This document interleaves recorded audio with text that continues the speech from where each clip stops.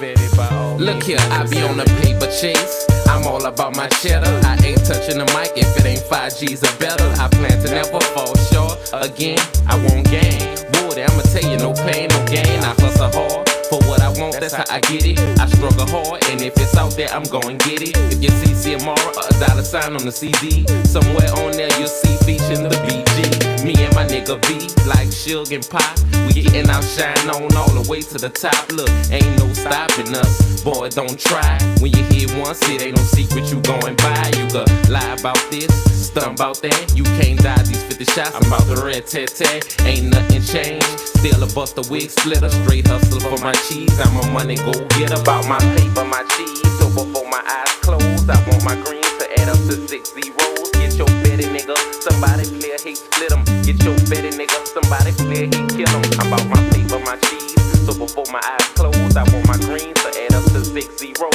Get your betty nigga, somebody clear hate split 'em. Get your betty nigga, somebody clear hate kill 'em. It's all about Benjamin, that's all I wanna have. Ducked off in my house with a hoe taking a bubble bath. Sparkling marble, covering all my room floors. A maid in a bathing suit doing my house chores. Do not disturb sign on my bedroom door, cause my dick getting ate by my #1 whore. Look, I'm money hungry, about acting a donkey. No longer a junkie, I got rid of that monkey. I'm cheeky, I don't want you fucking with my shit. My neck and my knuckles covered with crushed out shit. Sparkling gold cover my motherfucking grill. Pockets filled with big head $100 bills. Fucking up this rap game with these wicked rap skills. And ain't far from making G's to making meals. I'm a trill BG, uptown hard hitter. On the real, my nigga, I'm a money go getter. About my paper, my cheese. So before my eyes close, I want my greens to add up to 6 zeros. Get your betty nigga, somebody play a hate split 'em. Get your betty nigga, somebody play a hate kill 'em. About my paper, my cheese. So before my eyes close, I want my greens to add up to 6 zeros. Get your betty nigga, somebody play hate split 'em. Get your betty nigga, somebody try to stop you, kill 'em. Oh, I gotta get it, gotta grab it, gotta have it. Like snorting dope or snorting coke, it's a habit. I gotta see it, gotta feel it, quick to spin it. Shoot dice all day with my niggas trying to win it. I rap hustle, cause I'm a hustling ass nigga. Also a get told about busting some ass nigga. So you come play with me, about my cheese, you gotta go fool. In a casket, 6 feet deep, selling tapes and CDs like selling pick 3s. Ring up a million sales, you didn't hit the lottery. I'm a Benjamin chaser, player hater eraser. Police have no case, cause I do murders without a trace. I'm almost at home, I didn't pass third base. I'm playing with 5 figures, but when I get 6, I'm straight. If I catch your bitch down bad, I'ma hit her. Paper chasing nigga, BG, a money go get about my paper, my cheese. So before my eyes close, I want my greens to add up to 6 zeros. Get your betty nigga, somebody clear hate split 'em. Get your betty nigga, somebody try to stop you, kill 'em. I'm about my paper, my cheese. So before my eyes close, I want my greens to add up to 6 zeros. Get your betty nigga, somebody clear hate split 'em. Get your betty nigga, somebody try to stop you, kill 'em. I'm about my betty nigga, I'm about my betty, by all means necessary. I'm about my betty nigga, I'm about my betty, by all means necessary. All about the Benjamin, it's all about the green, the motherfucking loot. BG, I get mine on, I get my grind on, I get my shine on, you get yourn on. I'm trying to get mine, you trying to get yourn. I'm stacking mine, you stacking yourn.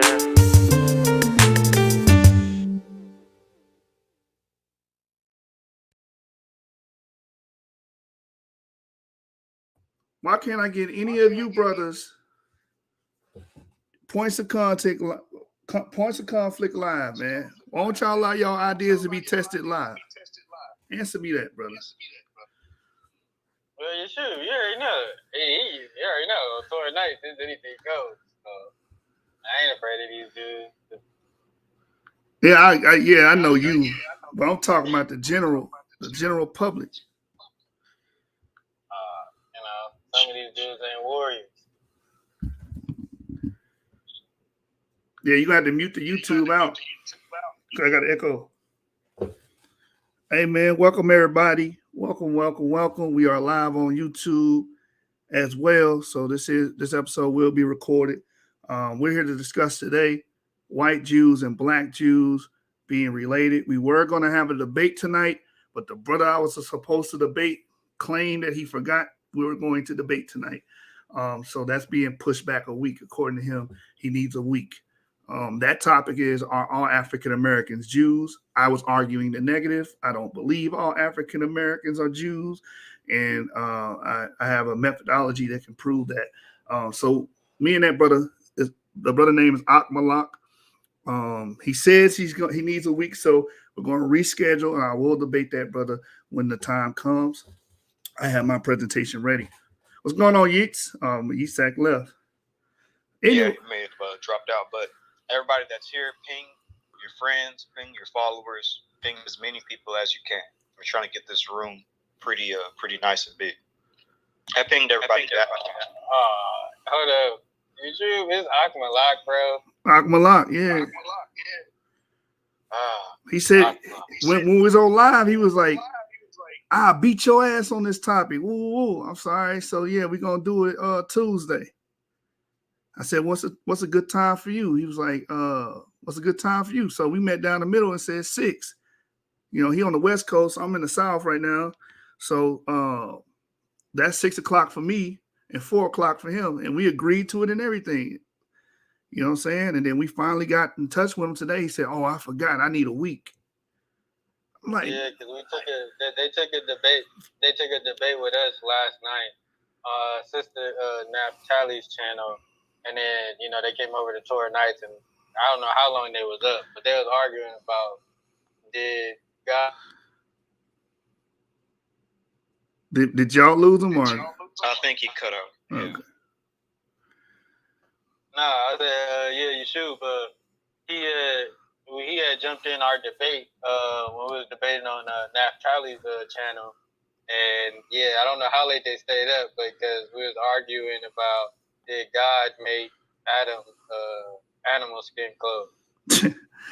Look, man. Look, first of all, they ain't got nothing to do with me. But hold on, they ain't got nothing to do with me.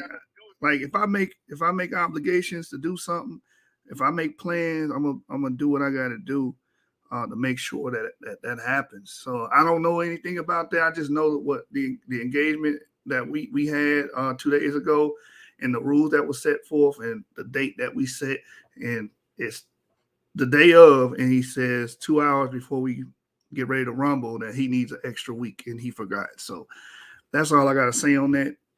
It is what it is. Hopefully in a week we can see what's cracking, and we can get that debate out the way. If he's going to forget in one day, he's going to forget in a week. Yeah, Ak Malak, stop jumping in other people's fights.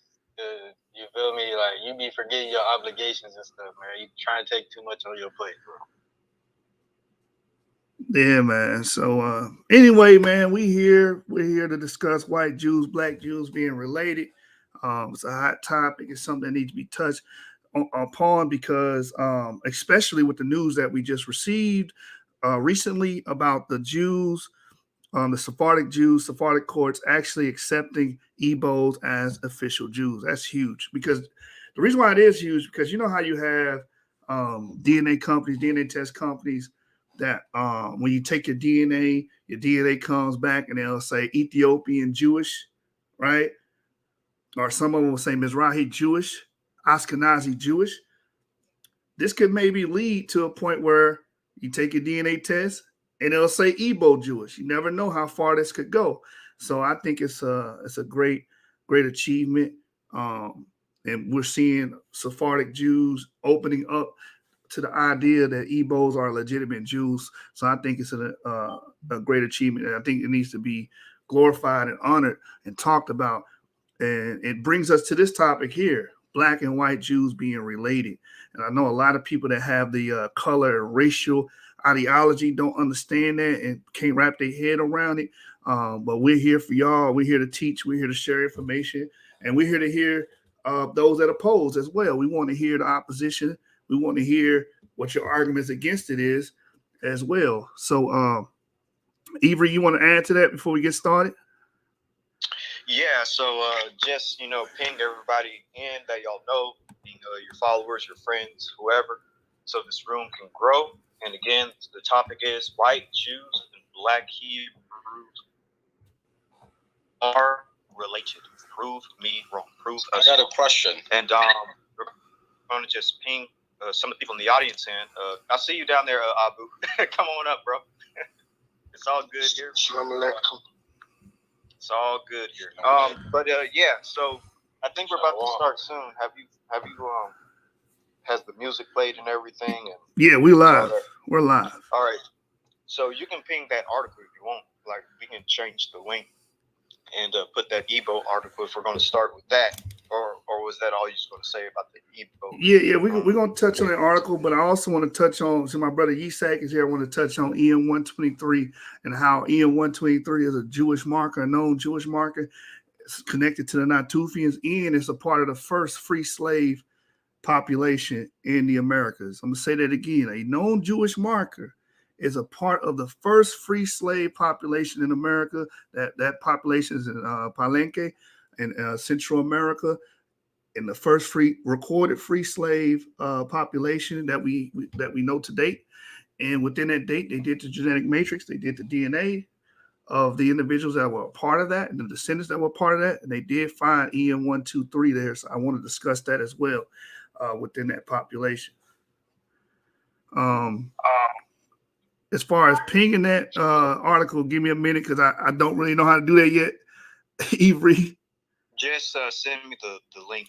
Just text me the link privately, and then I'll put it up there. Okay. Yisak had a question too. So Yisak, if you had a question, the floor is yours. Yeah, so you just said white and black Jews. What about high yellow bone brown Jews like me? Yeah, well, it fits everything in between, from white to black. So that's pretty much everything in between. Yeah, brother. So we use white in a general sense, black in a general sense. Right. Yeah, Jack. You know you the color of fried chicken. You know you one of us. I'm playing. Intermediate shade, boxwoods. Hey, real quick, Yeshub, if you get a date for next week, I can definitely moderate that one.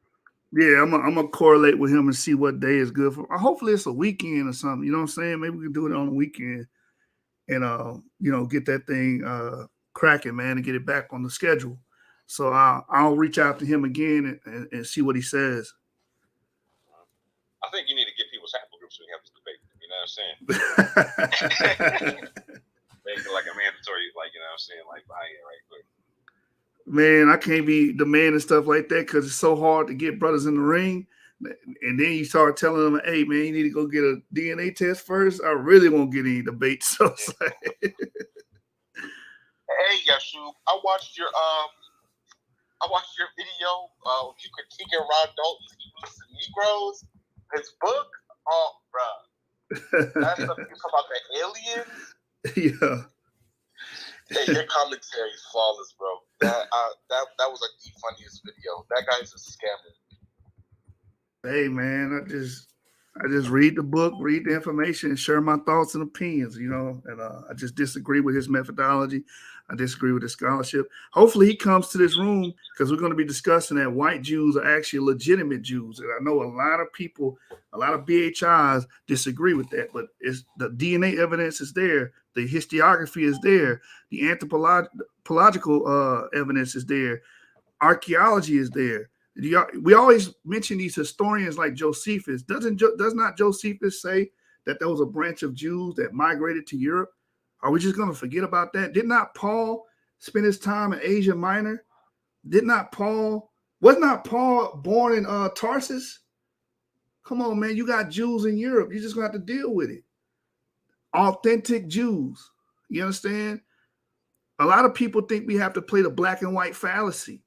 You understand? The false dichotomy that, some black Jews are Jews, so therefore white Jews are automatically fake. That's false. That's a lie. We don't have to eliminate other people's ancestry to validate ours. Why do we think like that? Maybe we should start to show off like that. Why do we think that we have to eliminate other people's ancestries to concrete and validate ours and cement ours? Does anybody want to touch on that? Yeah, I guess we can get started. So the topic, and anybody can disagree. Just give me your information on why. the room topic is white Jews and black Hebrews are related. Prove us wrong. So if anybody wants to start, flash your mic. Don't just start talking, please. Flash your mic so we can create a queue. All right. I see that the person with Hebrew letters flashed his mic. Shalom. I was just gonna ask if you brothers can open up the room so I can ping people. Wait, I thought the room is open. Hold on. Is not the room open? Yeah, the room should be open because I see a lot of people just jumping on. Oh, Shlomo, you need to hit the two arrows that's circling each other, and then in there you'll see the option to ping to the room. It's no longer on the bottom right hand side of the screen next to the microphone. See, Akmalak, we Yeah, they did change it up. Shalom. Hey, I have a Akmalak. question. Hold on real quick, sister. Hold on. Akmalak's watching on YouTube right now, and he's saying white Jews don't line up with the scripture. So Akmalak, join the Clubhouse room. Look up the Hebrew of Israel on Clubhouse and join the Clubhouse room. And another thing is, why couldn't we debate if you're on YouTube going back and forth with me right now? That's all I wanted to say. Go ahead, sister. Go ahead and pose your question. Well, it was actually just to address your statement. You said that why do we have to eliminate the European Jews to prove that we're the Jews? Yes. That's what you said, right? Yes. So why did the European Jews eliminate our ancestry to pretty much for the past, I would say,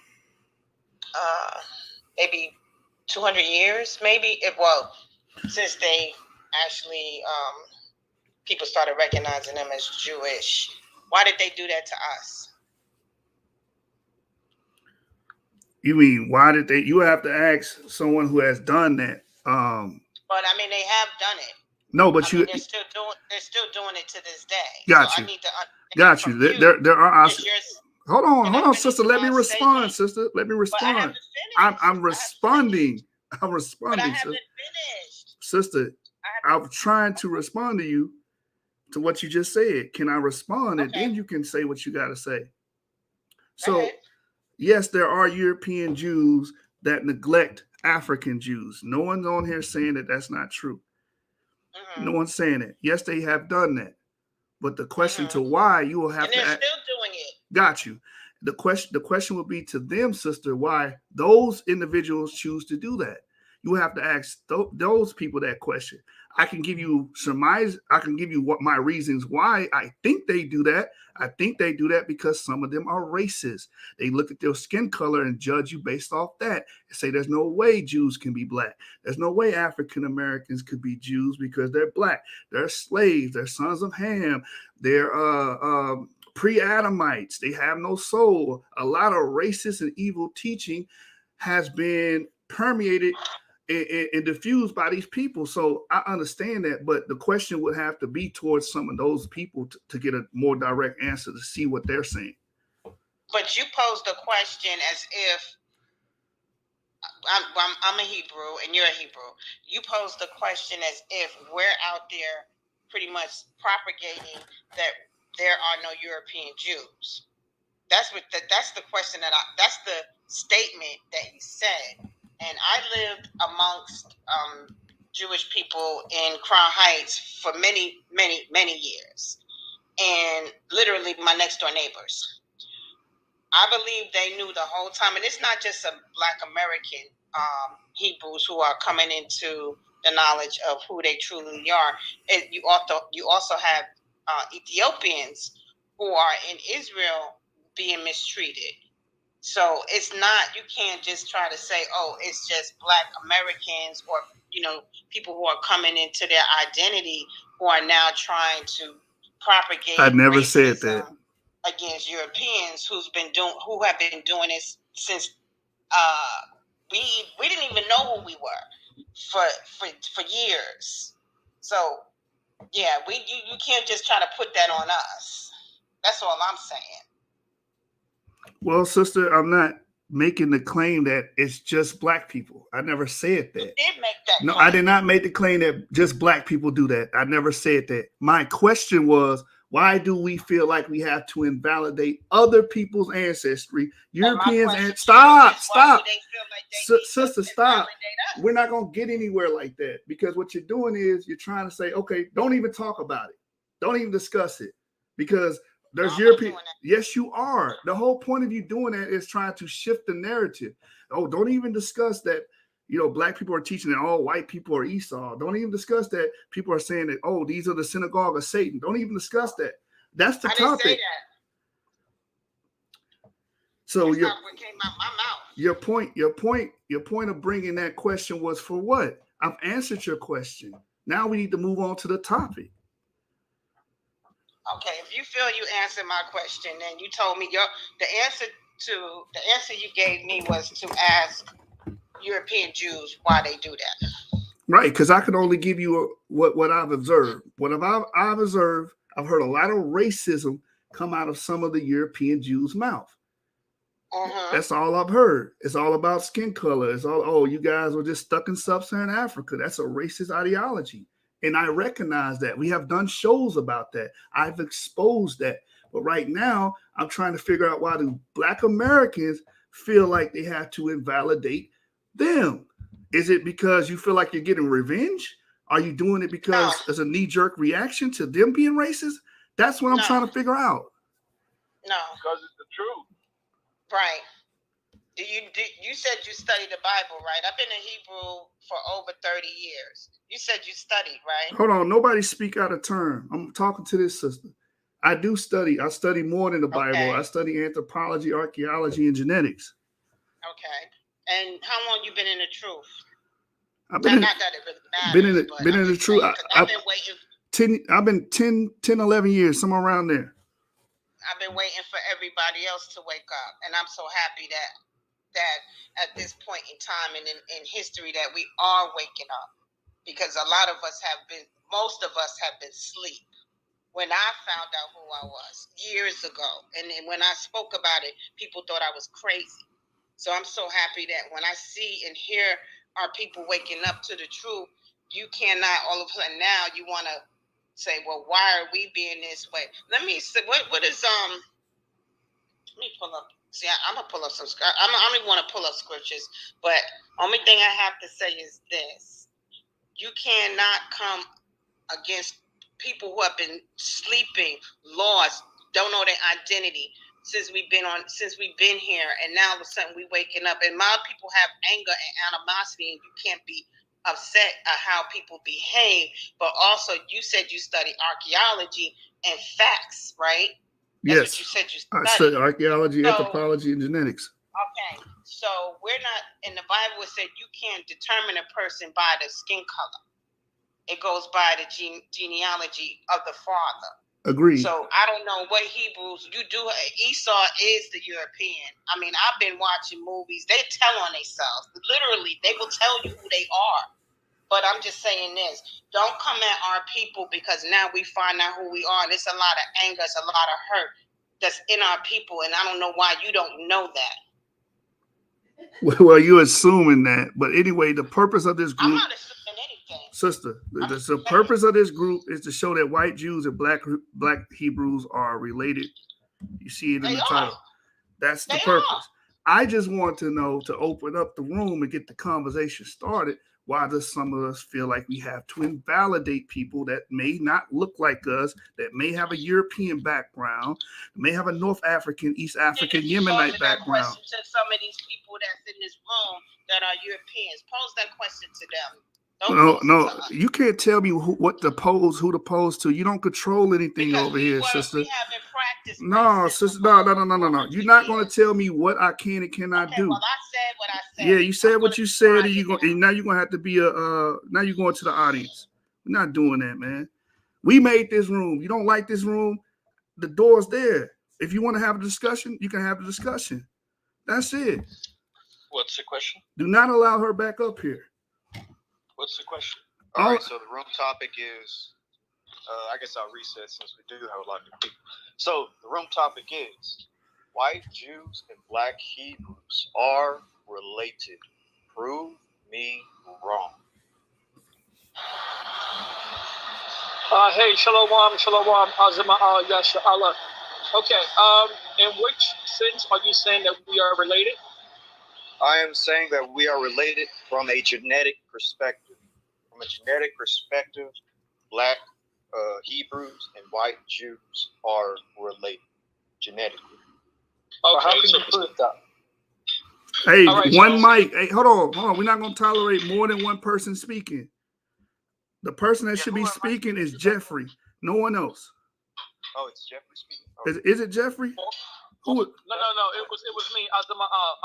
Oh, excuse me, Osman. Jeffrey, can you please mute your mic, brother? Okay, so well, I can agree with that. You know, I can agree with that.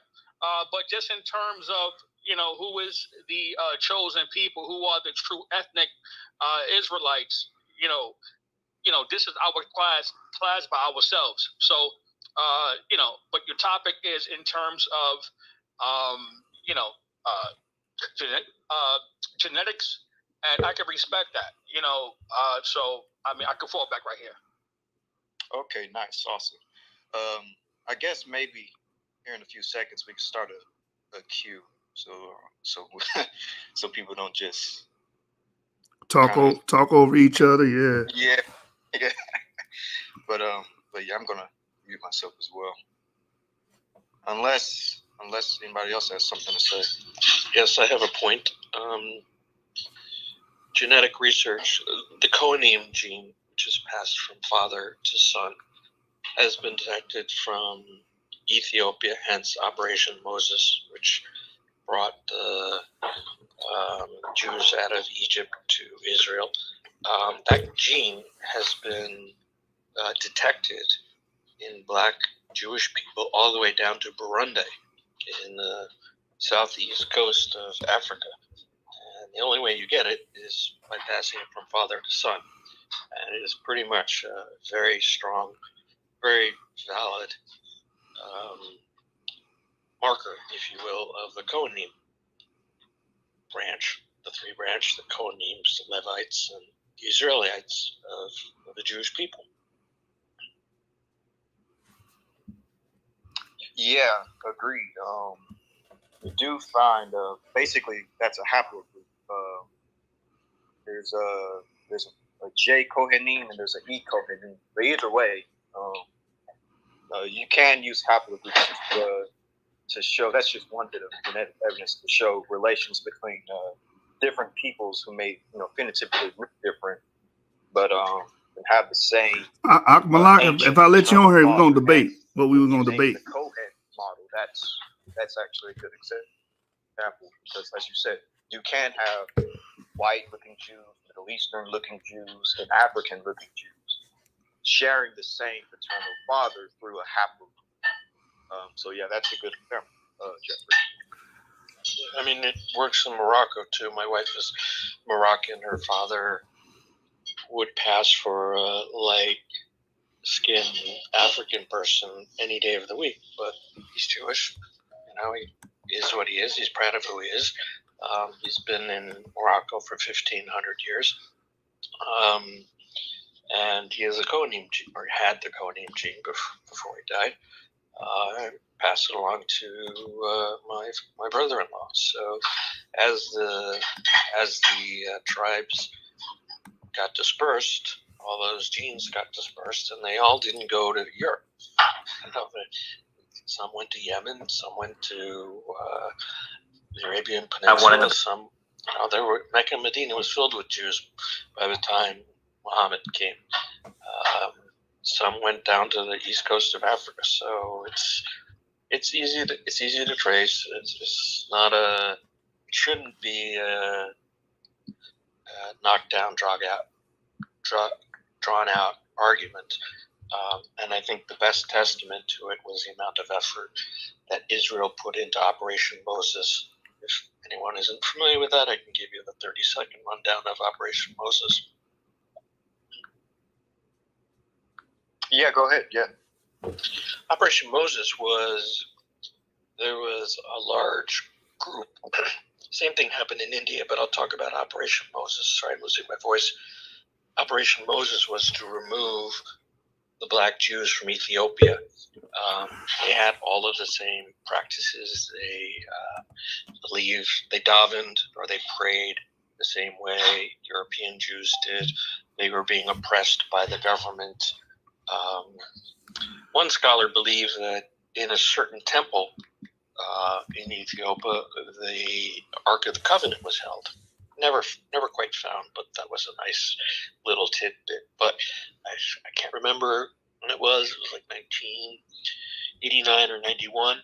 They flew all of the Jews from Ethiopia to Israel. And if you go to Israel now, you will see many African American Israelis, and they're beautiful. They have such light skin, and they've been intermarrying with Ashkenazi Jews.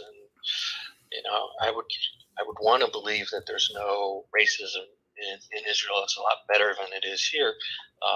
But that was the Operation Moses was the whole movement of literally plane after plane after plane, cargo planes. It was a military exercise to bring those people out of an oppressive environment where they were being killed because they were Jewish people to the state of Israel. Very successful. Right. They actually made a movie not so long ago about the Operation Moses. The actor that played Captain America in Marvel was one of the main leads. I forgot the name of the movie. I'll probably mention it here in a second. But at the top, there's a link talking about the Igbo Jews, and I'm going to let one of the mods explain the article because I haven't fully finished reading it. But I'll let you, Shub, explain this very interesting article that recently came out, I believe, in 2022, dealing with the Igbo Jews. I'll let you take on that. Any of y'all can click the link as well to read along with him and check out the article. It's really interesting information that came out. Right. So just recently, I think January, let me see what the date is on this, that a Jewish rabbinical court ruled that Igbos were actual Israelites, legitimate Israelites. And this is very huge because it shows that there is a paradigm shift. There are groups that are accepting. There have always been groups that are accepting, but now they're trying to legitimize it, right? Of course, for years you had Kalanu that would go to several groups that were claiming Jewish heritage, Jewish ancestry, or whatnot. But now we have this Jewish rabbinical court ruling in the favor of the Igbos being Israelites, and I think it's very monumental.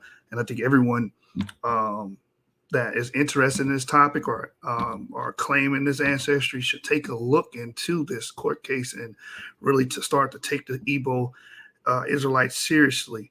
Because actually here, when you read here, it says on the 4th day of January 2022, the Jewish rabbinate of the Obadiah Alliance ruled that the Igbos of Nigeria are descendants of ancient Israelites. That's what all the hoopla is about. And like I said, I think this is making amazing inroads and touching on the topic of DNA and genetics.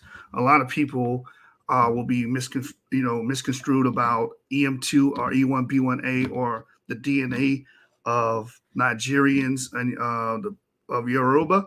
But there is a lot of genetic evidence that they themselves have Levantine-like, Bronze Age Levantine-like ancestry as well, with E1B1A filtered through the Bantu agricultural expansion. We can get into those science papers as well.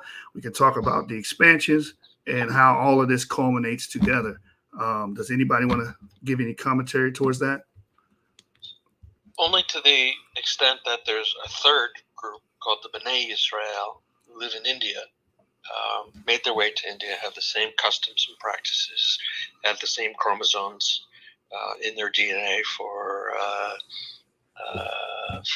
Kohanim, Israelite, and Yisrael. So it's more than just what you described. It's pretty much in many different parts of the world, other than what we traditionally consider Eastern Europe and the Middle East. Right. You're absolutely correct. Saint Jerome says it best in the 4th century. He talks about there were Jewish communities under the Pax Romana, stretching from India all the way to the western tip of Africa. So we acknowledge those other groups as well, and we look into those groups as well. I believe my brother Mafia wants to speak. The floor is yours, brother. Come. I'm coming from like a neutral perspective, so we could figure this thing out, right? We mentioned, and I'm coming from the Ethiopian perspective. So when I see in my studies that we do have some of the same traditions, we do have a Torah in our own language. We do. It's an Aktatuk. So you have the Judean Torah, which is like the Masoretic. Then you have the Levitical. Then you have the Samaritan Pentateuch, and then you have the Ethiopian Orayat or Ori. But that is a Aktatuk, right? And we do have some of the same traditions and things like that, but we have a different language that predates the language that is being spoken in Israel today, and it is also in the same language family. Well, also, I would like to ask this one question: if we share all of these same things, right? Why is it to make Aliyah to modern day Israel? Why do we have to convert to Judaism if we're already the same thing? It's a terrible, terrible injustice, to be honest. That was one of the major, when the Ethiopian Jews came to Israel, they were told, even the chief rabbis were told, they have to convert. It was a stunning, what's the word? Sorry, I have problems coming up with words. It was an intractable problem. And it caused a lot of pain and suffering because, in my opinion, these Jews were more pure than the Jews living in Israel. It was insulting. It was beyond reproach to tell them that they needed to convert. I can't remember how it ultimately was resolved. I don't think that they converted, but I'm not an expert in it. All I remember was thinking, boy, if I was one of them and I just hightailed it out of that country and I had more observancy than these people did, you were telling me I have to convert to your ways, I would have been crazed. Well, this is the thing, brother. If right, we're gonna stay right here, right? Because I see that you agree. So if they are converting to Judaism, but they were already Israelites, what exactly is the differences? What exactly are they converting to? And I know for a fact that they are actually like held somewhere when they go there, and they actually have to learn modern Hebrew in a short span of time, and also they are accepted within society. Like there's certain YouTube channels like Corey Gil Schuster where he'll walk around and ask Israelis questions like, "Would you let your daughter marry an Ethiopian Jew?" They don't actually. They're not opposed to it at all. But my thing is with the language predating modern Hebrew, predating those other languages, and we have our own Ethiopic Orayat or Orit. Aktatuk has 3 other books, including a prophet. So what I'm saying is, where did this come from? And are we the same, or should they be converting to us? But like, if we are the same, why are we converting anything if we're the same? Or are we not the same based on this information that I'm presenting right now? Shalom, everybody. I just wanted to jump in there. Basically, the consensus at the time was that they wanted a consistent halakha for everyone, and they didn't want different people practicing these different ways as far as keeping the Torah. And so that is the reason that is proposed. obviously, we see the same issue come up with the Igbo, because if you're following what's happening with them on YouTube, like with Remy or something like that, you'll see that when they sat down with them, a rabbi actually asked a group of men that exact question. And basically, some of them were saying that they didn't even want to go through Aliyah. And some of them are saying, what we have is the original way. And I actually I reached out to the rabbis. I've been in the Hebrew movement pretty much my whole life in one way, shape, or form. And I went the Messianic Jewish route for a while. And so I learned from Sephardic Jews, Ashkenazi Jews. I tend to stay away from that now. I was actually over a congregation, was ordained and everything. And so I've studied out a lot of these histories.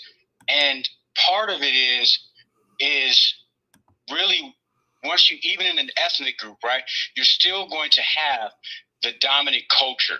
So what's happening here, if we take race off the table, is that the dominant culture, which is present, is saying, this is how we do things.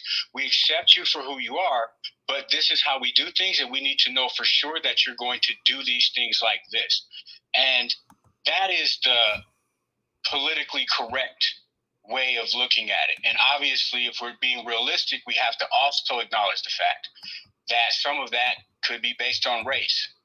There is this beautiful picture that we could paint about the way that the Ethiopians are treated, but you could also easily Google the racism that is going on there. There was actually one of the lead Sephardic rabbis in Israel. I think it was just last year or the year before last. I saw it last year. But he actually was referring to Africans essentially as beasts of the field, right? And you can Google and see them calling Ethiopians Kushi, which is the equivalent of nigger. And so we do have to be careful of romanticizing even the political correct position, because although the people who presented that initially may have had the best of intentions, it also creates racial tensions, and those things are very present. And that's why, some of the Igbos are saying, hey, we don't have to convert. So I reached out to the rabbis. They sent me the entire court ruling, and I have it. And the way it reads is, even if you had gone through a forced conversion to Christianity, that you would still be accepted, and that it would still be a legal marriage if you were to marry, based on the Sephardic ruling, because there was Sephardim and Mitzrayim who were actually forced into conversions in Christianity, and that had already come before rabbinical courts. And so basically what Obadiah Alliance is saying is that they need to fit within that same court ruling because of the process under which they had conversion. And so I just wanted to add some of those things to the conversation. I'll fall back. Yo, real quick, Zaya, before you jump in, and I'm gonna yield, right? Yo, I appreciate it, Yashub and Brother Ivry, right, and Brother Root. You brought the conversation to an excellent place. They're being forced to convert to halakha, right? Now, we all know that there are different forms of Judaism going on in Israel. So what is it about Ethiopian Judaism, Beta Israel, or properly House of Israel, Bayat, or Beit Israel? What is it about our tradition that we cannot observe our tradition if we are the same when there are multiple forms of Judaism going on in Israel right now, even secularism? I can take a shot at that if I've been speaking for a bit. Yeah, sure, of course. Shalom Aleichem, Mishpacha. I wanted to touch on Malek's point, just like a quick point. You were talking about how there is a dominant halakhic culture. Isn't it a rule of halakhic culture that one halakha can't be held over the other? Because that's how our rabbis teach where I congregate at. So it doesn't really make sense that they would be able to enforce their halakha on to the nation. And Mafayah just stated that there's so many different forms of Judaism that they practice. You have Jewish witches, you have secular Judaism, you have conservative, you have it's like 6 different branches of Judaism that are happening in the nation. But when we come from afar, wanting to make Aliyah back to our home, to Eretz Israel, why are we forced to convert when it's written that halakha can't be enforced? One halakha can't be enforced on another person's halakha. And the interesting thing about that, it does come down to nuance. And like I was very clear, that's why I wanted to say the political correct thing first, but then I'm also being real, right? I'm going to be honest, okay? I believe that it does boil down to racism, and some of it is mincing words, right? So in the case, let me just use the eagle as an example, since that's actually the topic, right? If you read the document, what you see is that Obadiah Alliance is saying that Omenana, which is the equivalent of You breaking up. Malik, you breaking up, bro. Yep, I hear you. Hey, can you repeat Can you that, hear bro? me clearly now? Yeah, repeat that part about their spiritual system and how it lines up. Exactly. So basically, I'm using the eagle as an example, then I'll hit the point about the Ethiopian. So I actually have the document, and it is very clear from Obadiah Alliance that Omenana can stand in place of halakha. And that is part of the process. It's actually like parsing over. It's like, again, we're lawyers in the Hebrew culture, right? We're looking at law, instructions. And so they're parsing over it and seeing if enough of it lines up that they should be accepted with the current state that they're in.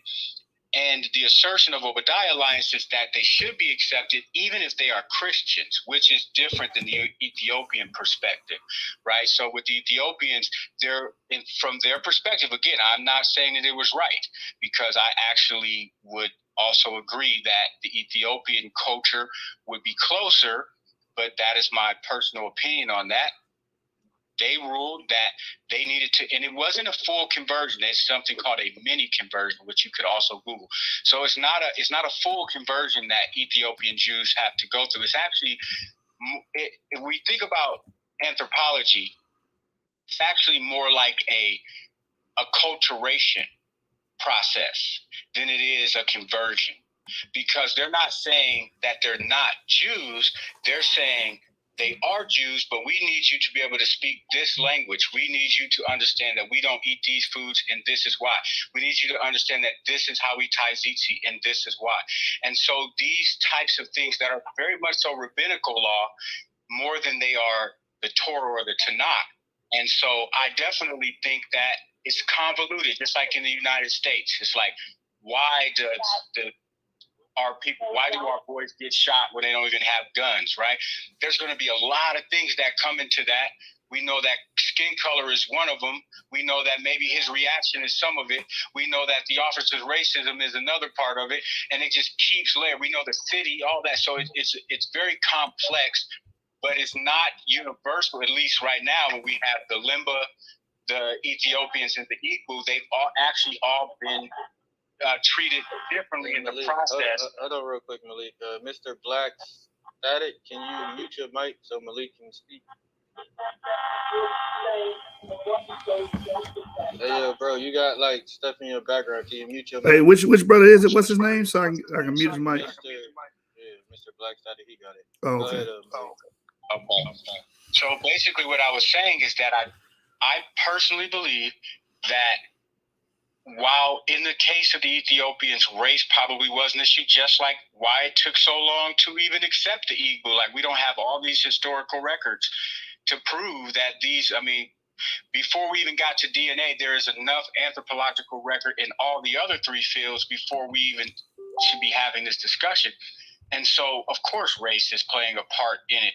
But from what I read in the document, Omenana will be accepted as halakha, even if you're a Christian, that was the same privilege that was afforded to Sephardic Jews who went through forced conversions to Christianity. With that, I yield. Okay, so I have a question.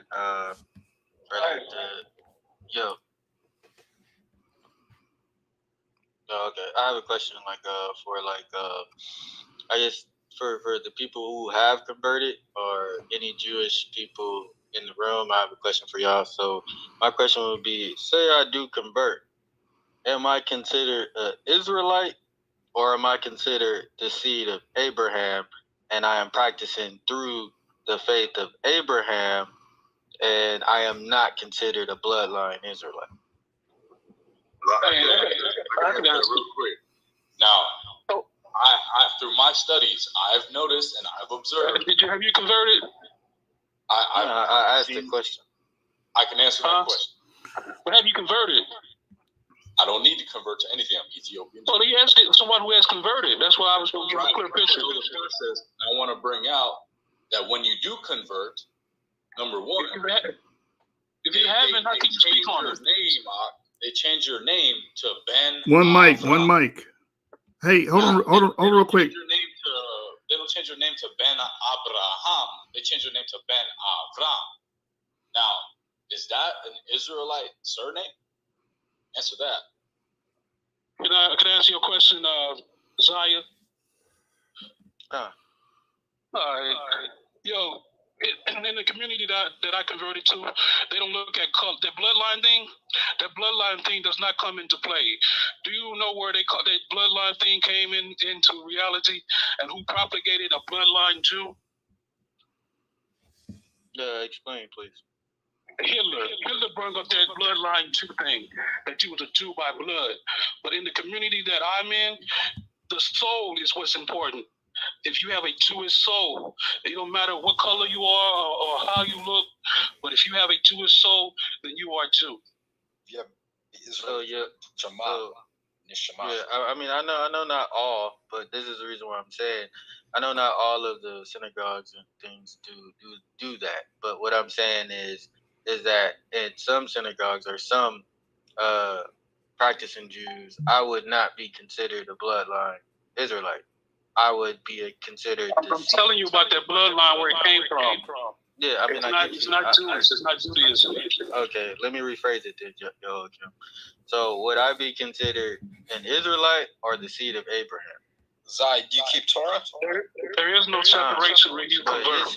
Yes, It's like you part of the tribe. I know it's different. I know it's different for you, but I've talked to some, I would say converted Israelites on this app, and they tell me that I wouldn't be considered an Israelite. I would be an Israelite through the seed of Abraham. I wouldn't be an Israelite because I'm an Israelite. Well, I think they're teaching our dogma. I got echo, man. Yeah. Hold on. Real quick. This is very simple, guys. I got love for all of y'all here. For real. I got my brother Yitzhak next to me, Zaya above me. You got Shlomo next to me. You got Ru up there. Yo, I got love for y'all. But let's look at this and let's make sense out of it, right?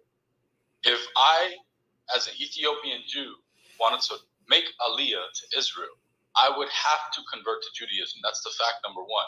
Number two, if I were to be forced to convert to being into Judaism to be a Jew, that means that I am a convert, no matter what. Yes. What does the word convert mean? It means to convert your mindset, though. I know you might be walking in the world, doing what you want to do, but once you keep Torah, that's converting. Because what does convert mean? It means to change your mindset. We get that. Yeah, Some don't have the same point of view as y'all, though. I was almost done, brothers. I was almost done. If I myself, who you go to my YouTube channel, I read the Torah in its entirety. Okay, it's on there in every parasha, daily parasha with Zaya. Okay, if I were, as an Ethiopian Jew, go to Israel to convert, and I would be forced to convert to Judaism to be a Jew, I would be a convert, not a Jew. Are we want genuine conversation, or do you want conjecture and hearsay and if statements? Bro, I think a lot of the things are. I digress, man, because y'all don't want. Because I guess you don't want you want conjecture and you want hearsay and you want statements. I'll leave it alone, bro. If I were forced to convert to Judaism, I would be a convert, not a Jew. Can you prove me wrong? What does the word convert mean? It means to change thy mindset, though. Okay, but if I'm already an Ethiopian Jew, And I'm coming, and they're allowing us to make Aliyah because we're already Jews and because we have similarities.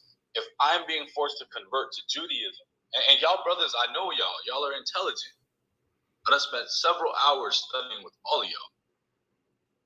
If I'm being forced to convert to Judaism, to be a Jew, when I'm an Ethiopian Jew, coming with my own Torah, Orayat, and the only reason they're allowing me to do this is because they believe that we are the same. Why do I have to be a convert, but not just observe my Jewry? Man, to be honest, my opinion is I believe that they want one system, which I believe is strongly dominated by the Ashkenazis, and they want you to fall under that system. That's from my understanding, looking from the outside, looking in.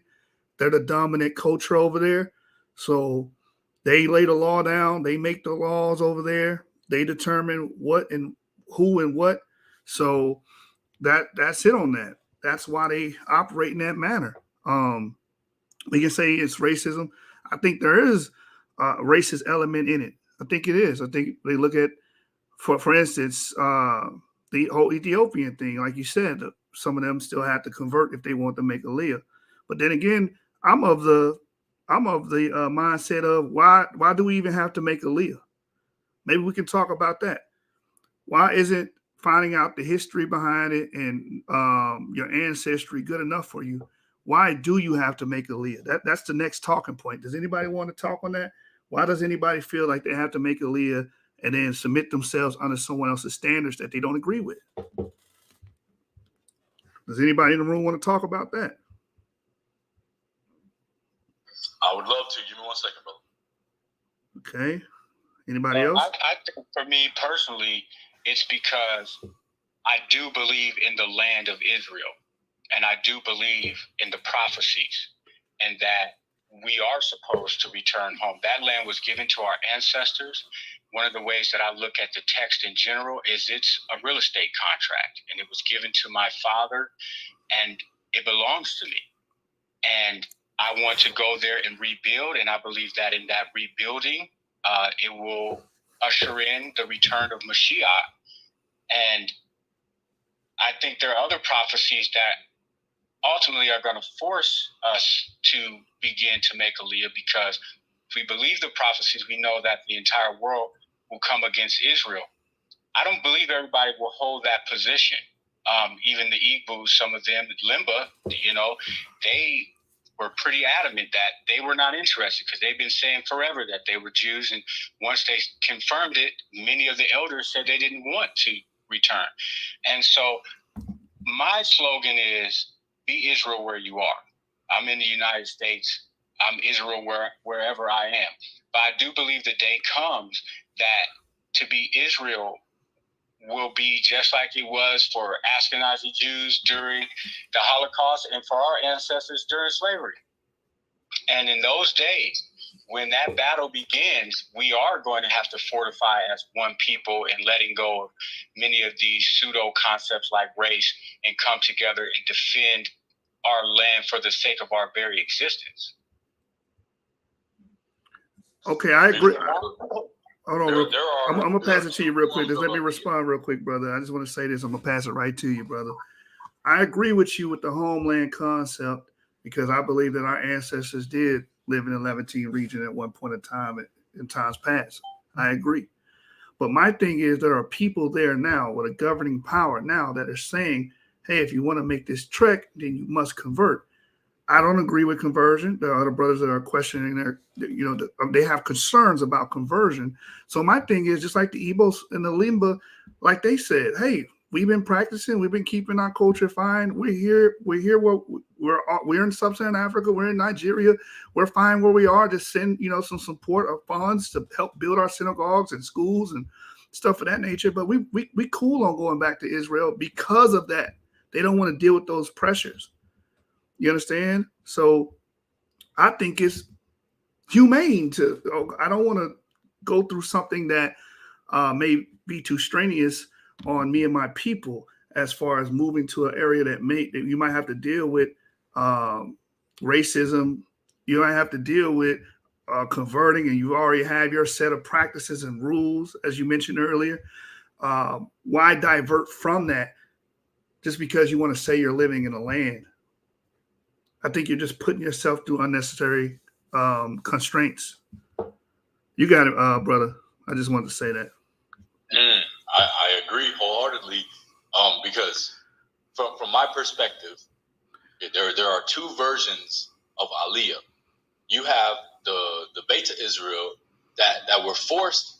They actually did not have anywhere to go due to the circumstances that was happening, and it actually happened in Operation Moses and Operation Solomon. So it's happened multiple times, right? But on the same hand, another Ethiopian Jew, Messianic Jew,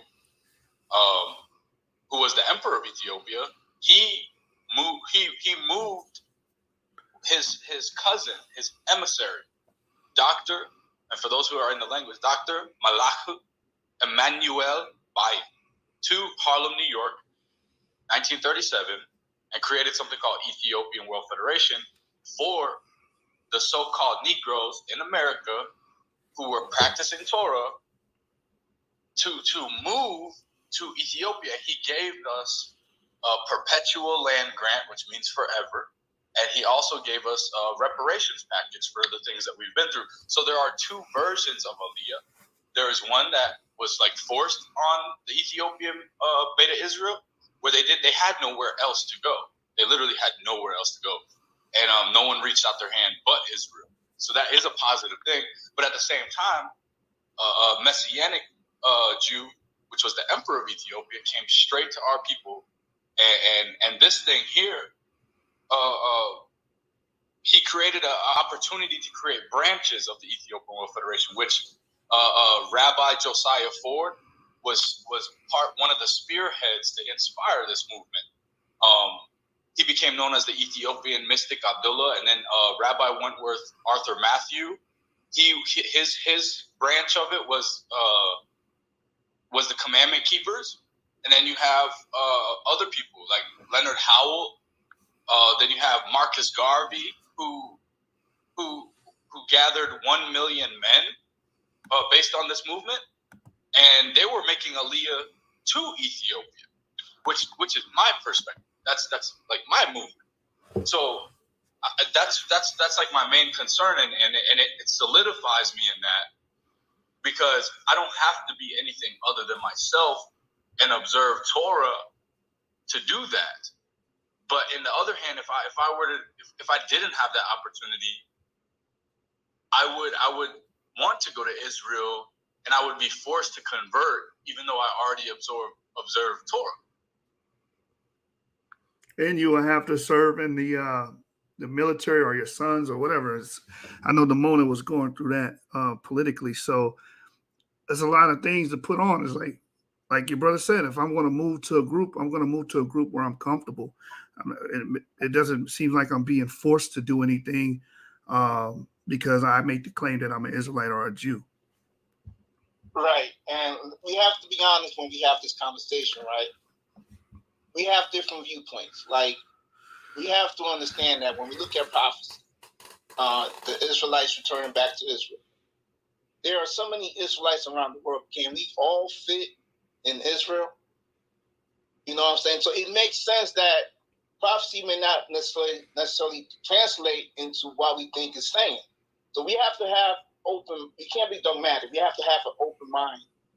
It makes sense that it's going to be different towns or different parts of Africa where they're going to have established Israelite communities.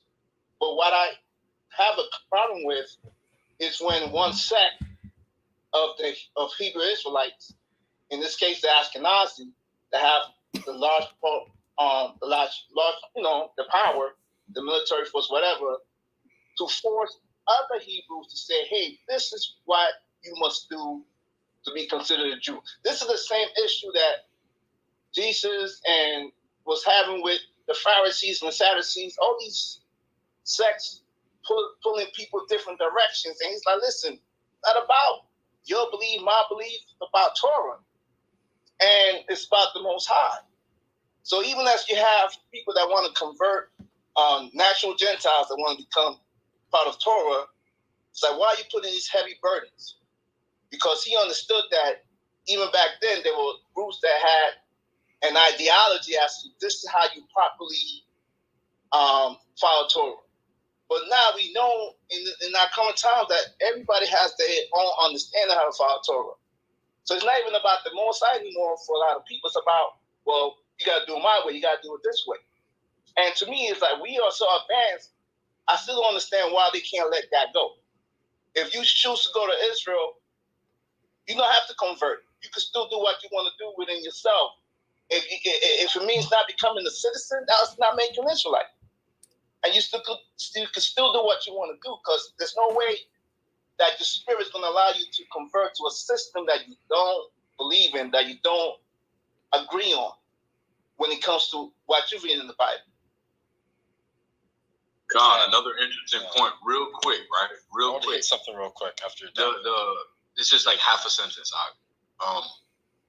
During this movement, when it was started, for our people to repatriate back to Ethiopia as Ethiopian Jews claimed by the emperor, this occurred in 1937. This was before the revival movement of modern day Israel, 1948. It was before that. But another interesting fact to know is that emperor actually worked with leaders in the Jewish revival movement of Israel, such as Rabbi Lubavitch. And this is a very not commonly known fact. But they were actually working together to just bring as many Jews as they could out of the land of oppression. So at what point the disconnect happened where they'd have to convert to other things, I don't know. But maybe we could get that back. And maybe then, that moment, then, the title of the room, we could see each other as something related on a spiritual level, because according to Torah, making Aliyah to Israel is not just a physical thing. You have the sacrificial altar where you leave behind sin or Egyptian customs, and you're leaving behind Egypt, and you're coming into the Holy of Holies, or the Holy Land. Is what it is, Shan, I wanted to touch on Miguel. He mentioned something about Yeshua. I don't say the word Jesus, though, JC. I say Yeshua. But can somebody grab me Matthew 23, verse 2 to 3? Somebody that can grab that for me. Of course. Matthew what, brother? Matthew 23, read 2 to 3. Okay. Matthew 23, verse 2. Saying, the scribes and the Pharisees sit in Moses' seat. All therefore, whatsoever they bid you observe, that observe and do. But do not ye after their works, for they say and do not. Ken, so, like Yeshua, he was going after the hypocritical Pharisees under the school of Shammai, because he was for the school of Hillel. And I know Ruse here, he goes into that too. So the thing about it is, like, you can listen to rabbis, but don't listen to the ones that go against Torah and that are hypocrites. You know what I'm saying? So Yeshua, at the end of the day, was a Pharisee. Ken, and Yitzhak, you're Yemeni, your family has part Beta Israel, and I'm Ethiopian Jew as well. And we've been like brothers for a long time now. And we observe different things, but, we could be one of the ones that show that we are brothers. So, let's keep it on that level, right? Ken. So I guess now is the moment where I'll reset the room for everybody that's new that's here. So the room title is White Jews and Black Hebrews are related. Prove me wrong. White Jews and Black Hebrews are related. Prove me wrong. If you have any information to add on to the topic, or that can prove it, or if you disagree with the idea of white Jews and Black Hebrews being related, just raise your hand or speak your piece. Yeah, I had this question earlier before my phone died. We know that when Israel came out of Egypt, there was also a mixed multitude that came out of Egypt. Are we agreeing that not all the Israelites that came out of Egypt were of the stock of Abraham, Isaac, and Jacob? Does it say it was a mixed multitude, correct? Yes, you're absolutely correct. It didn't stop there. We continue to absorb other groups as time progressed. So, of course, it would be a mix, like you said, a mixed multitude, different haplogroups, different DNA that will be in that group. So it's a myriad. It's more of a cluster of people that have a lot of different markers. So that's why when we look at people that say, "Oh, it's a skin color thing," it can't be a skin color thing. It's impossible. It's impossible, especially when you know the history. So it's not skin color. It's not DNA. It's not bloodline. Is it faith? Is it belief? No, it is DNA because you still have that core group that can be traced back. That element still counts. I get that. But my question is it only DNA? No one ever made that statement. The faith side of it has nothing to do with DNA. Anybody can submit themselves to the law, statutes, and commandments of the Most High. But that's not what this room is about. This room is about white and black Jews being related. My mission is to try to erode a lot of the racial overtones that exist in both groups, white Jews and black Jews.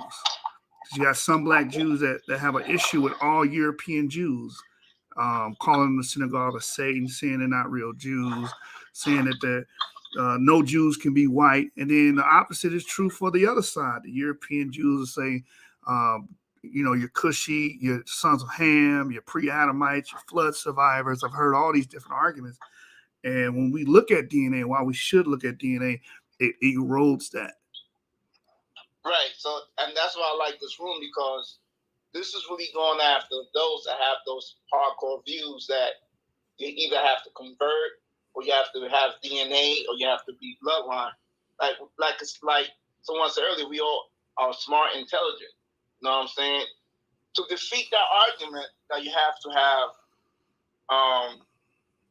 be of the bloodline or show DNA. I mean, DNA is one thing, but to me, like showing DNA, it had to be done because it was that racist view that you got to be either black, you got to be either white. So DNA to me just killed that whole entire, view that you have to have a complexion of either white or black, because both sides, like you said, European have that view, black folks have that view, whatever.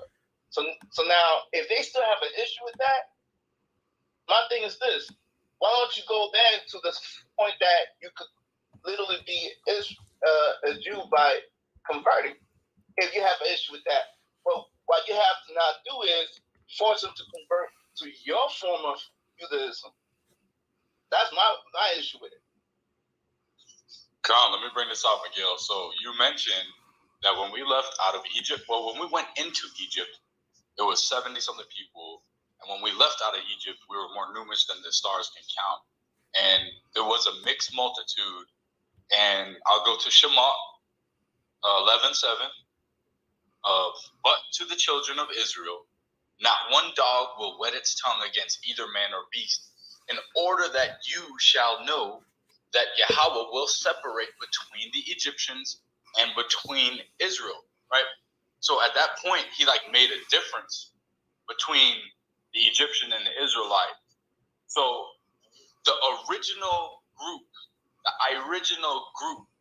of Israelites at that point in time had a mixed multitude. And if there is, which we know that there is, a original bloodline, that original bloodline had to be a group of people that accepted the other ones. So if we're looking at modern day today, that is not the case. And we all know that when it comes to genetics, things like this, including ways of thinking, could be even inherited.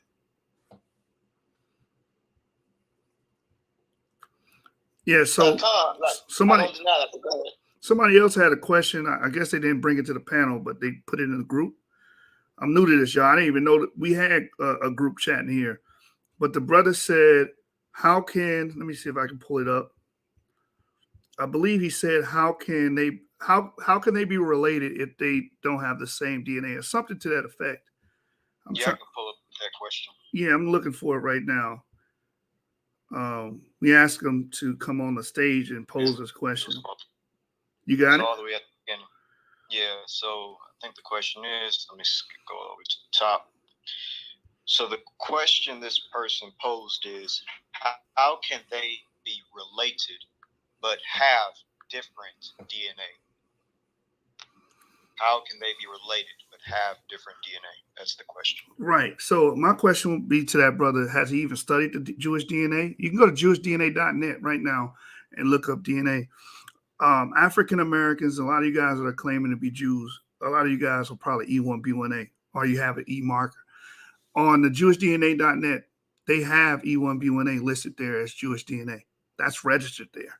So you do have people that walk the earth that may not look like you, that may look European morphology, that have a European morphology, light skin, blue eyes, the whole nine, right? But they do have E1B1A. There's actually a brother on Clubhouse. His name is Steve. He's from Lithuania. He's a Lithuanian Jew, and he is actually E1B1A. If you go to Family Tree DNA, go to the Jewish E Project, you can see that there is a Lithuanian E1B1A marker there. There's an EU174 Jewish marker there. So there are people with E1B1A. Our brother branch is E1B1B. There are tons of Jews with E1B1B. There's tons of Jews with EM35. There's Jews with EM123. We have a brother here, Yitzhak. He has EM123. That is our brother branch. So we are directly related to Jews genetically. And Yitzhak is a Yemenite Jew. I want to point that out as well. Right. And even in like I was bringing up earlier, the first free slave community, the free slave community in Americas, in Central America, Palenque, has EM123 amongst them, which is a known Jewish marker as well. Actually, it says here, this haplogroup is absent in sub-Saharan Africa and frequent in Arabian populations from Northeast Africa in the Middle East. This haplogroup also spread in Europe, although at low frequencies in Iberia. It has been associated with Middle Eastern, North African, and Jewish ancestry, right? So, and this article is called Searching for the Roots of the First Free African American Community. That is a component of the first free African American community, a Jewish line, a genetic line that lines up with the Yemenite Jews and many of the early Jews. It also goes back to the Natufians, and we know the Natufians are the earliest peoples that we discover, right, in the Levant region. So this history has to be brought out. This is why genetics has to be brought out, because again, it destroys the racial theory, the idea of a separation. There's a barrier between white and black people. No, white and black people share the same common paternal and maternal ancestors, and we can prove that genetically. So, can you post a link to that article? Yeah, can you let me send it to my brother. He's gonna pin it.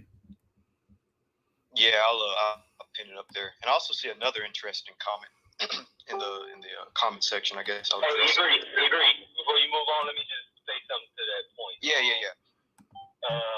We know that E1B1A and E1B1B is connected through EP2. In our model, we have Abraham carrying EP2, which means his descendants can produce E1B1A or E1B1B. So that's how they can be related to each other, but still come from a common ancestor. Big facts. Right.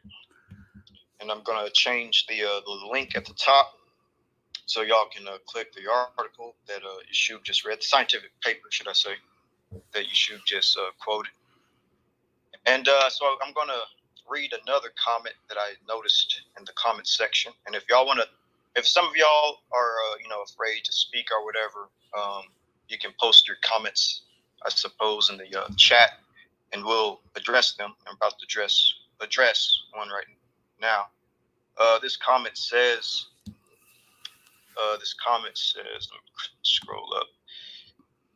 He says, Black Hebrews should stop claiming they're related to Jews because genetically y'all have nothing in common. Black Hebrews should stop claiming they're related to Jews because genetically y'all have nothing in common. It's a very interesting statement. Okay, if I may, real quick. Wait, who said that? I didn't. There's a lot of people. Sound like James was trying to talk. Okay. No, let the other brother go ahead and speak. I'll speak after him. Okay, 10 seconds, brother. Thank you. This is what I was going to say. I love the idea behind this room, but the issue I think that we're going to run into, and I'm going to stick around, maybe I'll eat my words. I think the issue we're all going to run into is that we're not going to actually have the bill that this room is entitled for, if I'm making sense. Because I'm looking through the panel and it's very one-sided right now.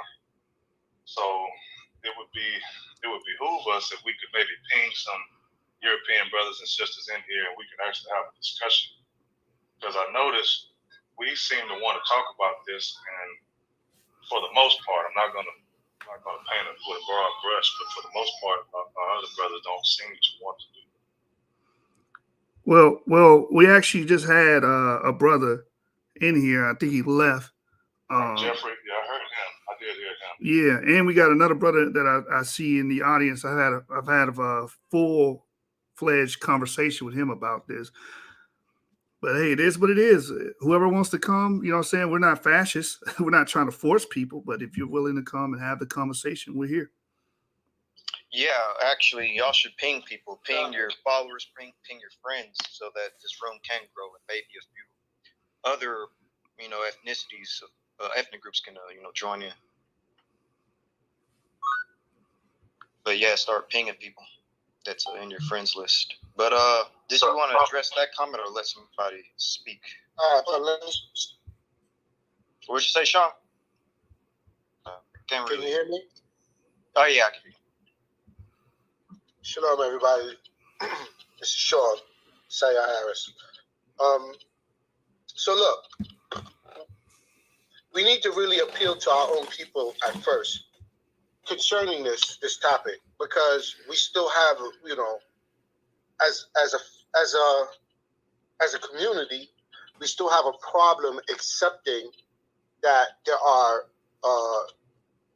Jews who we would look at as being European phenotypically, and we still seem to have a problem trying to connect that this is about genetics, the E-marker, and who has it. So, yeah, we can invite so-called European Jews to come into the room, but we have to first get it across to ourselves that we can't be racist in the cultural scheme of things and how we look at things today. We can't be racist. We have to break this wall down. So talking to our own is probably the best thing that we could do at this moment. Because we all know so-called European Jews or phenotypically looking European Jews that have E-markers. So I just wanted to put that across. I want the family to understand that we have to get this thinking out of our own head. So we're going to work on us first, and then we can start inviting people, because we don't want to invite people and then they get here and then, certain brothers and sisters, become disrespectful because they don't understand the dynamics of genetics. Are you? If you wouldn't mind, can I ask a question? I would like wait a minute, I was up next.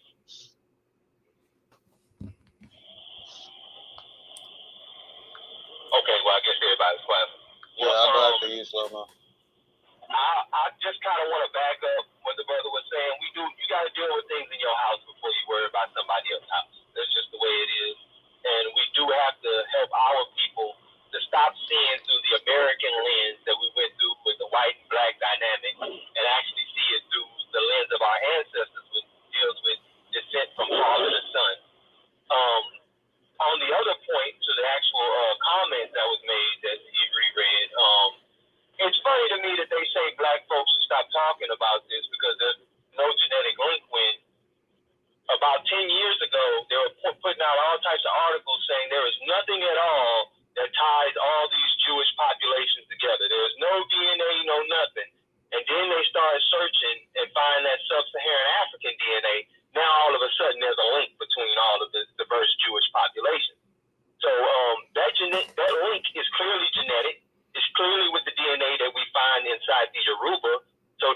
that there's no genetic link when Harvard Medical School has come out and said that the parsimonious explanation for that sub-Saharan African DNA being in all these diverse Jewish populations is because the original pre-exilic population had sub-Saharan African in it.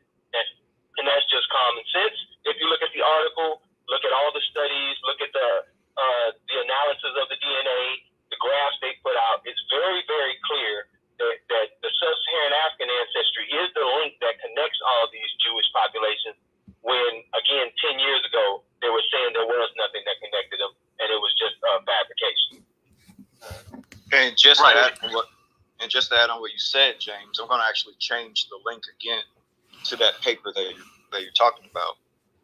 But the paper that James said says basically that at 3,400 years ago, the ancestral population of Jewish people acquired a Yoruba and Luya Bantu component. If you look at the Yoruba, they're a West African population, and the Luya, as they said, they're a Bantu. And all Jews, whether they're Ashkenazi, Sephardi, Mizrahi, they all have a small component of sub-Saharan African DNA going back 3,400 years ago. And that's what links them all together, and what links us to Jews as well, which is fairly interesting. So I'm going to show you this genetic article that comes from a university, and it's a really good paper. So give me a few minutes here. I'll change the link. And within those papers, the source population and trace that genetic link was the Yoruba and the Luya in Kenya, the Bantu tribe in Kenya, which they also have a migration tradition of coming through Egypt into Kenya through migration. So we have to start taking these oral testimonies seriously, because what we're finding with the genetic research is that what they're saying in the oral testimony is matching the genome. It's matching the genetics. Like I mentioned earlier, there's a paper out that talks about there being a link with Levantine-like ancestry that's pretty much within the Bantu agricultural expansion. How do you get Levant-like ancestry? You have to have people travel from the Levant, Bronze Age Levant-like ancestry at that, travel from the Levant into present-day Africa, which is what a lot of these oral testimonies are reflecting. So keep that in mind, that we do have genetic evidence as well to complement the oral testimonies. And archaeology. You go ahead, James. Oh, no, I was just adding that we have the archaeology, too. We talk about it all the time. You got chicken. The first place that chicken was ever eaten was in Iron Age Israel. Anybody want to try to prove me wrong, go ahead and try. It's just a fact. That's where they find the archaeological evidence for it. The melons, the millet seeds, all of this agriculture coming in, the Zebu cattle. The Zebu cattle follow the whole migration pattern that's laid out for Abraham, from coming from Sumer into the Levant, down in Egypt, back into Levant, and then you find it in the interiors of Africa, right along with these Bantu people as the most dominant breed that's there as a male breed. So I mean, we can talk about like you brought up the oral traditions. I don't mean to cut you off, James. I'm gonna make this really quick, and then I'm about to head out of the room. But the link is up there. The paper is called "The History of African Gene Flow into Southern Europeans, Levantines, and Jews." And again, the link is at the top. The paper is called "The History of African Gene Flow to Southern Europeans, Levantines, and Jews." And I'll let you continue, James. I'm about to head out. Okay, I'm just going to close it off with this comment right here. Again, a lot of what we're doing is we're concentrating on our own people, because we got to remove, again, that veil of the American perspective that's been given to us, because they want you to look at oral traditions as pure myth, like there's no truth to it at all. But what oral traditions we're finding to indigenous cultures is they have actual historical events in their history, and they immortalize them through song, through dance, through cultural events, right? And they pass it down generation after generation. And we have to understand that's how many of our oral traditions come about. These are real events that took place dealing with real people, but they encapsulate them in a cultural narrative in to give the people a moral understanding and teaching from it. I want to say if you don't mind, excuse me 1 second, Shlomo. I just wanted to read something in response to that, because that other gentleman, he put it in the chat, and I wanted to read from, again, the actual rabbi. He sent me the court ruling, and I have it right here because he said we don't have this connection. So I wanted to read what they said about genetics. Slow-mo was next, though. You know, we got to keep it. Word. All right, I'll fall back. Yeah, appreciate you. Go ahead, Slow-mo. Yeah, I was just gonna ask, Ivri, Yashuba, and any other brothers that delve into the genetics, where do Native Americans and Hispanics fit in the picture? off topic, but short answer. Short answer. Hold on, let me do this. I got it. Short answer. Yes, short answer. Majority of Native American patrilines, meaning the paternal lineage, has nothing to do with African Americans. Majority. If they truly are Native Americans, meaning they're pre-colonial, they're C or Q. The ones that have something to do with us are haplogroup E, but that's a small percentage. So hopefully that answers your question. You do have D in South America amongst the indigenous, but it was a later carryover. I think they're saying it's like 600 BCE or something like that. They're saying they believe that it got there. That's the only thing that may have anything to do with Yap, but again, that has nothing to do with African Americans. We have a common ancestor that goes back thousands and thousands of years. Yeah, so did that answer your question, brother Shlomo?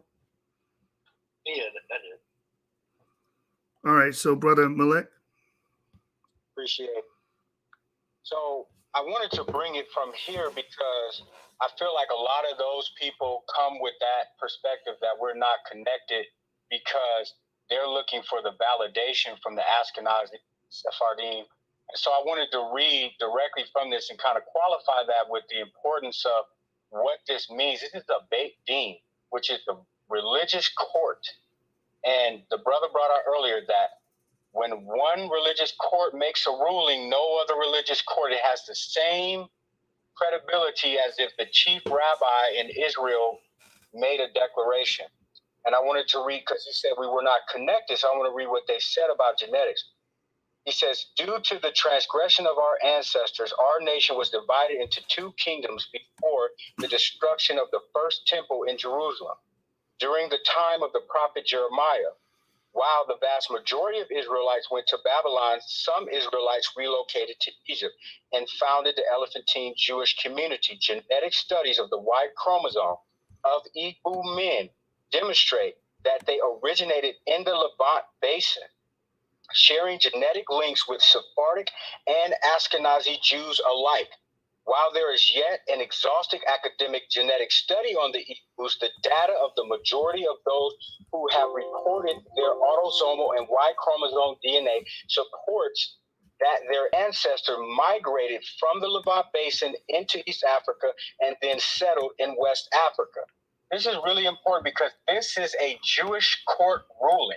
So if they can't just take the DNA for what we're reading from the studies, they have to accept what the actual courts that are ruling out of Israel are saying. And that is one of the most significant points about this official acceptance of the Igbo as Israelites. So this idea that we don't connect with them biologically or genetically or something is a complete farce.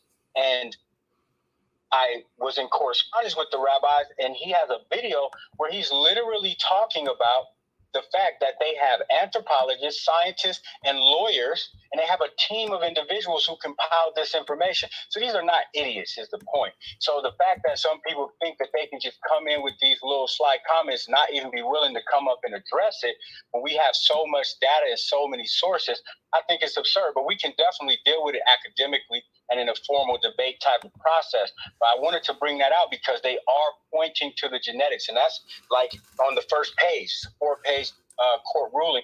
And that's on the first page that they're declaring that. So it's not only, we're not only asserting that, it is accepted by Jewish courts at this point. I fall back. That's a fact. That's a fact. And if you guys been following Genesis 49ers on YouTube, you know, we that's all we do is bring up the genetics backing. Because EBOs are largely E1B1A. We talk about the expansion E1B1A, agricultural bound to expansion. We talk about certain migrations, Eurasian back migrations that support it. And it's just beautiful to see that this court ruling actually rules in that favor. And it says autosomal NY chromosome DNA. So you guys can no longer pigeonhole E1B1A to one thing rationally. My brother Rue, did you want to say something on that? You want to add something to that? I thought I seen you flash your mic. Okay. Does anybody want to touch on this topic at all? The rabbinic ruling or anything to that nature? Who said yeah? Go from. Oh, go right ahead, brother. The floor is yours. So, I think they might have some of your DNA, but I think the real Israelites, the melanated man, that is the real Jew. So when they try to say, well, oh, we don't have your DNA, but we might have some, it's like, actually, it's the other way around, King, because, see, now, they're Amalekites. They culturally appropriated the Israelite culture. So when they say, like, oh, well, we're not going to acknowledge all the Israelites, just these certain ones. And, you know, that's just kind of, it's a trite argument, in my opinion, because, like, they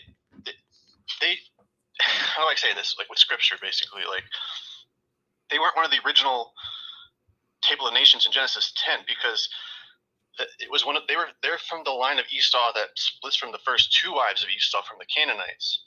So any melanin they have is from Canaan.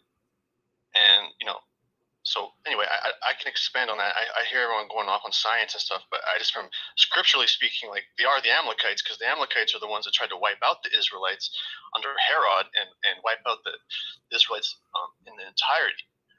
So anyway, I'm an Edomite. I'm one of the Edomites that probably was bred with one of Abraham's daughters, not the ones that went with the Canaanite daughters, because I wasn't raised so-called Jewish, ish being German for like, Jew-like a Jew.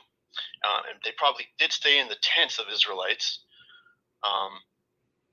But I'll digress with that.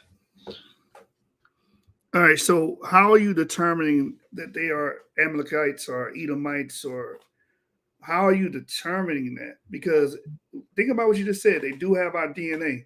So if they have our DNA, wouldn't that make us the same? Would we all be Amalekites? I don't know what are you using to differentiate that? So again, so I'll explain this. So the first two of Esau's wives were from Canaan, and then the third wife was Abrahamic.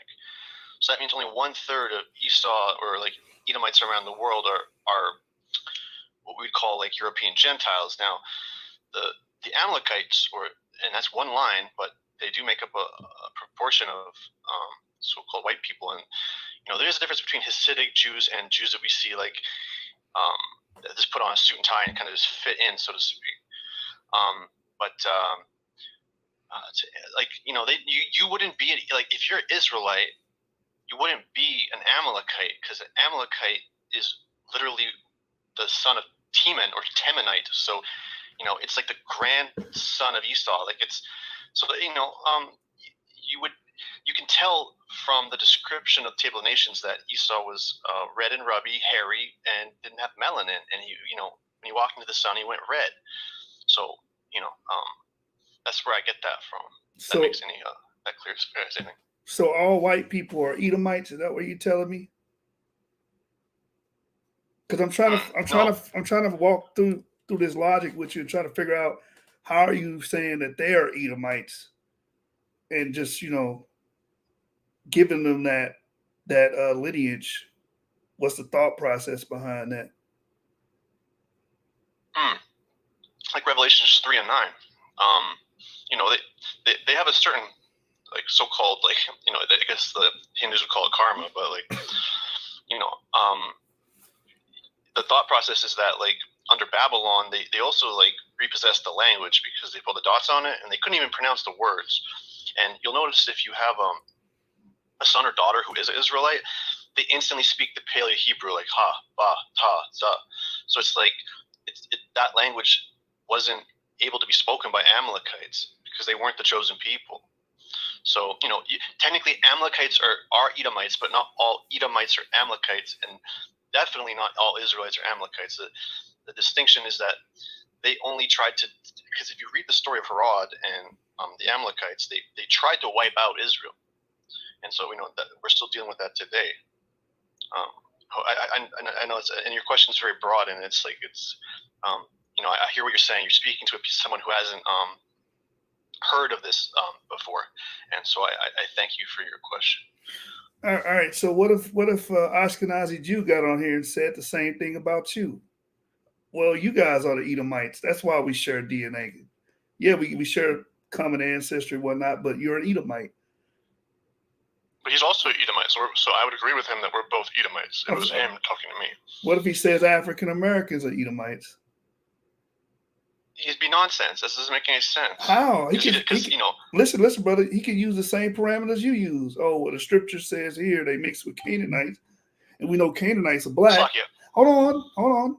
So that's how they got their black color. They traveled to Africa and dwelt there, and then the Edomites, eventually went to slavery. They can make that same argument esoterically because we're not using anything else but our interpolation at that point. What about the scripture that says he had skin colored like burnt brass? So how could a so-called Jew? Yeah, Hamashiach Yahweh Yeshua, who the world ignorantly calls Jesus. Yes. Everybody doesn't hear that.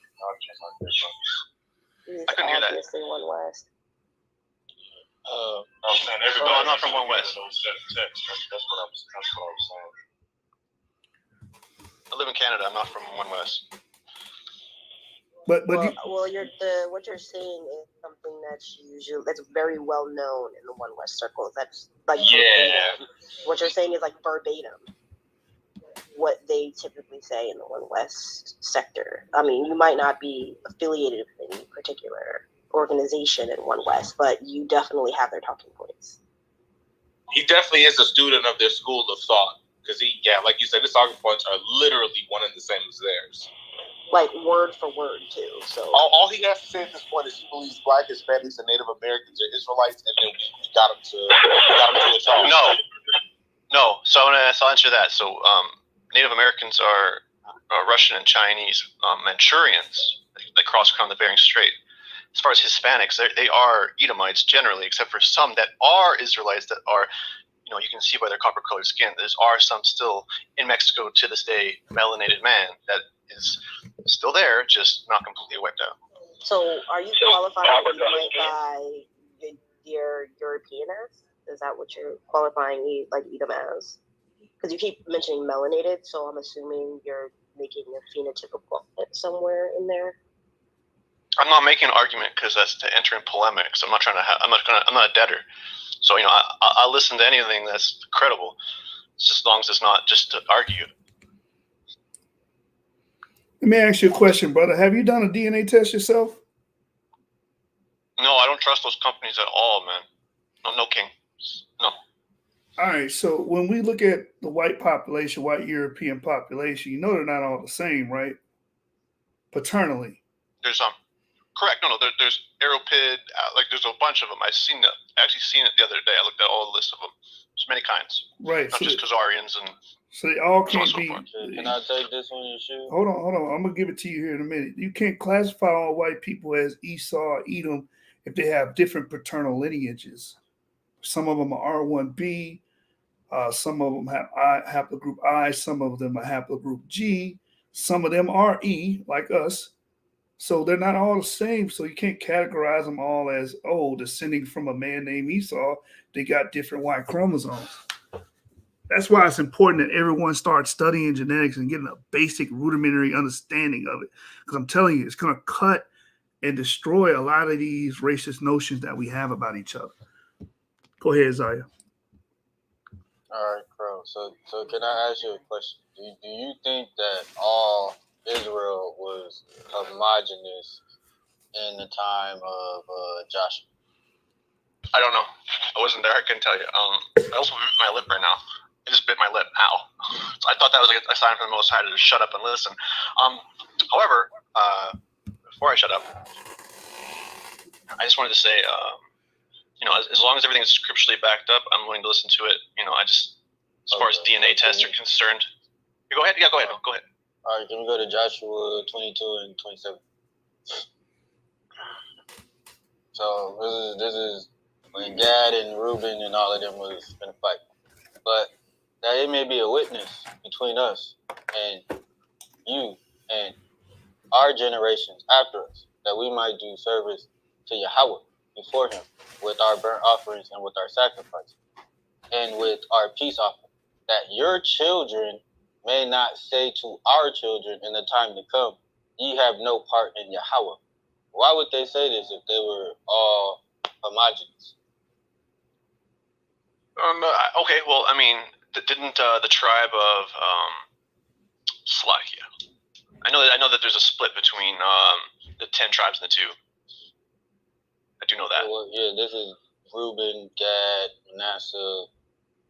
So they're saying to the other Israelites, because the other Israelites are going to kill them because they thought they built an offering, a sacrificial altar.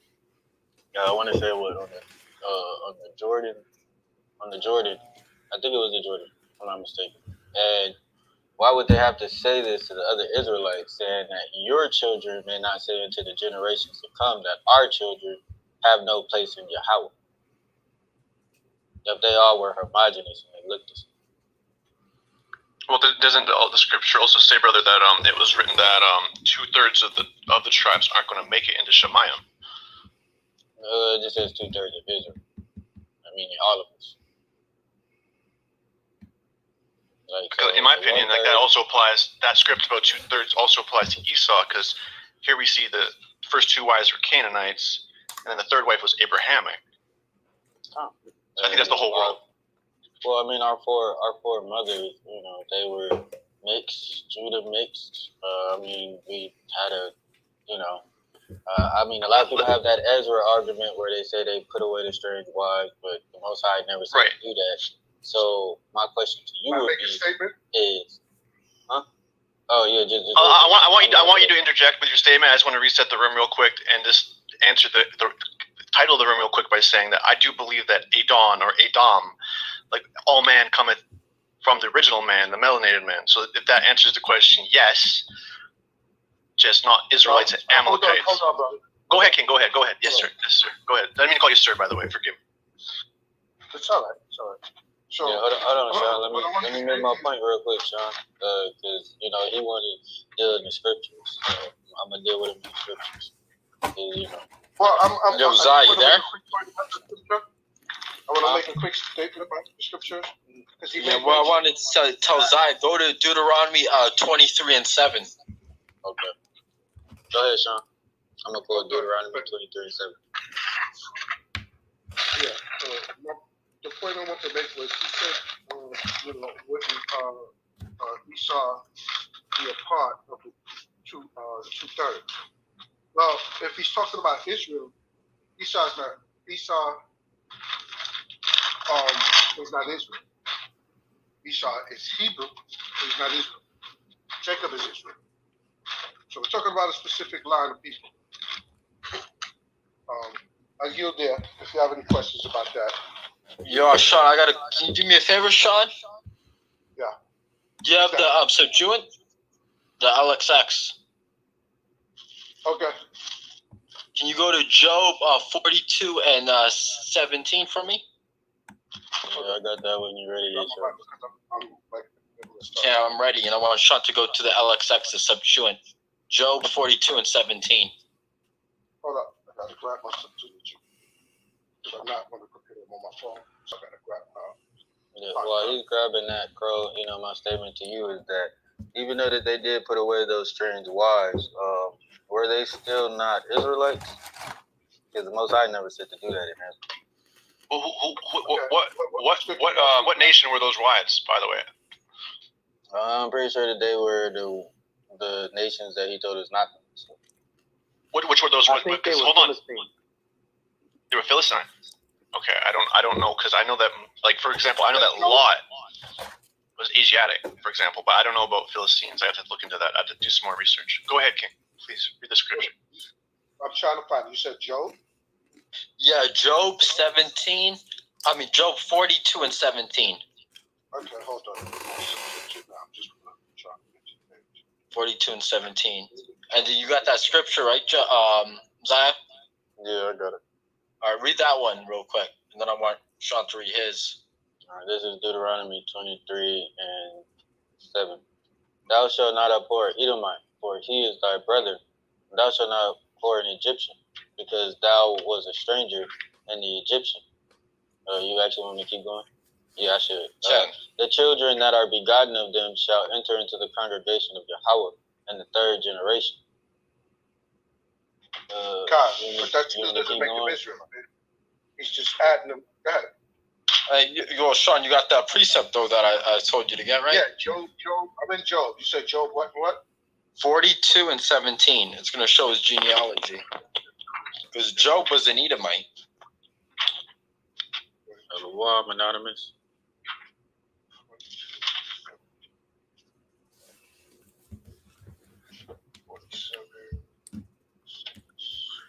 Hey, while they getting that, I'm gonna address this. He said, "Make some legit refute. How do we distinguish E1B1A Israelite versus Idumean?" That's what actually I said. You know, how are you just making this claim? Like, what is your reasoning about it? Do you have any history, anthropological research, archaeological research, or are you just making a claim? 9 times out of 10, people will make race-based claims.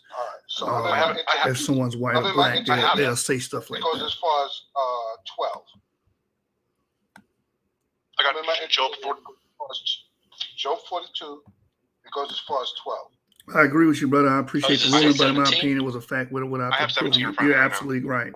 Okay. But sometimes you need a political pull. You need that political pull. LXX, I got it right now. In the Septuagint. Go ahead. Chan. Okay, and Job died, an old man and full of days, and it is written that he will rise again with those whom the Elohim raises up. This man is described in the Syriac book, living in the land of Auses, on the borders of Idumea and Arabia. And his name before was Joab. And before taking an Abrahaman wife, he begot a son whose name was Anon. And he himself was the son of his father Zer, one of the sons of Esau, and of his mother Basora, and that he was the fifth from Abraham. And these were the kings who reigned in Edom, which country he also ruled over. First, Balak, the son of Beor, and the name of his city was Dinaba. But after Balak, Jobab, who is called Job, and after him Asam, who was governor out of the country of Theman, and after him Adad, and the son of Barad, and destroyed Mediam in the plain of Moab. And the name of his city was Gethiam. And the friends who came with him were Eliphaz, the children of Esau, king of the Theamites, Baldad, sovereign of the Sachians, and Sophar, king of the Minians. Ken, so, Job was an Edomite, and there's a whole book of Job in the Mikra.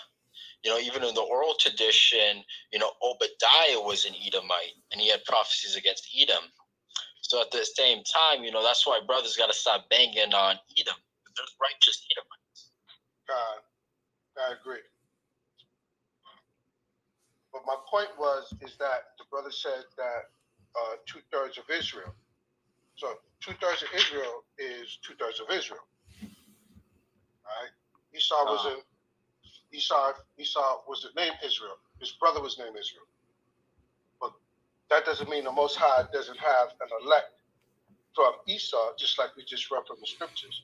He doesn't have an elect from Esau that he's going to make sure and take care of in the end times.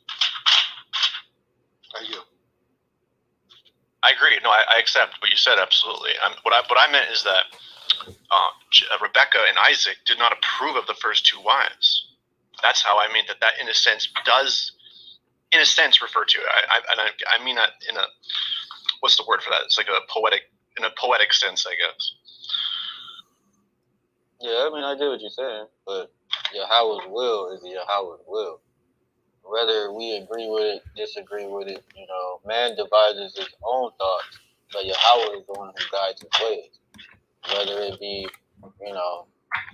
something that we think that is good for us in our own life may not be what Yahweh has intended for us.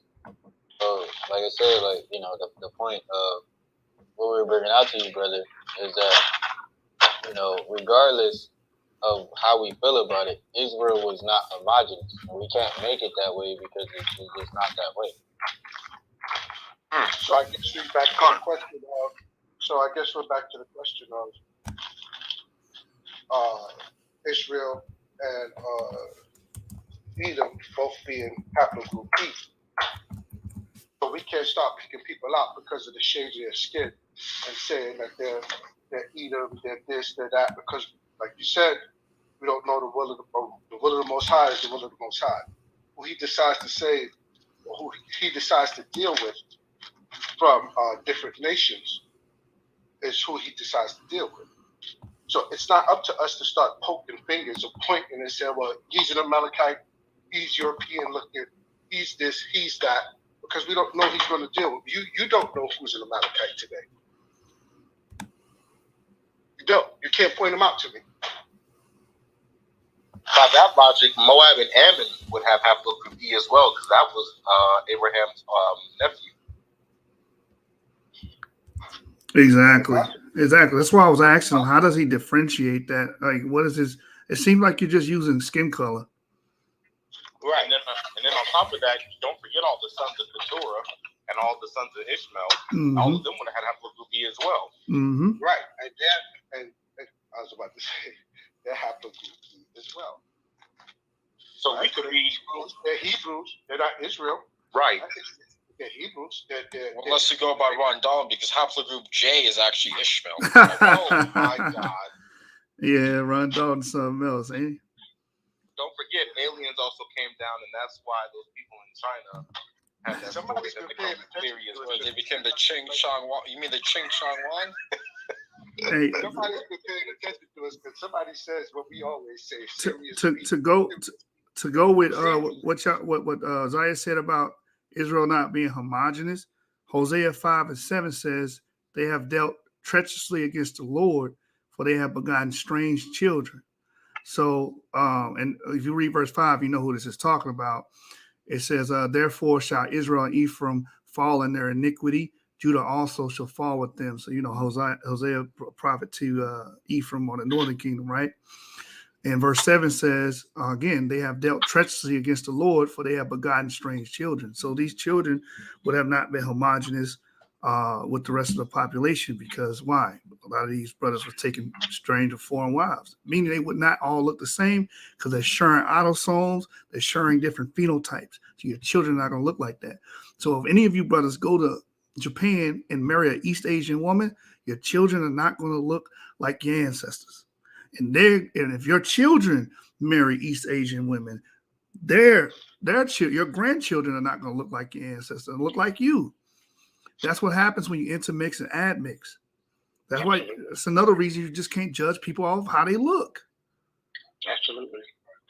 Also, and that's one of the more interesting things about haplogroup E, especially E1B1A, because you have you have loads of subclades in E1B1B, but even E1B1A, it's not as widely explored as E1B1B, probably because of some of the stigma, or let's say basically just racism, basically because of who's associated with. But you have E1B1, you have E1B1A, E1B1B. It was a joke, and brother. E1B1C, which is now classified it was a joke as E1B1A2. based off of Rondon. Which is, I find it to be an interesting clade. Some people have identified that as being Esau because it's quite isolated. You only find it in a very specific group of people, and it's a brother clade to E1B1A1, which is what most West Africans have, and African Americans, etc. I don't know if you guys have heard of that and you want to discuss it, because I've started my research on it, but I can't find too much on E1B1A2. Which the clade that's little information on that, but the clade I attribute to Esau based off of geographical location and history and the time of expansion, I think it's V13. And I'm not all V13 clades, but some of the V13 clades that were involved with the Greece and Roman expansion.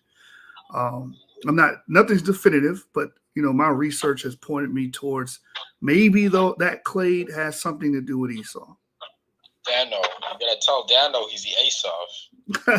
Tell him he's going into slavery. I would never tell anybody they're going into slavery, but I mean, from my research, it matches up there. But again, that's just a theory. That doesn't mean it's 100% surefire, definitive, right? Yeah, exactly. Because you see the thing is with these clades is that you see them in different populations, obviously at different concentrations. But the fact that you see them in different populations, it just means certain doctrines that are taught by, it doesn't have to be camps, it can be anyone, it can be like other communities of Jewish faith or Hebrews who teach that a certain haplogroup is not a good one, or a certain phenotype isn't a good one. It just tells you the limitation of it, because again, you have this widespread, and to be honest, a lot of people walking around not knowing what they are. Isn't it like 30% or something of African American males are non-E or something? So it's like there's a bunch of guys in camps who are basically saying, "Oh, yeah, banging on Esau," and it's like you're not, because you're probably the same clade as the person that you're telling to kiss your shoe. Well, so far, they're saying that 60% of African Americans share the same E haplogroup. That's because they haven't sequenced all of us. There's a lot of people who hasn't taken their DNA, but those who have, out of 100% of the African Americans who have taken their DNA or had their DNA sequence, 60% of them are coming up E1B1A. Yeah, and it's what you'd expect. Yeah. Also, I want to apologize because when I was looking through my interlinear Septuagint, I said that I misspoke. I said that Job only went to chapter 12, chapter 12. I misspoke. I was in Psalms. When I said that, so I apologize. I wanted to reiterate something to Brother Crow. I think what the brother is trying to get at is that all Hebrews, we don't have that same idea about who Esau is, and not everybody is looking at what someone looks like to determine who they are. You could very well have an E marker for all you know, and I think that you said you're not in it, but I don't want you to walk away feeling like you're something. I'm breaking up. Yeah. Can you hear me clearly now? I was just telling Brother Crow, you basically, not all Hebrew Israelites believe the way that you may have learned from some of the brothers you first encountered. And that, I know for me personally, I can speak for myself, I was taught to love everybody. And the thing is, you could be an E marker for all you know. And just like they brought out, some of them brothers actually do know the scripture that indicate that he will call his people out of Esau too.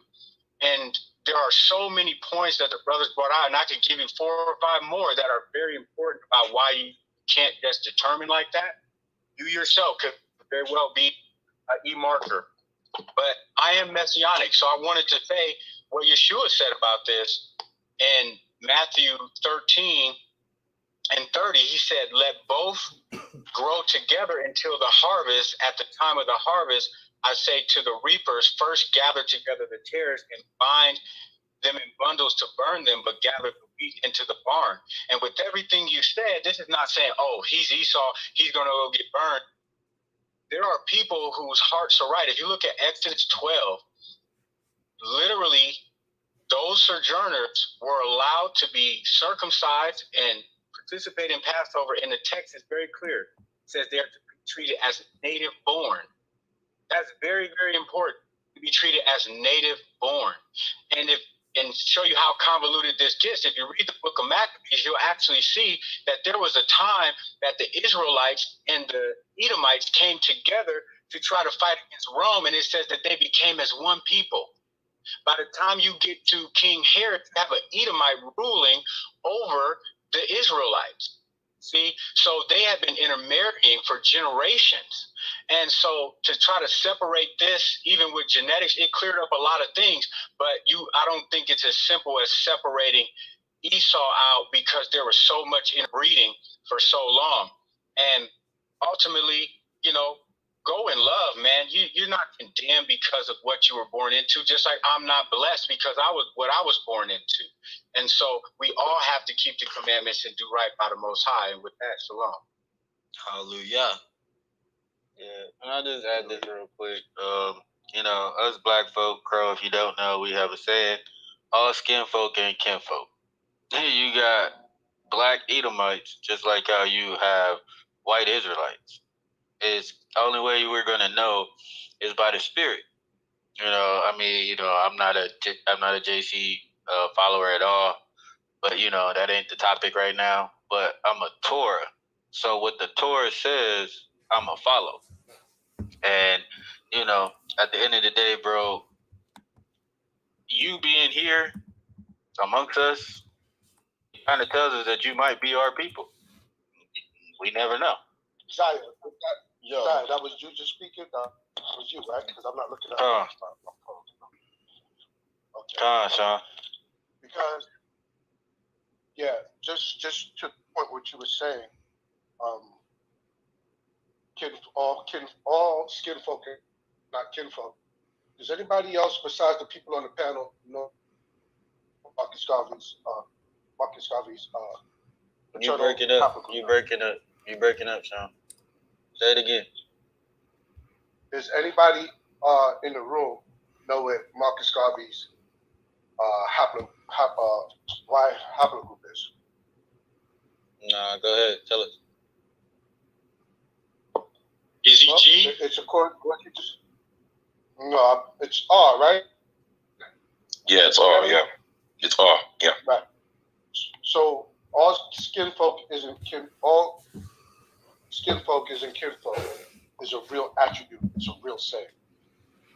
Martin Luther King. Anybody know what Martin Luther King? I think it was A or B. No, same thing. Same thing.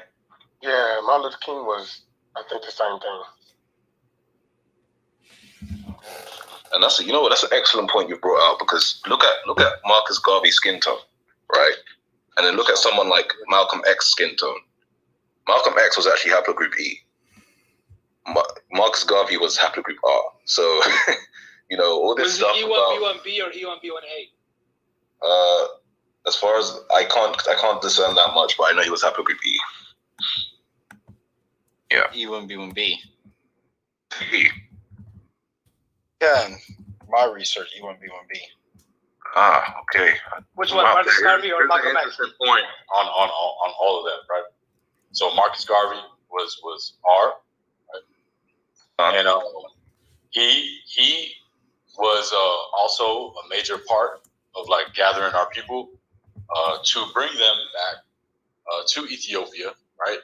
He was working for the UNIA, was a branch of Ethiopian World Federation underneath Emperor Haile Selassie, who was haplogroup, what was it? T. And he was a T, but he specifically went to our people, the so-called Negroes in America and in the Caribbean, and gave us a perpetual land grant to return back to our land and restore our captivities. And I just want to read this real quick, and then I'll yield.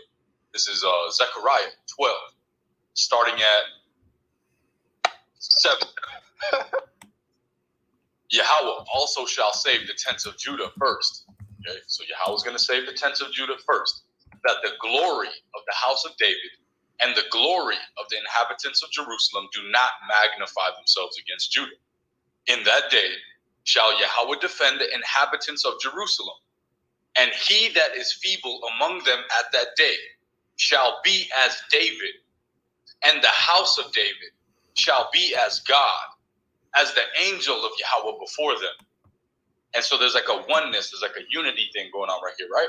And it shall come to pass in that day that I shall seek to destroy all the Goyim that come against Jerusalem.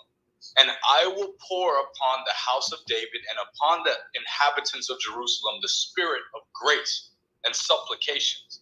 And they shall look upon me, whom they have pierced. And they shall mourn for him as one mourneth for his only son, and shall be in bitterness for him as one that is in bitterness for his firstborn. And then right here, it goes right here. It talks about the tribes being broken apart, for them not understanding this oneness and this unity, right? And the land shall mourn, every family apart, the family of the house of David apart, and their wives apart, the family of the house of Nathan apart, and their wives apart, the family of the house of Levi apart, and their wives apart, all the families that remain, every family apart, and their wives apart. Not a part like part of something, but apart like broken apart. And it's because they did not understand Zechariah 12:8 when it's the unity thing there. So once again, in conclusion, it's deeper than like physical, right? We all brought that out. It's deeper than like what we could see with our eyes. So there's brothers that get into genetics, and then there's brothers that get into the spiritual side who can see what I just brought out. So the ones that are not really with that, they're obviously not going to be there, you know? Yo, you should. We got a question. Is Esau E1B1A? I don't know. Can't answer that question. Maybe he is, maybe he isn't. Like I said, I think EV13 will be a good candidate, but that's E1B1B. But it's open. So just have to do research in it. It's kind of hard to make all these connections. I just focus on the Israelite connection based on oral testimony, historiography, anthropology, and that's mainly the core of our focus, and just on Shem in general, who would be the Shemites, who have the best claim towards Shemites. And we created a model, DE being Shem, CF being Japheth, and AB being Ham. So if you're a descendant of DE, from our research, that would be the Shemitic line. Yo, yes, could I ask you a question? Yes. Okay. So, are you a Hebrew Israelite? Yes, I claim Israelite lineage. Okay, so do you consider yourself cousins with the Arabs? Because aren't Jews and Arabs cousins, or no? Yes, they are, but you have to differentiate between what Arabs you're talking about. If you're talking about Marsh Arabs, with the Peninsular Arabs, the ones in Arabia. yeah, but see, they're not all the same. That's why I'm trying to differentiate. There are some with E markers and some with J markers.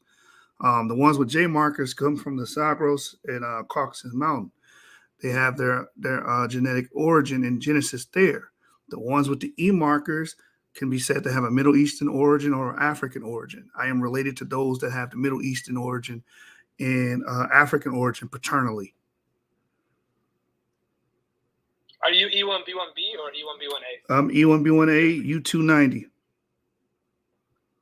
My clade is integral point of the Bantu expansion. Okay, so if you're E1B1A, right? You know the B1B1A and B1B1B split like a couple thousand years. Like I think it was 20,000 years. Oh, we knew you were going to say this, man. Yeah. That's called a divergent date, and a divergent date is an estimate of when it arose. It doesn't mean that other clades did not arise after that. So what we teach is Abraham could have been E1B1 because we found E1B1 amongst the Natufians in Israel. And through that Natufian, I'm almost finished.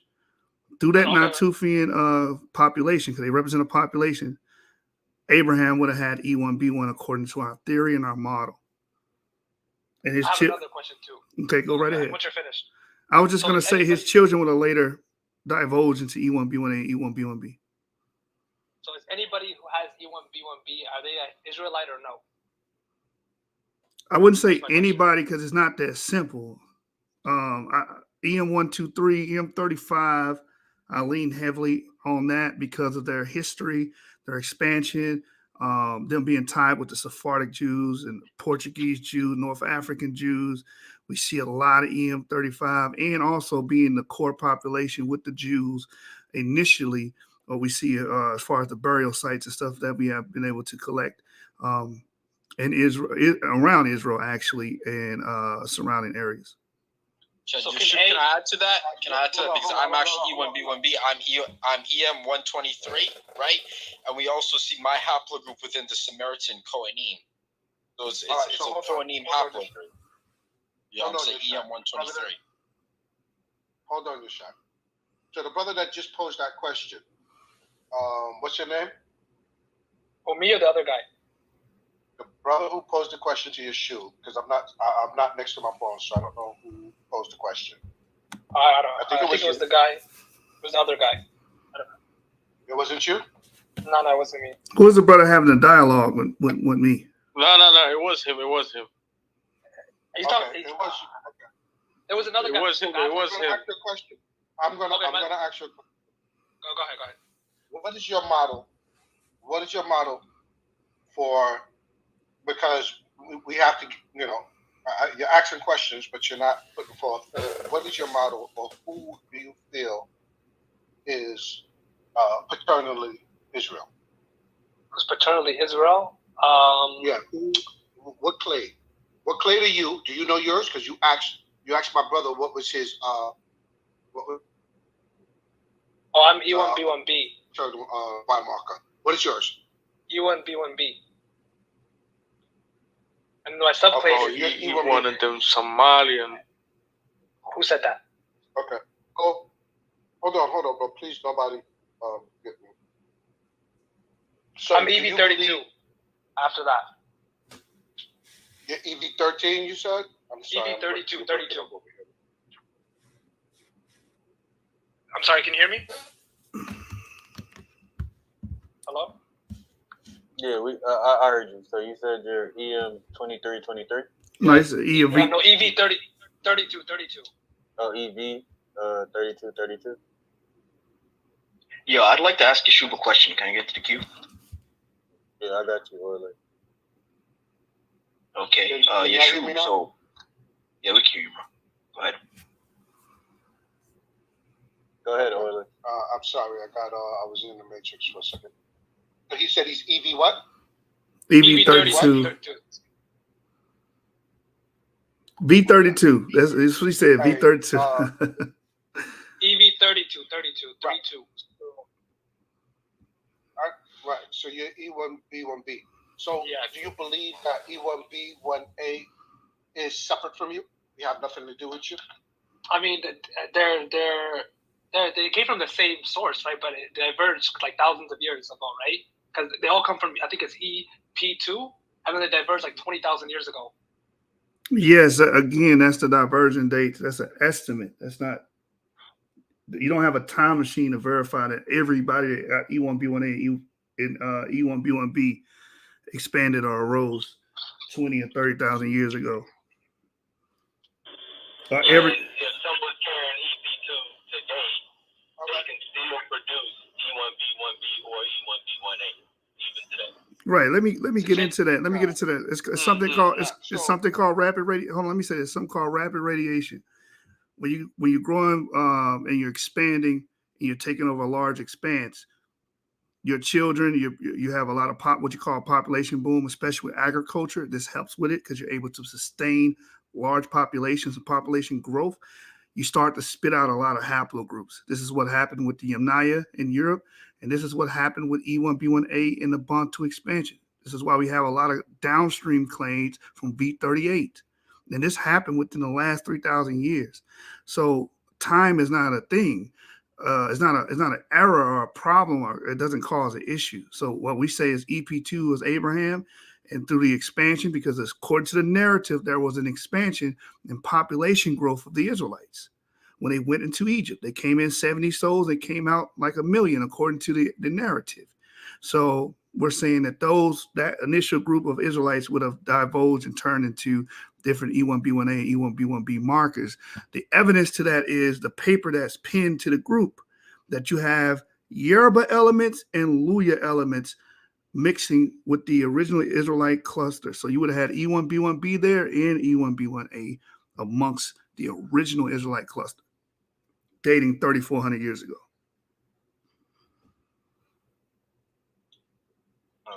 Yeshub, you Also, got a want to say question? real quick, bro. I think it was Oilers. Yeah, that's Yeshub, just so we don't get lost, y'all, just hold on to your question real quick, Oilers. Yeshub, you got a question in the chat. Who are the white Jews you are referring to? I am a Jew who genetically traced my ancestors to Mesopotamia before Abraham realized that there is only one God. Okay, so I don't know how to answer that last part, but the Jews I'm referring to are European Jews in general. That could be Mizrahi, it could be Ashkenazi, it could be Sephardi. In general, it's just pointing out to those Jews in general. A considerable amount of these brothers and sisters do share DNA with what you would call African Americans. And I would also add that EP2 is also one of those ancestral clades that go back to Sumer that existed before Abraham even came to his realization about one God. Also, he also would be one of the haplogroups that was there before he came to that realization. So, I mean, I don't even really get the second part of that question. I invited him up to speak if he wanted to come up. Yeah, I'm lost on that second part. Okay, Oilers, you had a question? Yeah, I had a question for you, Shuv. Okay, so my question is that and just be patient with me. I don't really understand genetics that well, to be honest with you. But so there is a split between E1B1A and E1B1B. But is that original clade that they both come from, that original group? Is that an Israelite lineage, or is just one of them like an Israelite kind of group there? Because you said like some E1B1Bs can be, and I don't really understand that. Can you clarify that for me, please? Got you. So with genetics, when you deal with genetic marker, you're dealing with a population. It's called a haplogroup. This is more than one individual. So EP2, there's a group of EP2s, a group of individuals that have this DNA. We're saying that one of those EP2s brought forth Abraham. And Abraham had children. And eventually he would have, he had his children with Keturah as well. He also had his children, his grandsons would be Jacob, right? In the 12 tribes. And through those tribes have an EP2 as well. As they grew, as they become greater and expanded, they begin to mutate and become E1B1A and E1B1B. Okay, but then doesn't that mean that both lineages are just Israelite? Like they both come from the same source. Remember what I just said, a population of EP2. So another EP2 could have had a different lineage and went off and made E1B1B. This is what I believe the Ibero-Marusians are. They're Shemites, but they're older Shemites. They have nothing to do with Abraham. Maybe this is how we should kind of put it. Our basic model is that E is Shemitic or, Semitic, Afro-Asiatic. That's the way we put it. Oh, okay, so the whole E clade is Semitic, just by lineage. It's a Semitic lineage. The D and E, the Yap. The Yap marker, that's correct, yeah. Okay, yeah, that was my question. Okay, thank you very much. Appreciate it. Yeah, hopefully it wasn't too convoluted, but when you're looking at haplogroups, you're looking at a population of haplogroups or peoples. Haplogroups is peoples that share a common male ancestor. And those haplogroups can mutate and create what we call downstream mutations. But just downstream just means the child or the progeny. Upstream means the ancestor. So EP2 is the upstream ancestor to E1B1A and E1B1B. It can create either or. Let me see if I can give a quick scenario that might make sense. There's a hypothetical, so nobody take this as gospel truth, all right? But just imagine you had the Northern Kingdom, say they both was carrying EP2. You had the Northern Kingdom that goes up to Syria, get dispersed all around the Balkans, different areas like that, right? They could possibly have a mutation, and they would likely mutate to E1B1B, just because that's what we see often in that region with descendants of EP2. But then you have the Southern Kingdom that went down into like Egypt, different places like that, around Hamites, and let's just say they mutate into E1B1A. You know what I'm saying? Again, this is just a hypothetical, but this is just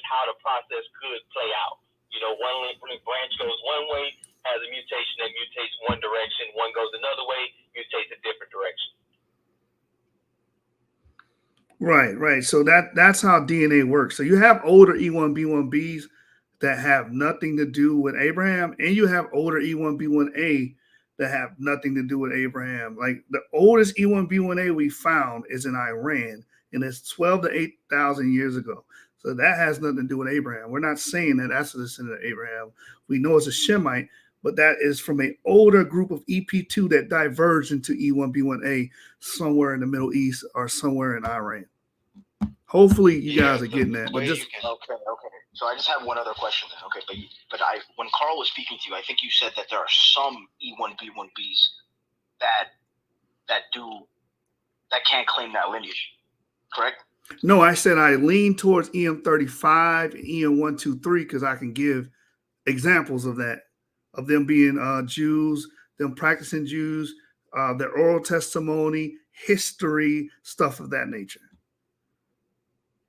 Okay, so that's just like tradition. That's not a direct lineage as far as genetics is concerned. Right. For the purpose of this conversation, as far as lineage is concerned, E1B1A is the lineage.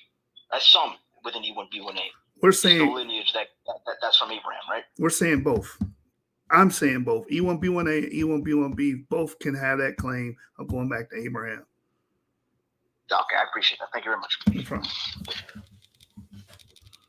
All right, Yeshua, you got another question from the same person. Well, you might as well come up here, bro. Claims of common ancestry genetically is an entire separate issue from Judaism. Do you agree? I don't, because I agree and I don't at the same time. When we're talking about as a religious affair, just talking about practices, you're right. It doesn't matter who you come from. You can have haplogroup N and submit to a practice. No one's saying that. But when we're discussing who's related, now we're talking about genetics. So this room is made to talk about us being related and dispel a lot of the racism in the BHI community and the WHI community, Black Israelites and white Israelites. So that's why we're focusing and honing in on genetics. There are plenty of rooms and plenty channels that you can go to that talk about the faith side of things, the religious side of things. But that doesn't require a certain DNA snap to do that. So no, you're right. But this room is about genetics and showing that Black and white Jews are related. Yeah, maybe we should reset the room for everybody that's new. So the topic of the room is white Jews. This means, European Jews, Ashkenazi Jews, etc. White Jews, Black Hebrews. This includes, African Hebrews, African American Israelites, etc. White Jews and Black Hebrews are related. They are genetically related. Prove me wrong. Prove us wrong. And if you have any information to add on to the topic, then shoot. If you disagree with the topic, then also speak your piece. But that's the topic of the room. White Jews and Black Hebrews are genetically related.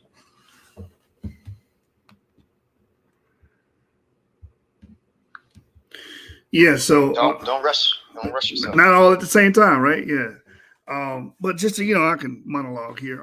Just to bring up why we made this room is because again, there's a lot of racial tension with brothers on both sides. You got people that are European Jews, they have issue with African Jews. They'll say, "Oh, you're taking my culture," or "You're misappropriating Jewish culture. You need to get help," or "Something's wrong with you."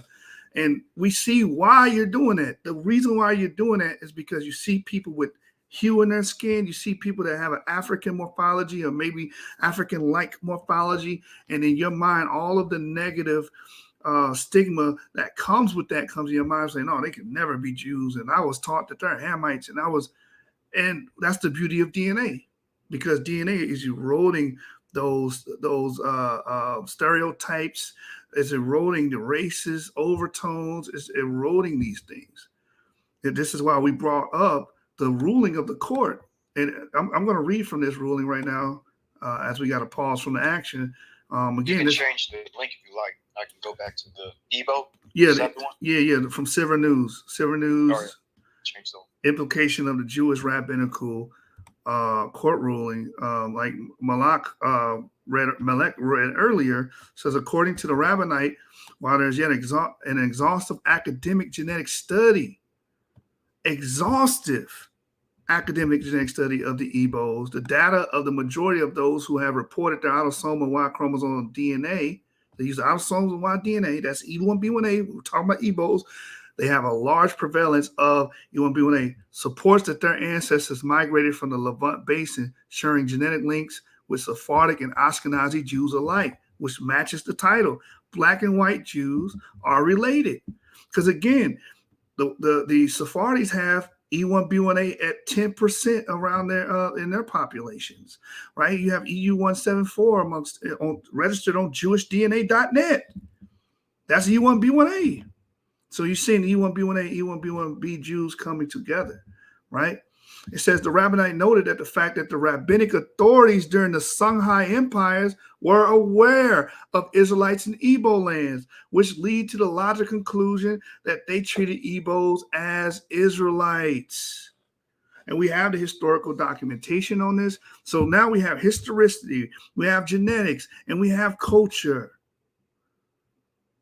So we're using all these things to culminate this identity, to trace this ancestry, to show no matter if you're black or white, we have a common ancestry, right?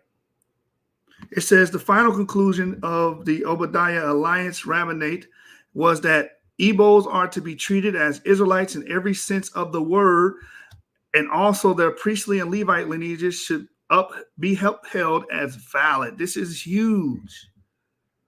This is huge. And they're even respecting, like the brother brought out earlier, their system, their laws. It says, Rabbinate advised that upon the return of the Igbos to Amanana, which means what you do in the land, they should be circumcised. They haven't performed it already. Say I can't say that word, excuse me, y'all. Afterward, and partake in the kola nut ceremony with their brethren, as is customary among Igbos. Now, if my brother D. Red is still on the phone, he can break down why the kola nut ceremony is important. And I know, James, you know this too. This goes back to a practice in Genesis. One of you brothers want to touch on that? If y'all available? I guess I lost my brother James.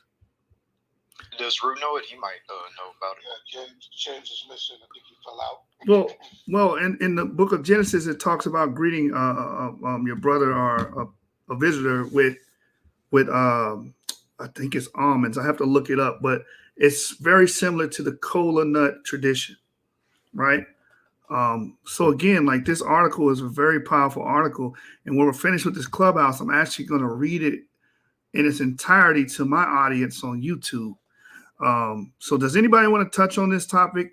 Black and white Jews being related, the ruling by the rabbinate court on the Igbos actually being identified as Israelites in the genetic, cultural, and historical ties that they brought up. Yeah, I've got two things. If there's any European Jews in the room, European brothers who may know about the alms that Yeshua was just alluded to, please come up and explain to our guests. All right, so I just got two things quickly before. I mean, you can come up whenever you want, but my question is, well, Yeshua, I sent you a DM explaining a scenario, like a genetic scenario. I just wanted to get your opinion on it, and I sent something to you as well, Ifri. Hopefully, you can check that on this on Clubhouse. My question is about the haplogroup E1B1A and E1B1B, because Carl, he slipped out. But he brought up a good point. He probably didn't mean it in the way that most people use it, but a lot of people use the divergence that they say happened 10,000 years ago, basically as a way to drive a deeper wedge between the haplogroups, as if to make them appear as if they had separate genesis. I just wanted you to touch on that a bit more and kind of explain why this view that, for example, basically the view whittles down to seeing that E1B1B is something approximating to true Middle Eastern ancestry, and E1B1A is the not so cool younger brother who's African. That's basically what I gather from these Quora forums and Reddit posts. So I was wondering if you could explain that a bit. Yeah, I think the reason people say that E1B1B and E1B1A are totally different, I feel like it's because of phenotype. Most people with E1B1A, quote unquote, have an, again, quote, Negroid phenotype, whereas E1B1B people typically have a, quote, Caucasoid phenotype. And of course, haplogroups and phenotype really doesn't matter. I think all of y'all might be familiar with this recent finding, but Ramses III of the New Kingdom of ancient Egypt, he had E1B1A. And of course, when we think of this, we have to understand that this would be a family of men. So if Ramses III had E1B1A, then technically we have a group of men with E1B1A in Egypt. Ramses III's father, Seneka, I think I said his name a bit incorrectly, but you can look up Ramses III's father. His name is Setnak. And then Ramses III had, children himself. He had sons. So when we found this E1B1A in Ramses, just think that it's really a group of men that technically would all have it as well. Anyways, if you look at the murals made of Ramses III, his phenotype isn't that of, let's say, a Nigerian. He has a typical Mediterranean, Northeast African phenotype. So when we think about ancient E1B1A, they would have phenotypically looked pretty much no different than their E1B1B brother until they went into sub-Saharan Africa and mixed with hunter-gatherer groups like Pygmies and Khoisains and etc. But going back to what you were saying, the reason people try to separate E1B1B into E1B1A is because they phenotypically look different today. Like I said, E1B1A typically looks Negroid and E1B1B typically looks Caucasoid. Even though to this day, you technically can find E1B1A people that do look a bit, again, quote unquote, Caucasoid. Like you have the Fulani with E1B1A, you have the Tutsis with E1B1A, and you even have Tuaregs and a few North African groups with E1B1A. Like in Aswan, Egypt, you actually do find a lot of E1B1A samples. And of course, Aswan is where Assassin's Creed was taking place in that video game. But anyways. Yeah, that's a really good point you brought up about Aswan and Assassin's Creed, because that was, I'm not sure if you remember when it came out, some people were saying things, they had a problem with it. Facts. I was in those YouTube comment sections. I was complaining, why did they make the Egyptians, black or dark skinned or whatever? I'm like, bro, that he was a magi. Like, come on. But anyways, that's literally how they looked. Brother Avery. Real quick, y'all. I just want to address this comment. Look, Steph, bro. We was in the room earlier, bro. You can come up here. You can say whatever you want to say. You don't have to hide in the comment section. A lot of us here will not convert to your rabbis, none of that stuff. We are biblical and bloodline Jews up here, just as well as you, bro. And nobody's going to follow your Judaism, bro, or your rabbis. Where is that in the Torah? I will body bag you and your goddamn rabbi. Bro. Stop playing with me. Hold on, brother Yaqub and brother Avery. Just real quick, just something real quick, right? Somebody messaged me, right? Could y'all just break down real quick, brothers, how Jacob and Esau, if they had the same DNA and how it could be different right now? Sure, I could give my model. I have different models when it comes to Esau and the Israelites, and of course other Shemitic peoples mentioned in the scriptures. Again, like I said, I have different models. So one model that I have is that Esau could represent, his descendants could hypothetically represent haplogroup E-V13. If you are near a computer, I know all of y'all are on your phones, so you can probably come out of the app, come out of Clubhouse and type in Google E-V13. That haplogroup is seen in the Mediterranean, and it's particularly seen in Italy and in Greece. And, again, I hypothetically could see EV13 possibly representing Esau, but there's other models as well. Like it could be a different branch of E, but this is where creating different models comes into play. But unless you had something you wanted to share. Yeah, I actually shared that with them earlier. The Roman and Greek expansion is what sold me on that idea. And again, we don't have time machines. We ain't going back in time and swabbing people with DNA to find out exactly who. We're doing it. We create models to get an approximation of the truth. We're not saying we're omniscient, but we believe that our model is good. We have good mechanisms within our model that we employ to come up to the conclusion that we come up to, that match up historically with anthropology and archaeology, and a lot with the oral testimony. But with the EV13, it has a lot to do with the Greek and Roman expansions and the traditions of attributing certain Shemites that were with them as Esau. But again, that's not surefire. That's not definitive. That's us coming to our conclusion. How do we differentiate with them? We can't. It can come out. The end of the days come. We find out who everyone is, right? We could be Edomites. We don't know.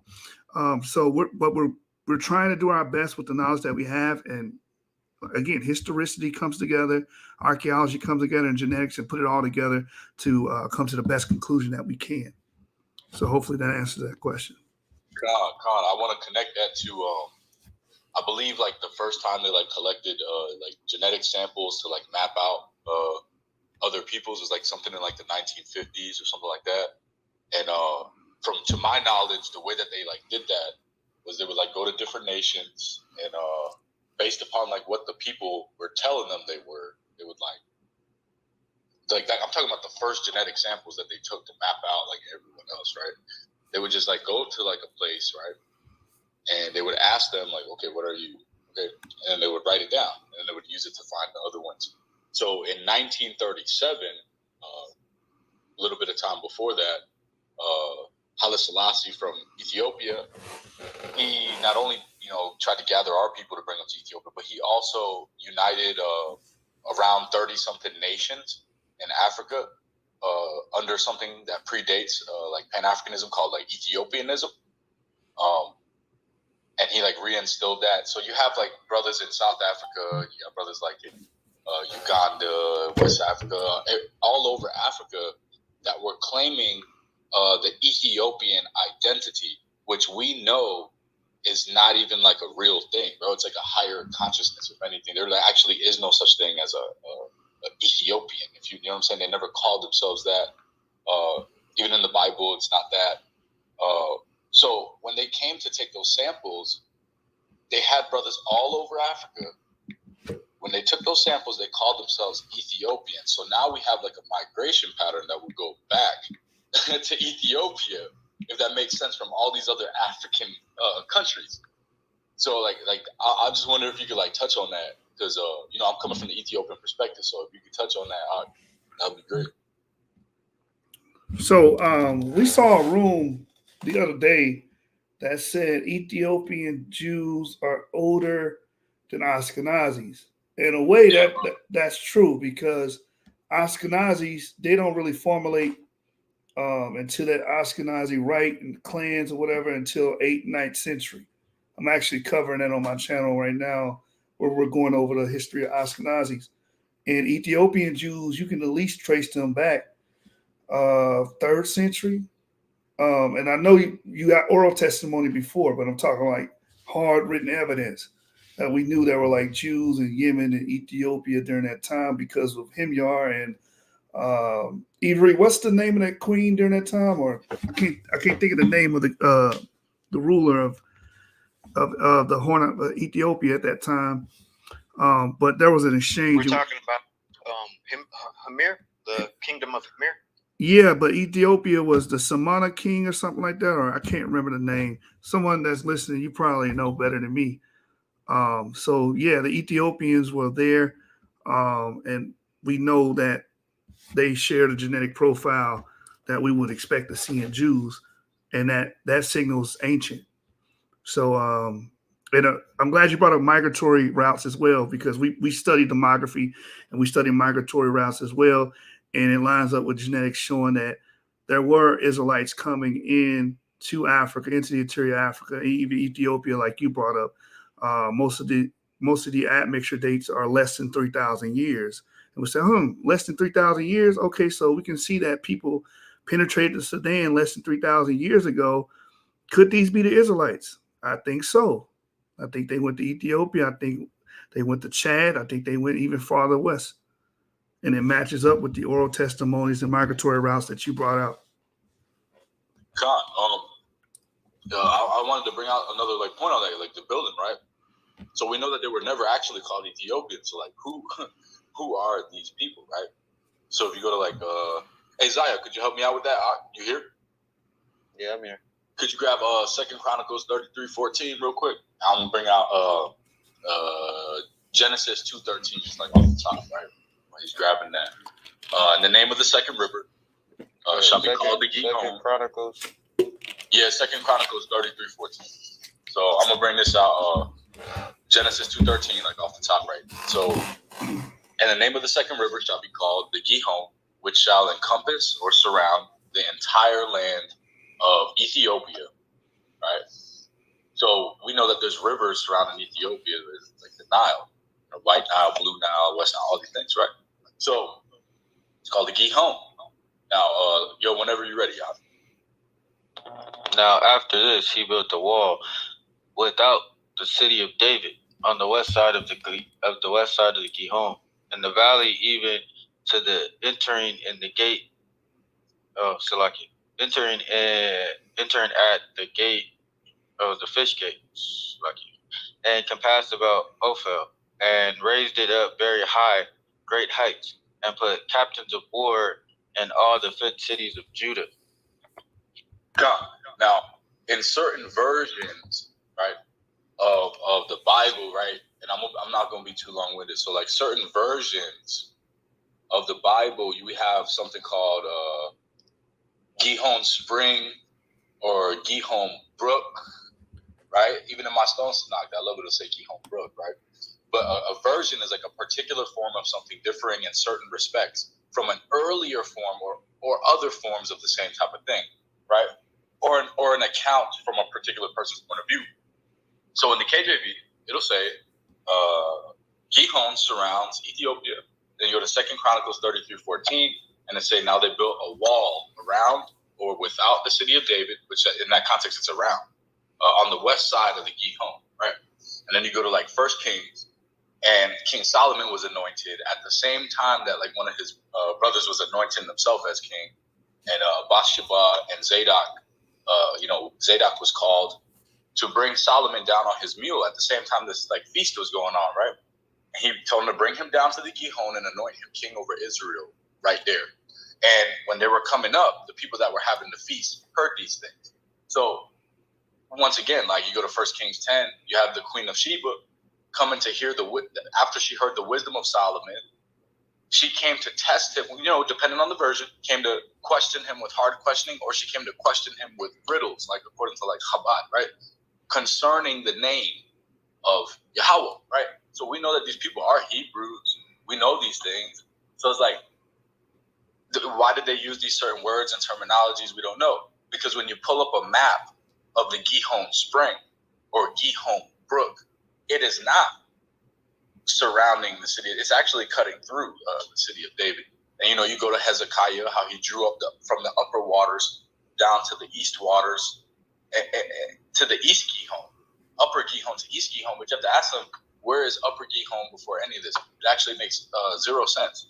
But I would advise anyone to look into these things and understand, there's a reason why Ethiopian Jews are accepted, and there's a reason why the emperor of Ethiopia accepted us as his people to even move there.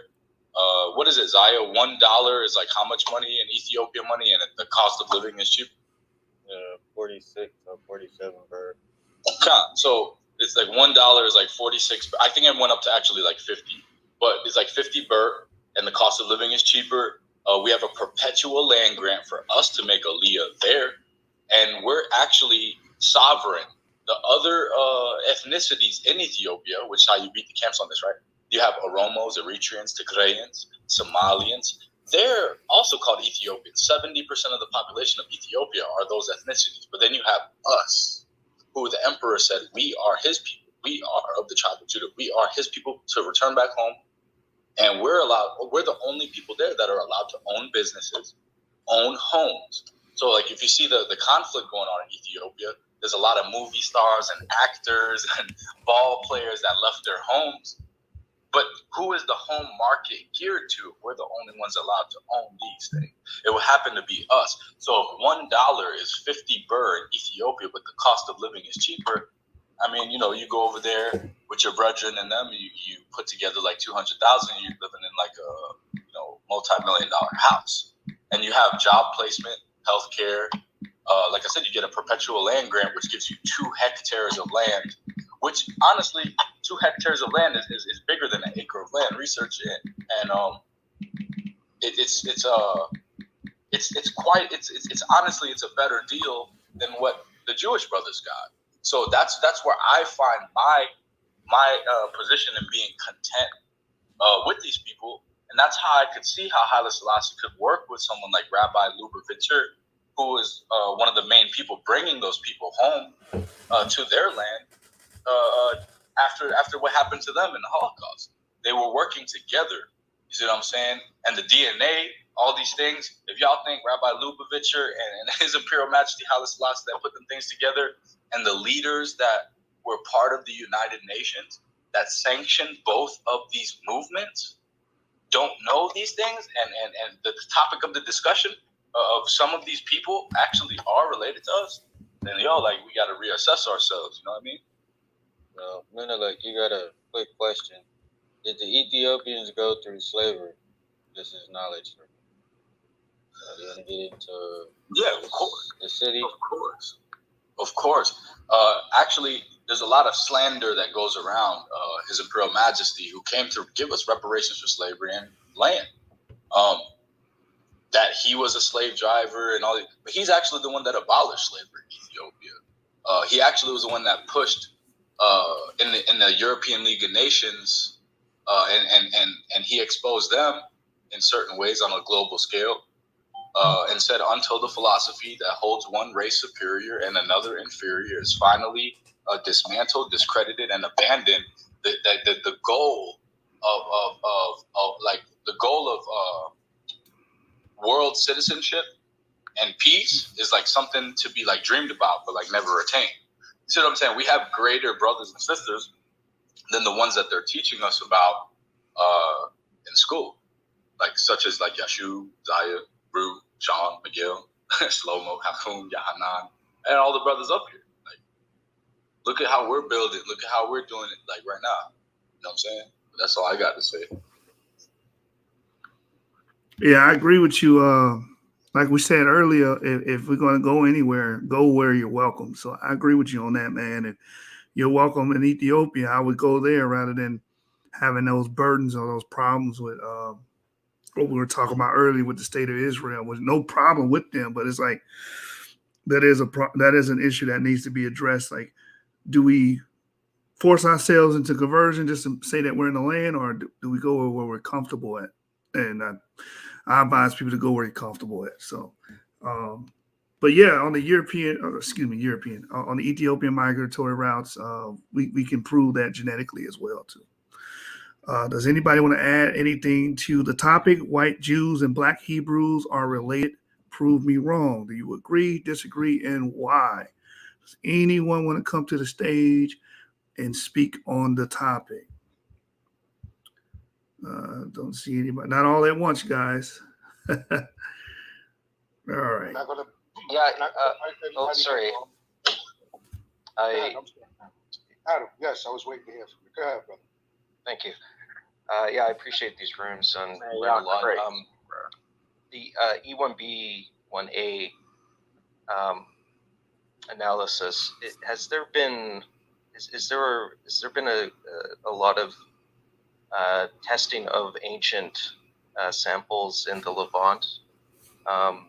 And I note that there's some skepticism about some of the Quora threads out there, specifically around some of the ancient Egyptian mummies and some of the earlier tests done from around 2012, 2013 of haplogroup testing of those samples and subsequent testing. So I was just wondering if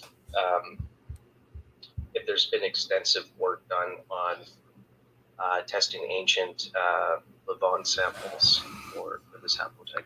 Thank you. Okay, I'm going to touch on that, but someone made a comment and said, y'all crazy. Which one of you brothers said that? I wish you brothers would have the gonads to actually engage in conversation. You come on the panel to do what? Heckle? So I'm going to get rid of you, man. I know who it was. Yeah, there's actually another room that's open that's titled you can't prove that you're an Israelite, and I think some of the people that started that room over there was in here, so that's fine. So those people, if you want to go over there and have an echo chamber, you need to go over there.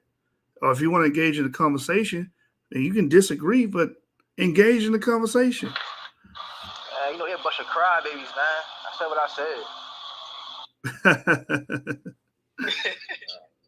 I mean, they'll beat you up on the DNA. I know, anybody want to get into the scriptures? Can I say something here, brothers? Hold on, real quick. Let me respond to Adam, and then you. Yeah, Adam actually had a question first. I'm gonna get him. Wait. Adam already had a question first. We'll go to you next, Ethiopia, but first, Adam. All right, so Adam, the short answer to your question is no. We have not exhumed a body in the Levant that was E1B1A to date. The issue with that is they have not released the genetic sequences of known Israelite burials like Tum Lachish. We haven't seen that DNA. We don't know what that is. The state of Israel will not allow the genomes to be sequenced, and they say it's for religious reasons. Some people believe that it's conspiracy behind it. I'm not going to get into that. But no, in the Levant, we haven't. We found E1B1A in Iran. We found it in the BMAC. We found it in France. We found it in Corsica, which is an island outside of Italy, which is very important because how did it get there?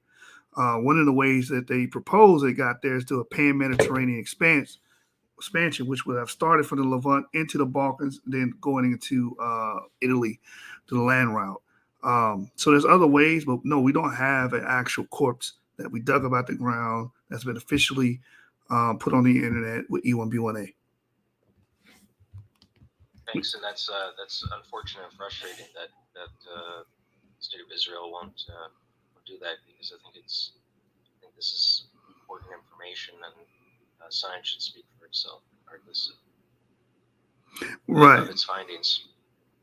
Right. Yeah, politics and racism. Politics and racism play a big part in everyday life. And like you said, this is very important, and it is frustrating because we've been waiting for it. We've been waiting for it for a while, and they still won't release it. So, well, in 2022, we're supposed to be getting some new papers from the Levant, so maybe there'll be something there. They're not going to be in there. Well, because the religious thing, they're just not going to allow you to publish any known Israelite burial, because it would cause all types of political upheaval in that region. Because remember, the claim they have for that region is they descend from the biblical Israelites. If the DNA is published and it ain't them, then now we got an issue. Okay, there's other samples outside of the state of Israel, like in Lebanon or in Syria or Jordan. So, there's got to be some other outside of the state of Israel proper. I will say the cranials that we do find at Tomb 120 Lachish, the special thing about them is they carry what we call Wormian bones. Wormian bones is typically found in sub-Saharan African populations, especially amongst like the Igbo populations. Also, we know that those cranials were intermediate between Negroid and European, which means they had Negroid traits and European traits as well. So, I mean, if you look at the cranial traits, you look at the DNA analysis of the Israeli people today and the admixture they have of the Yoruba, it all at least points back to that population, again, being at a minimum admixed with sub-Saharan African, which makes E1B1A at least one of the primary clades of the Israelite population.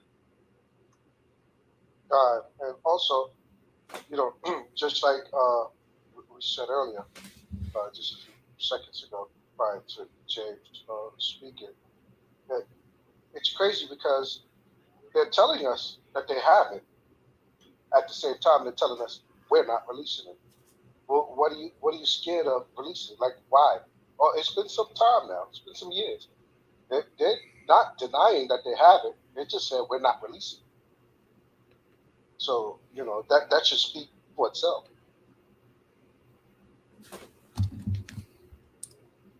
Yep, but I guess I'll reset the room since we have a few new faces.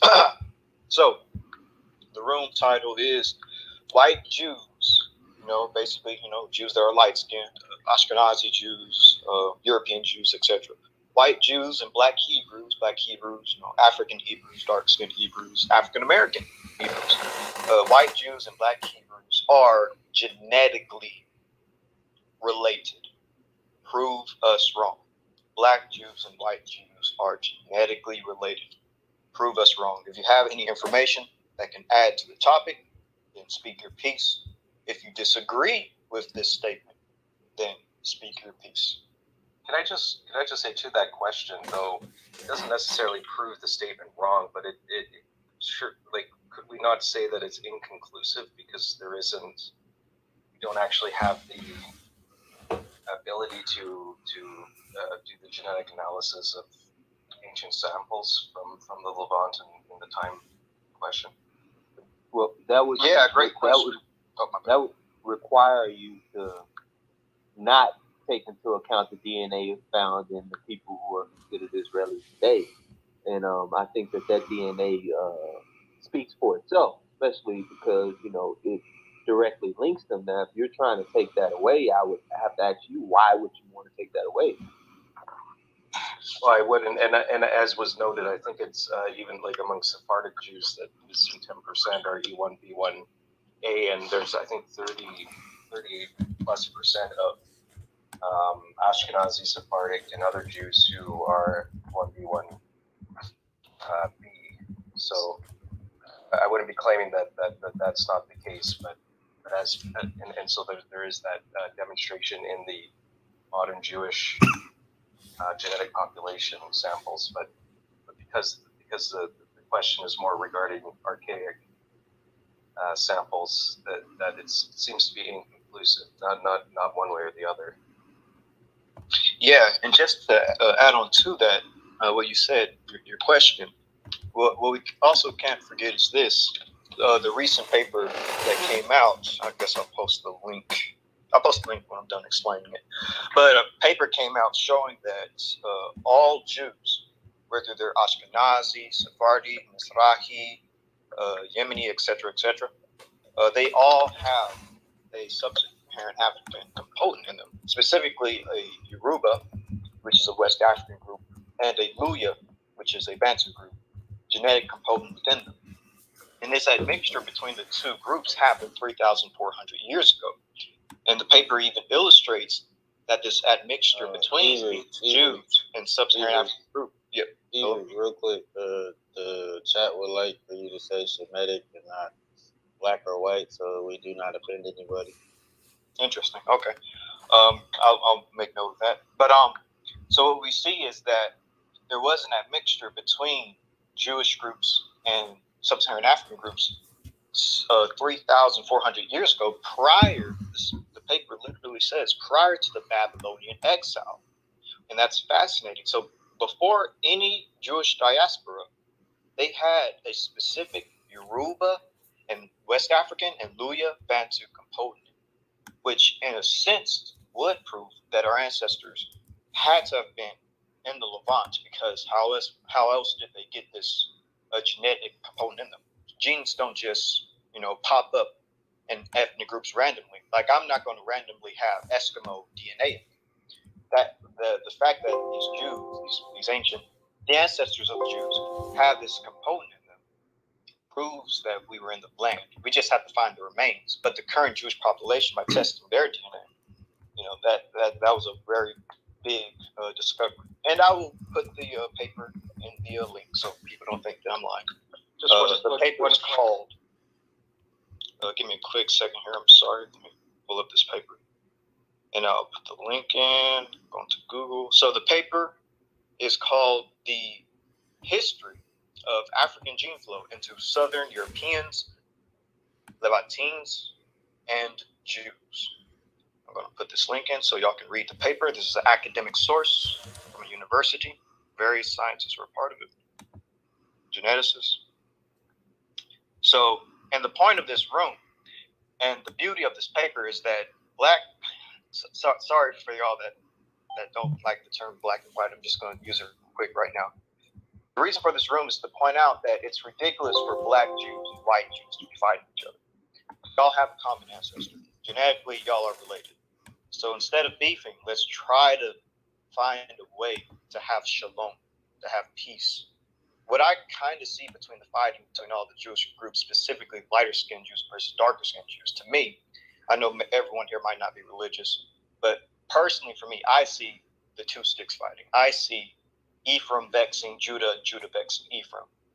And if both light-skinned Jews and dark-skinned Jews were to unite, we would actually be like our ancient ancestors, Israel. We'll actually dominate the earth, something with ourselves, and to actually become a united kingdom like during the time of David. And that's what I want to see. I want to see the return of ancient Israel and a stronger, united people. Just one quick question on the timelines. You said 3,500 years ago. Yeah, 3,400 years ago. 400 years ago. What was the time period that, according to Torah, the Jews were enslaved in Egypt?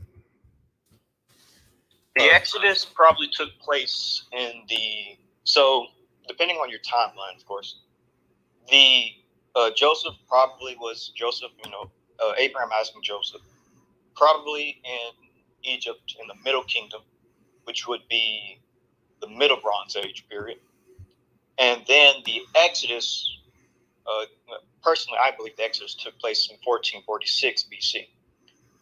So that would still be the Bronze Age. So, but 3,400 years ago, and it's a great question. I know where you're leading to this question. This is great. Now, the admixture that the Jews have 3,400 years ago wouldn't actually been the time period of the Exodus. 3,400 years ago is technically in the time period of the Judges. It's around the time period of the conquest of Canaan. So it's a bit later than the Exodus. Yes, it's before the Exodus. So they got this genetic component in them before the Exodus. Right, but the Exodus was the return.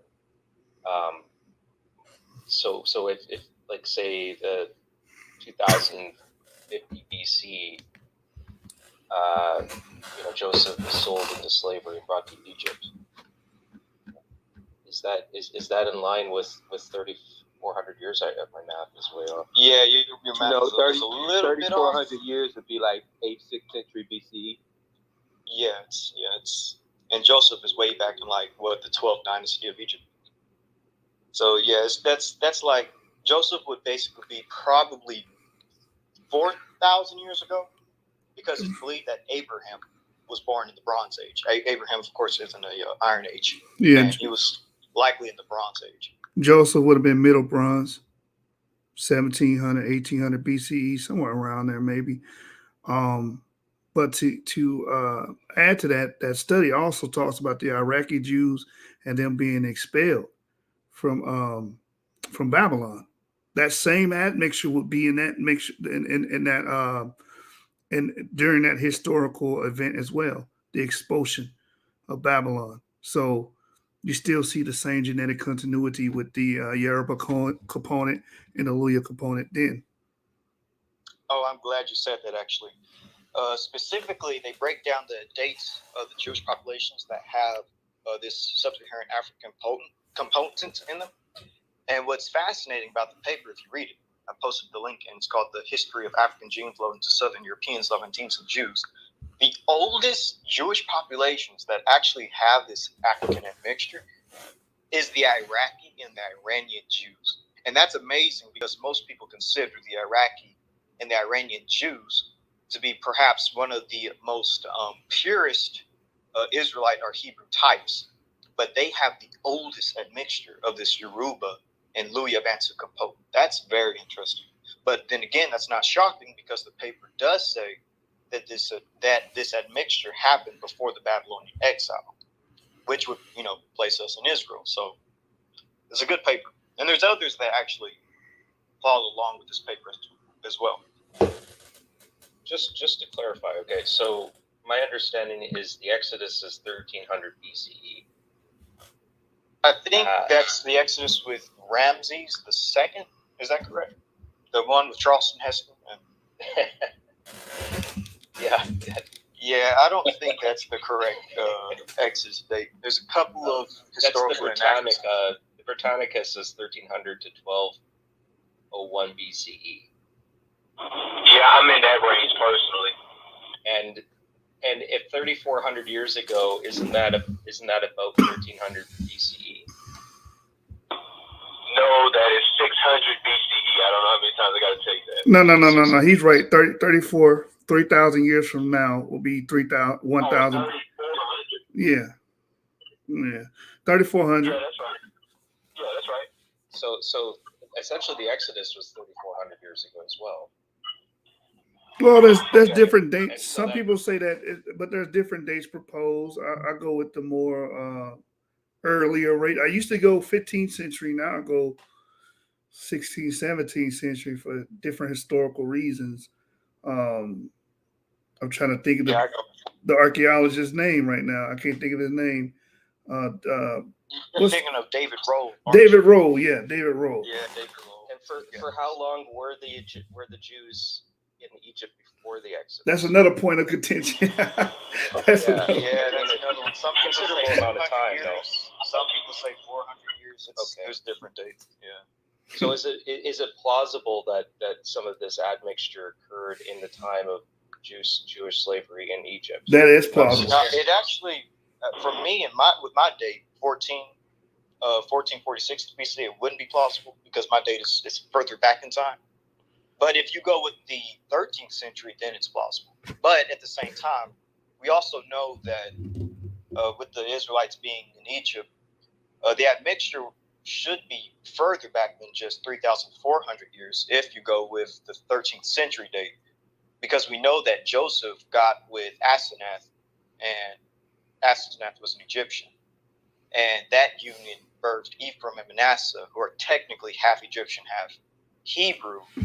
So really, the admixture, if we were to go with the idea that, and I've also thought of this idea as well, what if our African component is the Egyptian component? I thought of this and I was like, all right, so if this is the case, then technically the admixture should go further back in time, because Joseph mixing with Egyptians would have been in the Bronze Age. But the Jews only have this genetic component only 3,400 years ago, which isn't in the Bronze Age period of Joseph. It's in I'd like to bring this up real quick, right? And when they took the first genetic samples, of course, once again, right? We had people that took their DNA and they asked them what they were, and they said Jewish. That's what they put down, right? But we also have to recognize that we've been through a certain type of captivity where these things might have come through like rape, to be honest with you, but like also through like mixing throughout the years as well. Even through ancient times. But, I want to bring out one more scripture, right? This is what it says. The burden of the word of Yahweh for Israel, saith Yahweh, which stretcheth forth the heavens and layeth the foundations of the earth and formeth the spirit of man within him. This is where we are right here in my eyes. Behold, I will make Jerusalem a cup of trembling unto all the people around about, when they shall be in siege, both against Judah and against Jerusalem. So it differentiates, right? And in that day, I will make Jerusalem a burdensome stone for all people. All that burden themselves with it shall be cut in pieces, though all the people of the earth be gathered together against it. And then it says, in that day, saith Yahweh, I will smite every horse with astonishment and his rider with madness, and I will open mine eyes upon the house of Judah, and I will smite every horse with the people of blindness. And the governors of Judah shall say in their heart, the inhabitants of Jerusalem shall be my strength in Yahweh of hosts, their Al-Hayam. So like, even though it differentiates between the inhabitants of Jerusalem and it differentiates between inhabitants of Jerusalem and Judah, right? It states that, you know, we are to be like each other's strength. And then you go further down into Zechariah 12:8 that I brought out earlier. So I showed us where we're at now, and I showed us where we're going to be. I go to verse 8, and it'll say, so later on in the prophecy, it'll say, in that day, and it says, the Lord shall also save the tents of Judah first, so that the glory of the house of David and the glory of the inhabitants of Jerusalem do not magnify themselves against Judah. So now it's differentiating between Judah, the inhabitants of Jerusalem, and the house of David, right? So that they don't magnify themselves against each other, right? Or raise each other up above each other.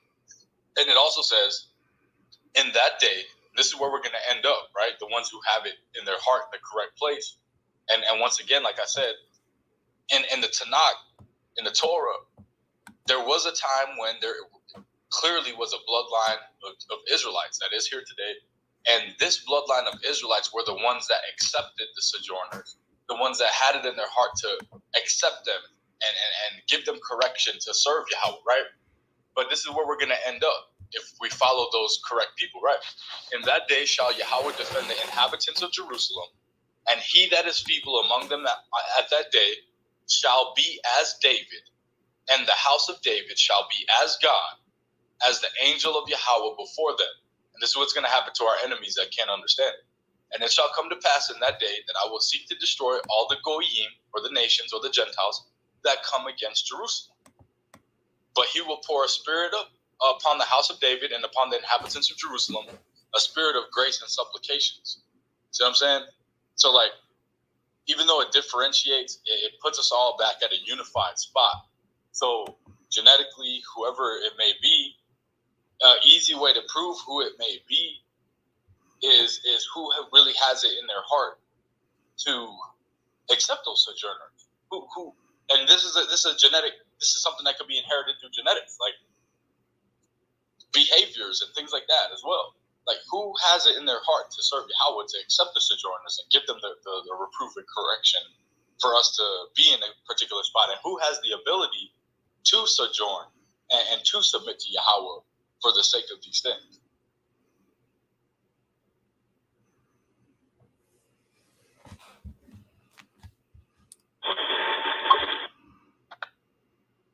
Yeah, agreed.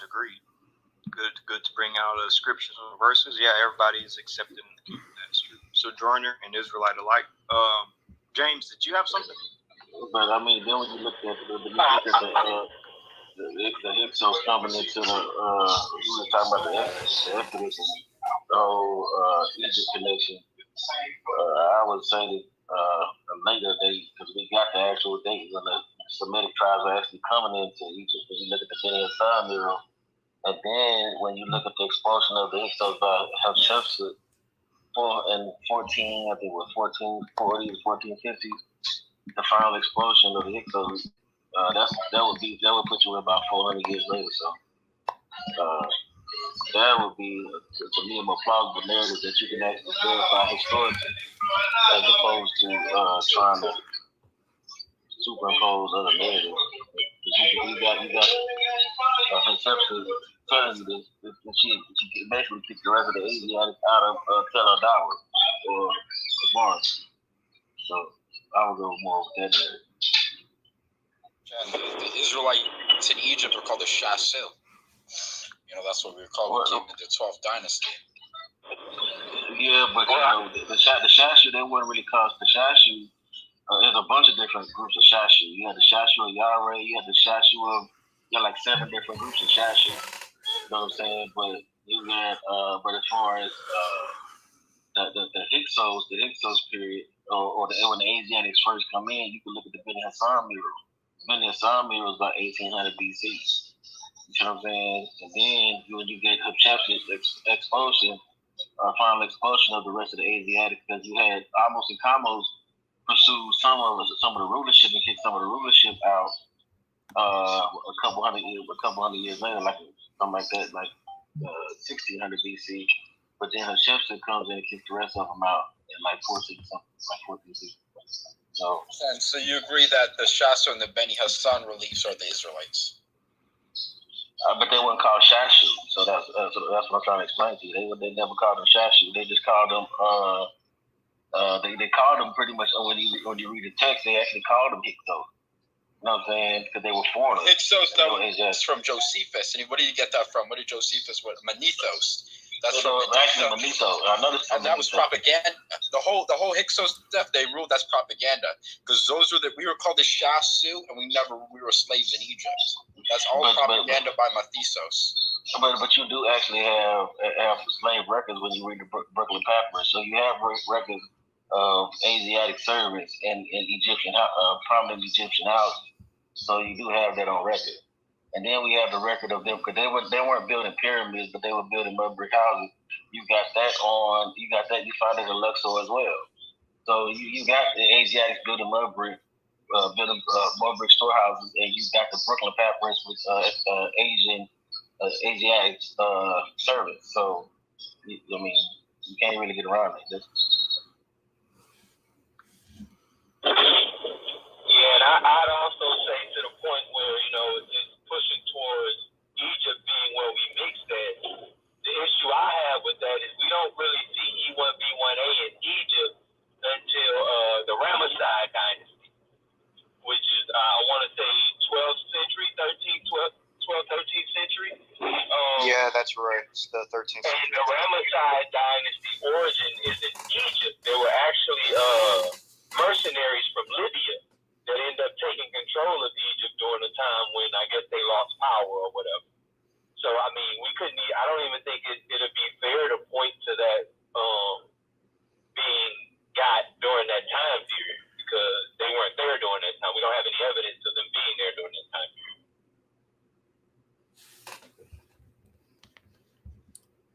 Yeah, Ramesses III could easily be Shemitic coming from outside of Egypt himself.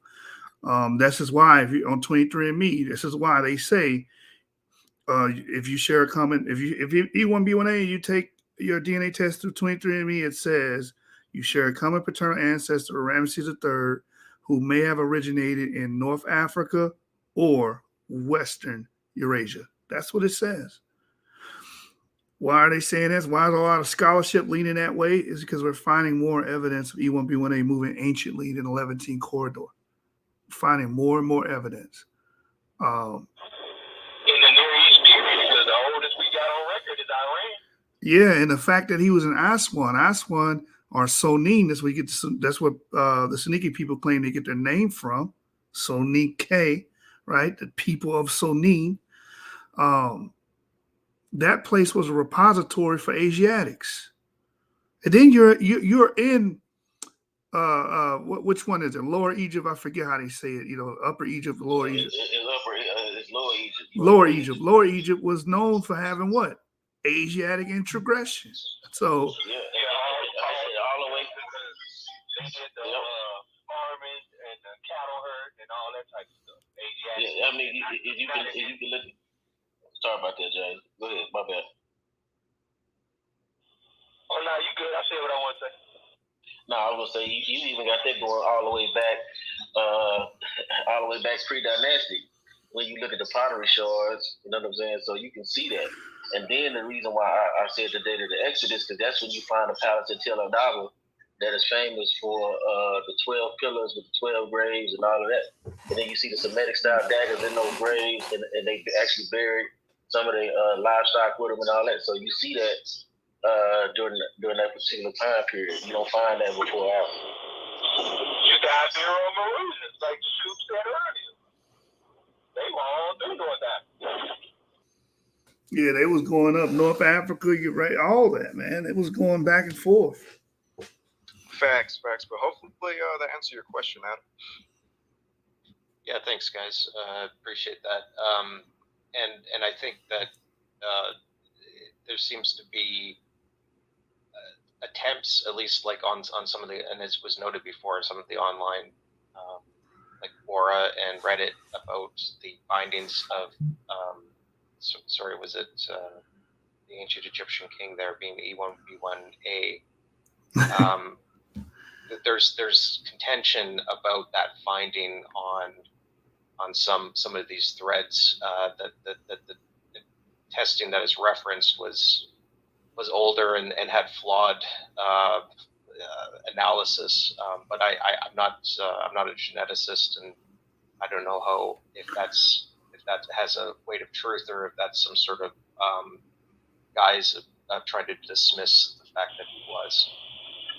Well, I mean, I could see there being some plausibility to that due to the fact that it may be what they're calling basal West African, because even when the geneticist was on Garfield's channel and Garfield was asking him was the genetics they were finding in the Israelites, specifically, E1B1A, he said no, it was something a little bit more basal. And they've always talked about, this basal West African that's in the Igbo, that's like 7% in the Igbo, and up to like 13% to Mende-related tribes.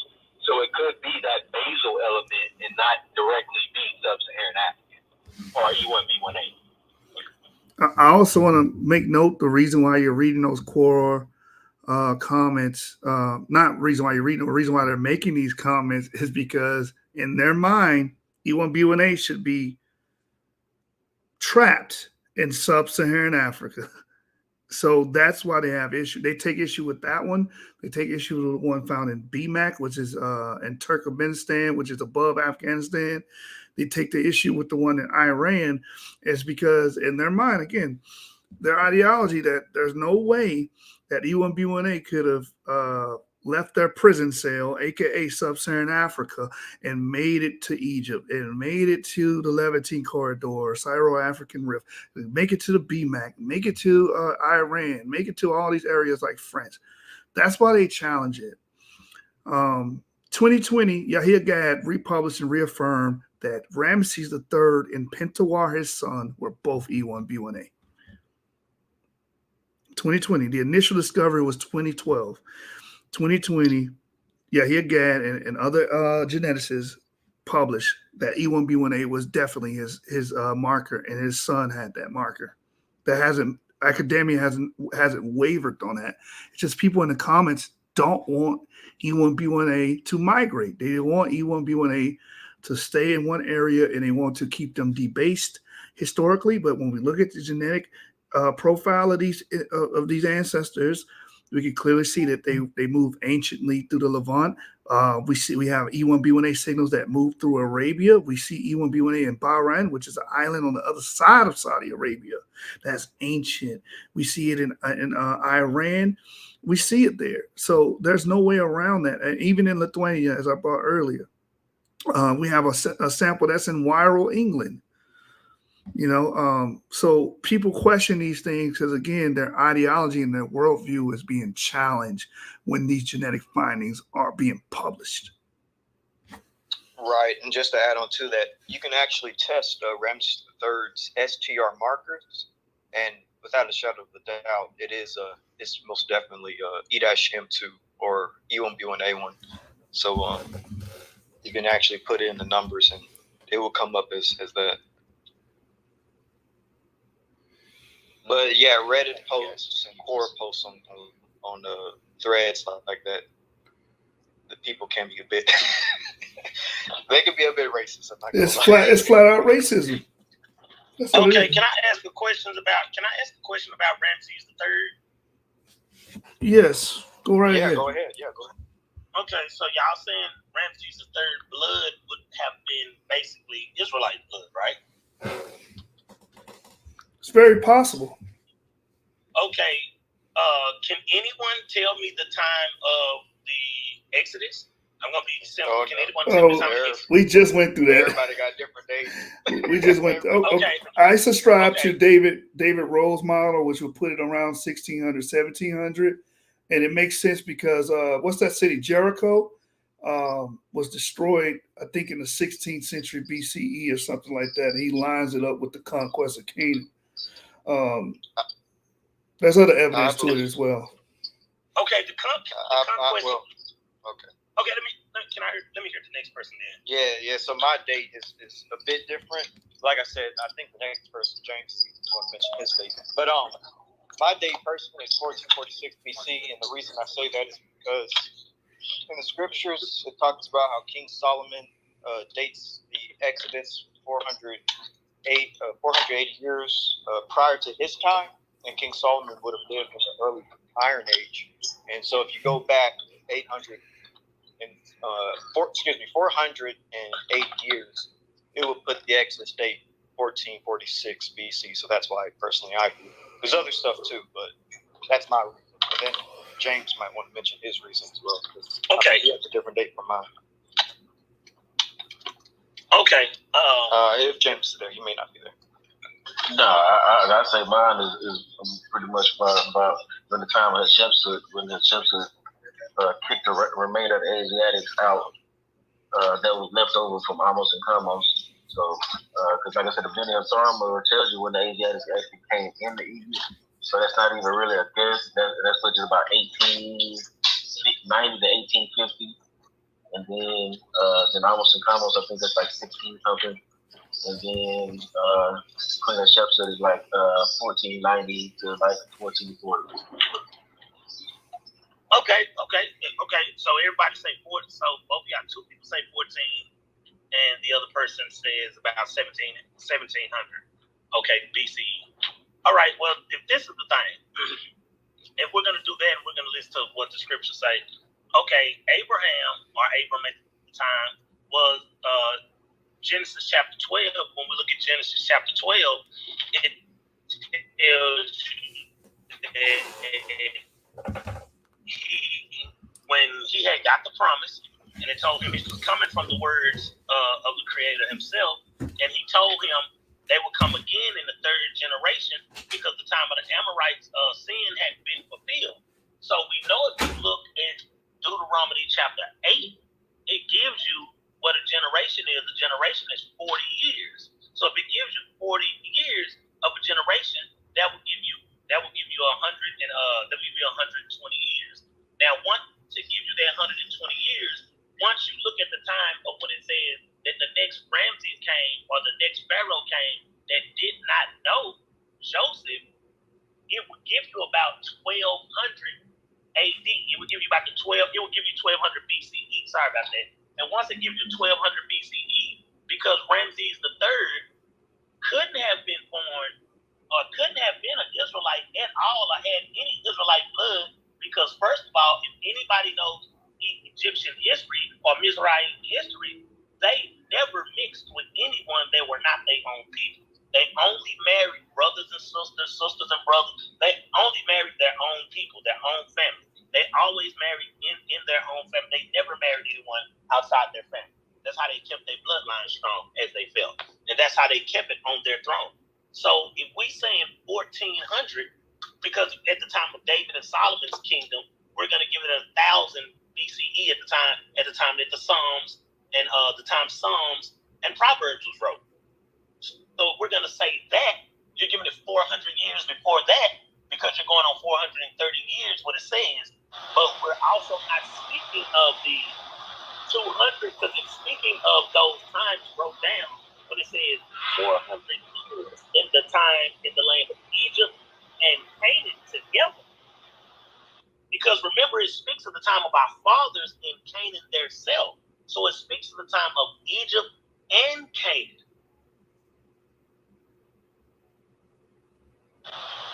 Hello? I have a question. Is he still there? What? Oh, my bad. You go ahead. I got a question. So, do you think all the pharaohs had happy eating? I think he may have dropped out because it seems like he stopped talking mid-sentence. Are you there? I think the person speaking was Yaakov. Yeah, he's still there. It's probably his phone or something. I'll wait for him to come back, but yeah, I'll wait for him to come back so I can address the points. Yeah, I want to know if he's saying that all the pharaohs had happy ear something. I guess I could address a few things now. So when it comes to ancient Egypt, it was actually a very diverse empire. Even all the pharaohs had various different backgrounds. For instance, a lot of the 18th dynasty pharaohs had haplogroup R and G, which is typical of West Eurasian. Haplogroup R is typical of West Eurasians. Tut, King Tut, the Boyd King, he had haplogroup R. And there was another pharaoh in the 18th dynasty that had haplogroup G, which is seen in the Caucasus. So not all the pharaohs were like from the same paternal line. You did have different Egyptians with various different backgrounds, even up to the pharaohs. So I was just gonna address that when he gets back. Yeah, that was kind of like that was everywhere. Yeah, like Ramses III had E1B1A, yeah, but Akhenaten and King Tut had haplogroup R, and then who else? There's another pharaoh with haplogroup G, and another Egyptian we found with a J marker. So each wasn't it more like European pharaohs than anything? Or I mean, you do find a lot of quote unquote Eurasian haplogroups among the pharaohs of Egypt. Oh, that's what I thought. Yeah. So I don't know. I would like for him to come back so we can address that. I was like, who he thought Ramses III's father was. Like, does he think Ramses II is Ramses' third father? Because that's not correct either. So I missed that tidbit of him talking. Was his point to say that the Egyptians were Ham or something like that? Because I felt like that was the direction of the conversation. Yeah, that's basically what he was doing. He's saying yeah. Ramses III was like he's basically saying that he's basically saying like after like Joseph and all of them died for real, that he was a king after or something like that, and that would basically like point to him being an Egyptian, Hamite, and stuff like that. Yeah, see, this is what's wrong with people. They think that these ancient cultures were all homogenous. They were not. There was diversity in ancient Egypt. We can see it in the Abu Sir mummies. We see it with Yahya or Yuya, Pharaoh Yuya. You see it with King Tut and his paternal line, Amenhotep, Akhenaten. These people have different paternal lineages, R, G, K. Like, these are different Eurasian lineages. You don't see the E1B1A Pharaoh until Ramesses III. And like Avery pointed out, Ramesses III is not the descendant of Ramesses II. His father is Seknat. And we really don't know who Seknat's father is, but I have a hunch that it's Ursu the Syrian, because it's named in succession. And there's a theme going on during that time where the son would kill the father and overtake him. Okay, I'm back, y'all. I think my phone lost connection. I'm back. Now, I don't know. You might need to restate your question again, but just like sum it up so that everybody can hear. It kind of did drop out. Okay, here's the thing. Everyone knows that the Egyptians did not mix with Hebrews. They did not mix with anybody. They only mixed with themselves to keep their bloodline in charge. Even when it comes down to the time that the Egyptians wasn't even in charge of Egypt. When the Ptolemies or Ptolemy and his family was in charge of Egypt, they kept the exact same custom that the Egyptians did. They only married their interfamily. So it's no way they would have been Israelites or of Israelite blood, because we were an abomination to them. We kept cattle, we did things like that. We were an abomination to them. That's Genesis chapter 4. We were 40. We were an abomination to those people. So they would have never done that, and to mix their kingdom, no way. And the dates of Ramses III is completely off. All of y'all are off at least by 200 years. 1400 is the closest one. But all of y'all are off by those dates. Those dates are far, far off. Like, seriously far off. Because if the dates were that far off, we would have to say that when was David and Solomon's kingdom? Well, the brother brought out a scriptural point that it says Solomon's kingdom was established, 400 and some change after the Exodus. So Solomon ruled in around 1000 BC. 400 years before that will be around the 15th century. So mathematically, if you go off of the scripture alone, then you would have to pretty much bow down to that point alone. But I also want to talk about, you said the Egyptians don't mix. That's not true at all. And when we're talking about lower, hold on, let me finish my statement, brother. Let me finish my statement, then I'm gonna let you get it. Upper Egypt is known for mixing with Asiatics. They're known for that. With the entry of the Asiatics in the 19th century, with the Hyksos coming down and taking over Egypt for a time, a period, and then we see that King Tut and his line, I'm trying to think of their names right now. Akhenaten and Amenhotep, they were haplogroup R. These are Eurasians. These are people that come from outside of Africa, or their ancestors come from outside of Africa and Egypt, and they come in and they mix and they become the ruling class. So there's diversity in ancient Egypt. There was a mixture. Also, I like to add that even scripture points out that there was, in fact, mixture between Semitic groups and Egyptian groups. For instance, we have Abraham, who mixes with Hagar, the Egyptian slave, gives birth to Ishmael.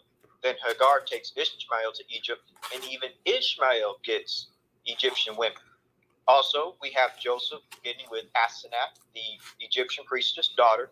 From the union of Joseph and Asenath, you get Ephraim and Manasseh, two Israelite tribes that are half Egyptian, half Hebrew. And then even in the book of Leviticus, we hear about a Israelite woman from the tribe of Dan, whose father is an Egyptian.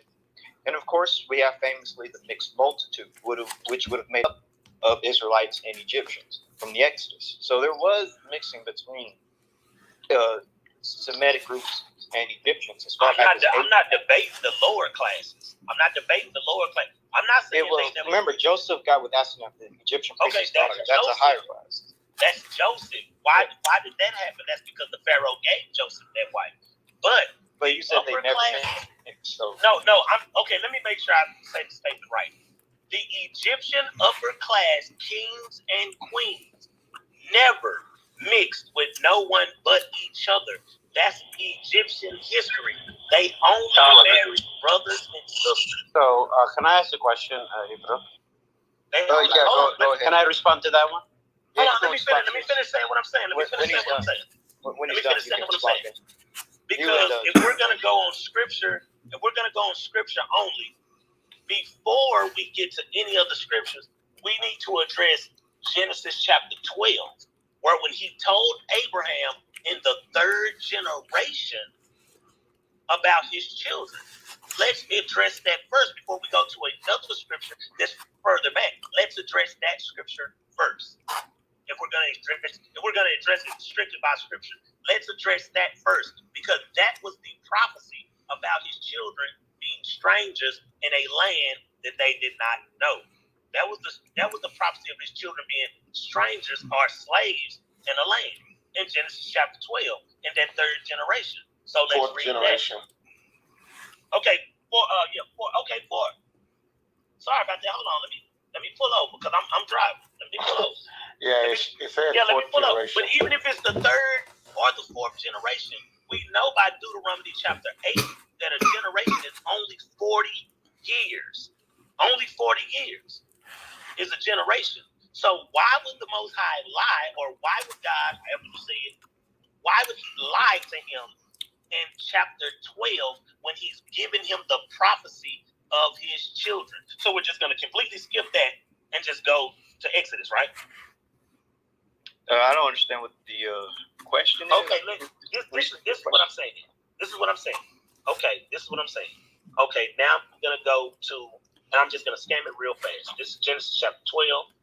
And let's see, where can I start? But what is the argument? Well, because I'm still kind of confused. What's the argument? Okay, this is what I'm saying. At the time of the Exodus, everyone has different dates at the time of the Exodus, right? So I'm saying this.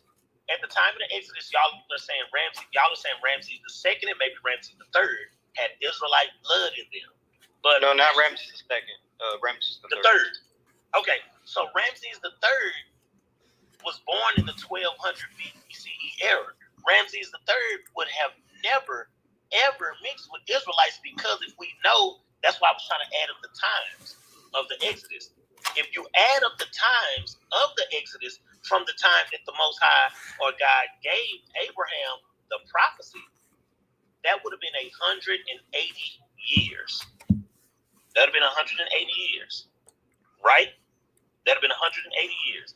And after that 180 years, it's no way after that had just happened to them that any Ramses would have dared mix with an Israelite at that time. No way, because the higher class that were on the thrones never mixed with anyone but their own siblings. That's Egyptian history. We all know that they were inbred. I have a quick question for you. Who is Ramses III's father? Who is he? Ramses III's father? Yes, who's his father? I just want to know. Okay, Ramses III's father, Hold on. I don't know who Ramses III's father exactly was. Okay, so you're making a really strong argument because you don't know who his father is. Hold on. I'm not part, and I'm not by my books, but these are notes. These are notes, most definitely. I have a question, if you don't mind. These are notes, most definitely. Hold on, let me touch on the Ramses III's father thing for a minute, because he mentioned the Egyptians. They practice, I guess, as you would say, incest to keep the royal line within the family, so to speak.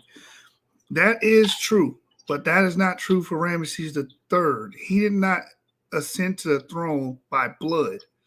He's not even related to Ramses II. Okay, I'm partial. First of all, I don't think you guys are actually looking at it really objectively. The reason it's not an incest. You marry to keep the wealth. That doesn't mean that the brother and sister had sexual relationship. Okay, so that's an assumption. No. Can you touch? Hold on, let me finish. Okay.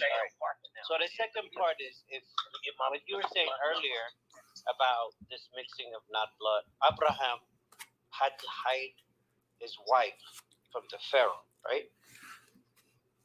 Because the Pharaoh wanted to sleep with her and have babies with her. Oh, that's true. What is this that you have? So why would you say that the Pharaohs would not have Lamont, you funny. They're not gonna have me like that. I'm not converting to nothing. I'm just ladies and eggs now. Let me finish, man. You were talking for like 20 minutes. I wasn't even on for 20 minutes, bro. Stop it. I went on. All right, so let me finish. So let's just not go around assuming that there was an incest relationship within the Egyptian pharaonic leadership. They did it only either to, because of their maternal line, the women couldn't became pharaohs, so they would marry the brothers so that they could be pharaohs. So there's many reasons why the Egyptians did what they did regarding the marriage. It's never for sexual reasons only. No one said that. All right. Okay. That's his take on it. Incest is incest in my book. I don't care what your reasons are for it. Because marriage is for to keep the money together, not for sex. You ask somebody to interrupt you, do the same. I would just say that that isn't purely their history. Every dynasty didn't do that. We have treaties that they were making with the Hittites, where they would marry them to the Hittites. We have the Amarna letters, where a treaty was made with Jedediah, where the daughter of the Pharaoh was married to Jedediah, and he was gifted Gath and a bunch of other lands. And if you know, Solomon's real name is Jedediah. That's his name that God gave him, was Jedediah. And you find that in the Amarna letters. So we have ample evidence that they married outside of their brothers and sisters as well. Again, that wasn't every dynasty. Thank you.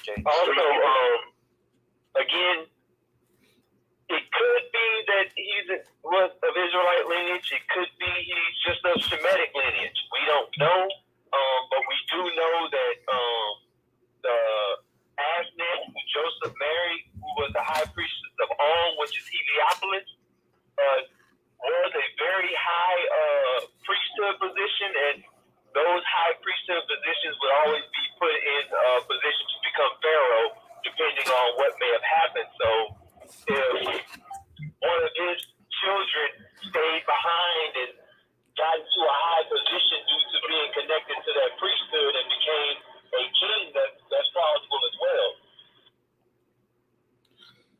That's right, James. You're on point on that. Thank you for saying that. Okay. Now, since we all have different dates, of the Exodus time, which Ramses? I'm gonna ask y'all a question. Which Ramses was the Ramses of the Exodus? There was no Ramses of the Exodus. It was Tutmosis III. It was the Tutmosis dynasty.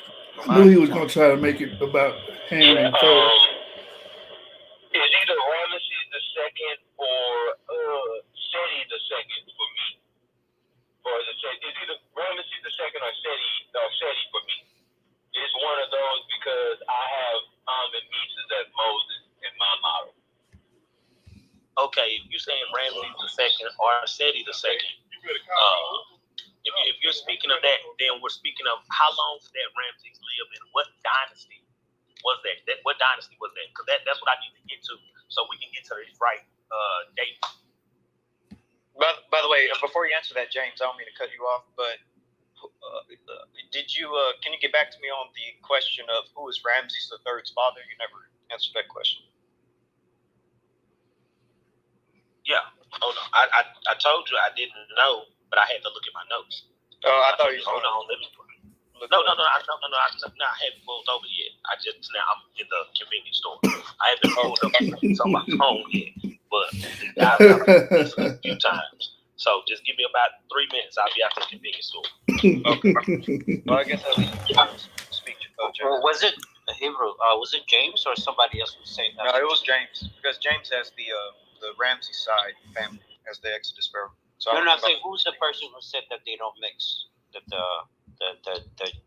Egyptians and the Yaakov? Was that? Oh, okay. So does he want to continue that line of thinking, or he's changed his mind? I'm still gonna continue that line of thinking because that's what the higher ups did not do that to. They would never. Ramesses III is not a lineal descendant of the Ramesside peoples, man. So I'm still gonna stick to that. So how do we have so many non-Egyptian pharaohs? Like we have European pharaohs. What time was that? What time was that though? No, but what are we talking about? Like Tutankhamun had a group R, and he was from the 18th dynasty, which would have been around the time of the 14th century BC.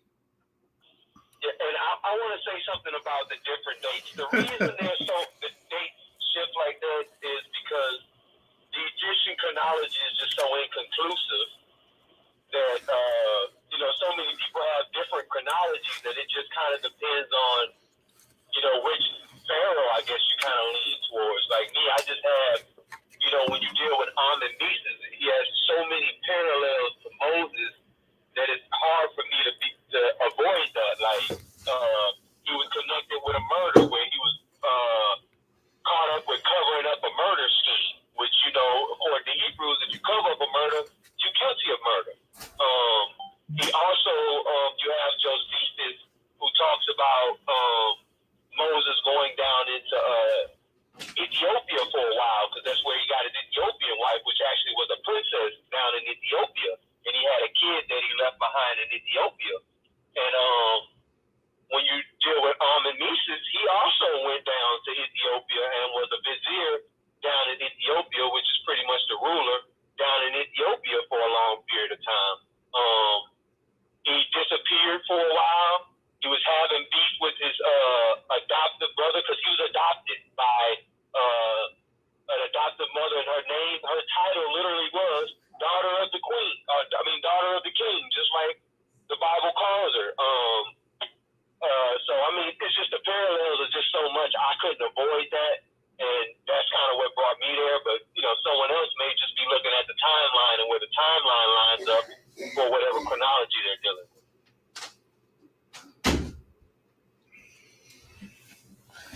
Yep. Yeah, man. I think even if he brings this admixture argument up, he doesn't know the history of Ramesses III. Ramesses III is not a descendant of Ramesses II. The only reason he came into power is because what his father did. There was an upheaval going on in Egypt during that time. So he needs to study that history. Egypt was flooded with Syrians during this time. And there was an uprising in Egypt. And Ramesses III's father was able to take the throne during that time. And he had a son, and his son, once he was killed, or I don't know if he was killed or he died or whatever happened, but Ramesses III. Well, Ramesses III's son, they found out that he was the one that likely killed his father, because when we found his grave, it looked like that he was executed. Yeah, his throat was slashed. Yeah. So, yeah, that's Ramesses III, but I'm talking about Ramesses III's father.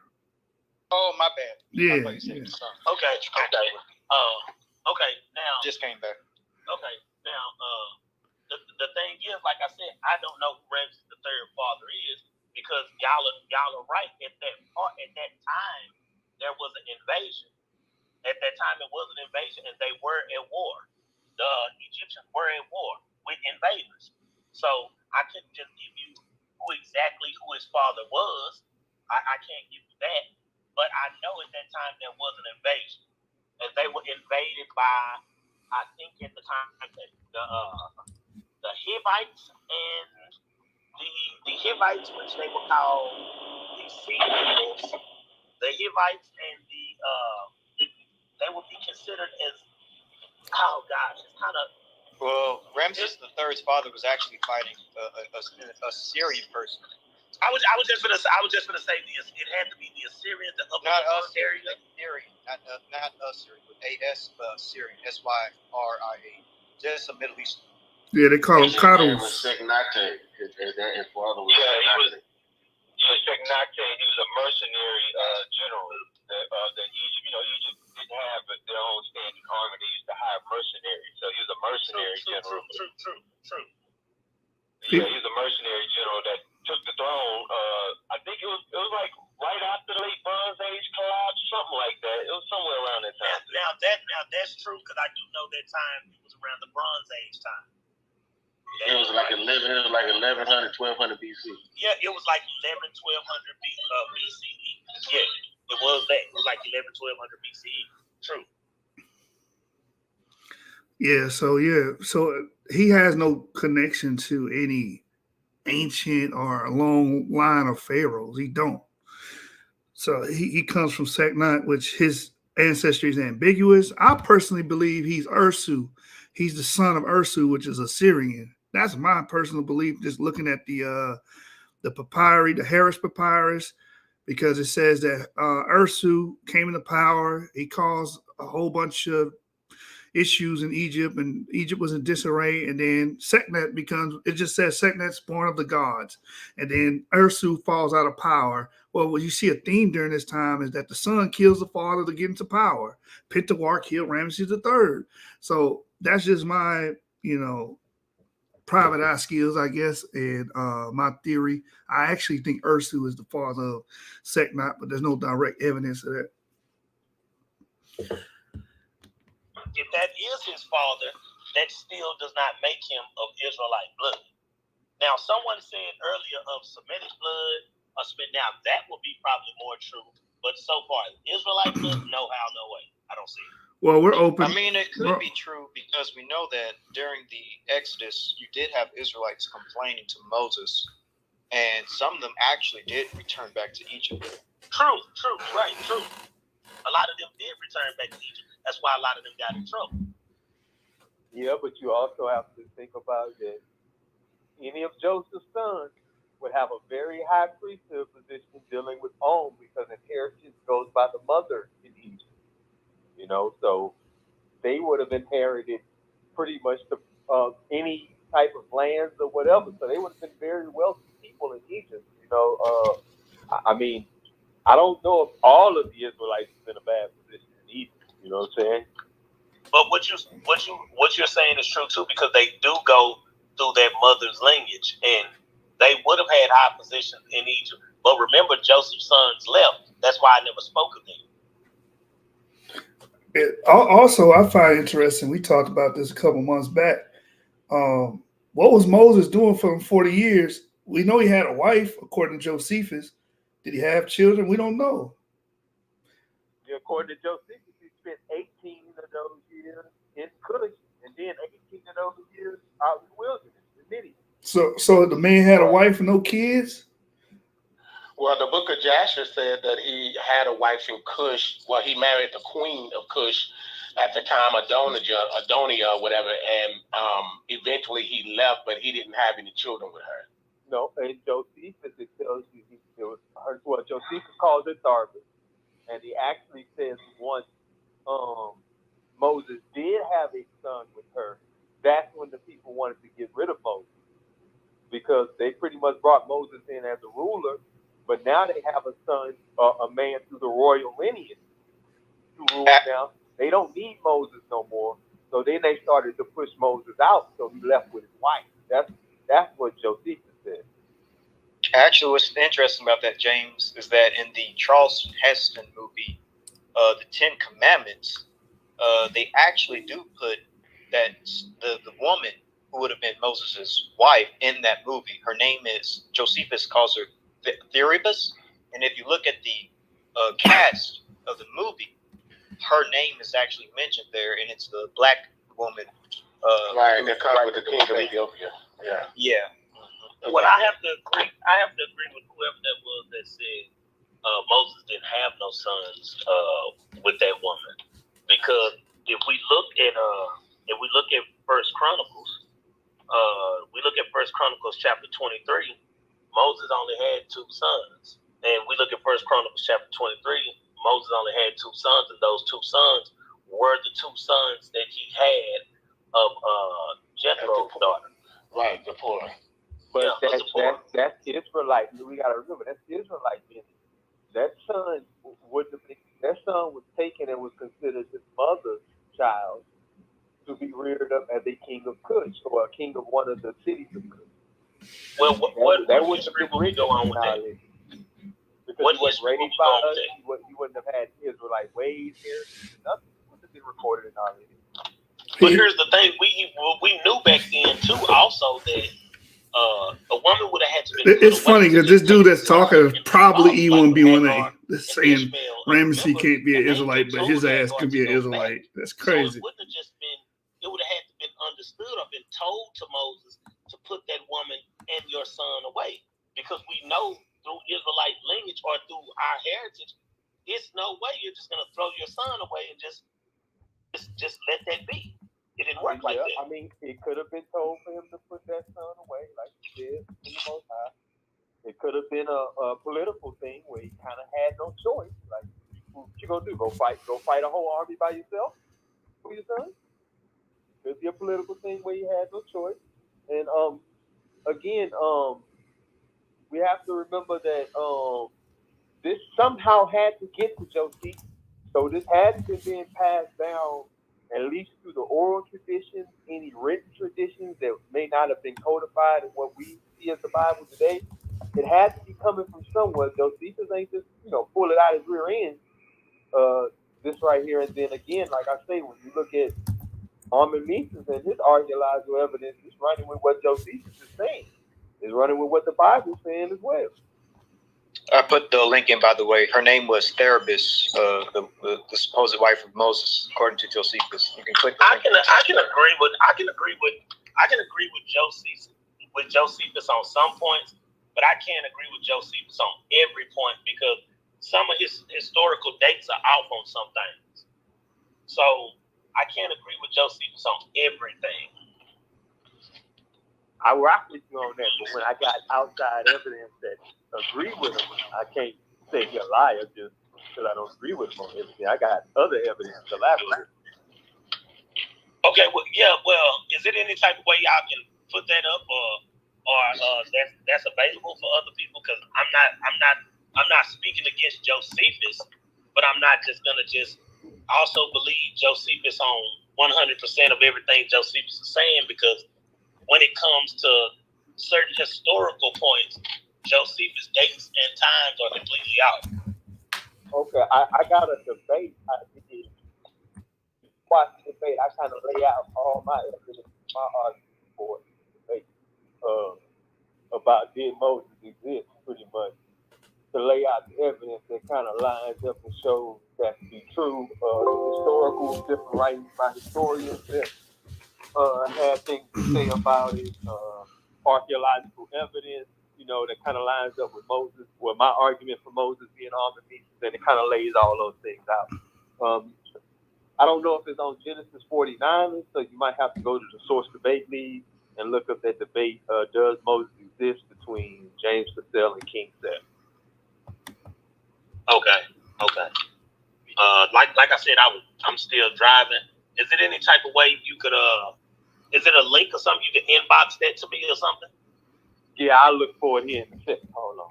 You can send me the link, James, and I can put it up at the top. Yeah, because I would really love to check that out, because that's pretty interesting. I never heard that part of the story, so I wouldn't say it's wrong, but I wouldn't necessarily run with it because it's not in the scriptures and it doesn't speak of Moses having children with the woman. Hey, brother Yakub. Are you if you don't mind me asking, are you African American? Yeah, if you would call me that, if that's what you want to say. But you know, 9 times out of 10, you probably got the same DNA as Ramesses III. Ramesses, have you taken your DNA test? Yeah, I would doubt that. Wait. You would doubt that? Majority of African Americans are E1B1A. I'm saying, no, not E1B1A. I'm saying I would doubt. So you're telling me Ramses III was E1B1A? Yes. Yeah. He was E1B. Okay, y'all. I'm gonna tell y'all something. I don't believe that at all. Period. Y'all gonna have to come with some strong evidence for me to believe that. I mean, it's not about belief. It's just pure scientific fact. Okay, so I would just read it from the. I have to see some good evidence. I got you. I'll read the scientific report right here. Put it up there, man. Link it. I'll put the link up there. I'll put the link up there. That's why this whole conversation was kind of perplexing to me, because the man has the same DNA that we have, and he said he's not an Israelite, and he said there's no shape or form that he could be an Israelite. So now you're shooting yourself too, brother. Not because if you're telling me that his DNA is the exact same, then I'm still not gonna believe that. Has to be proven to me. That's why it's funny. That's why I start laughing, because I'm not gonna believe this.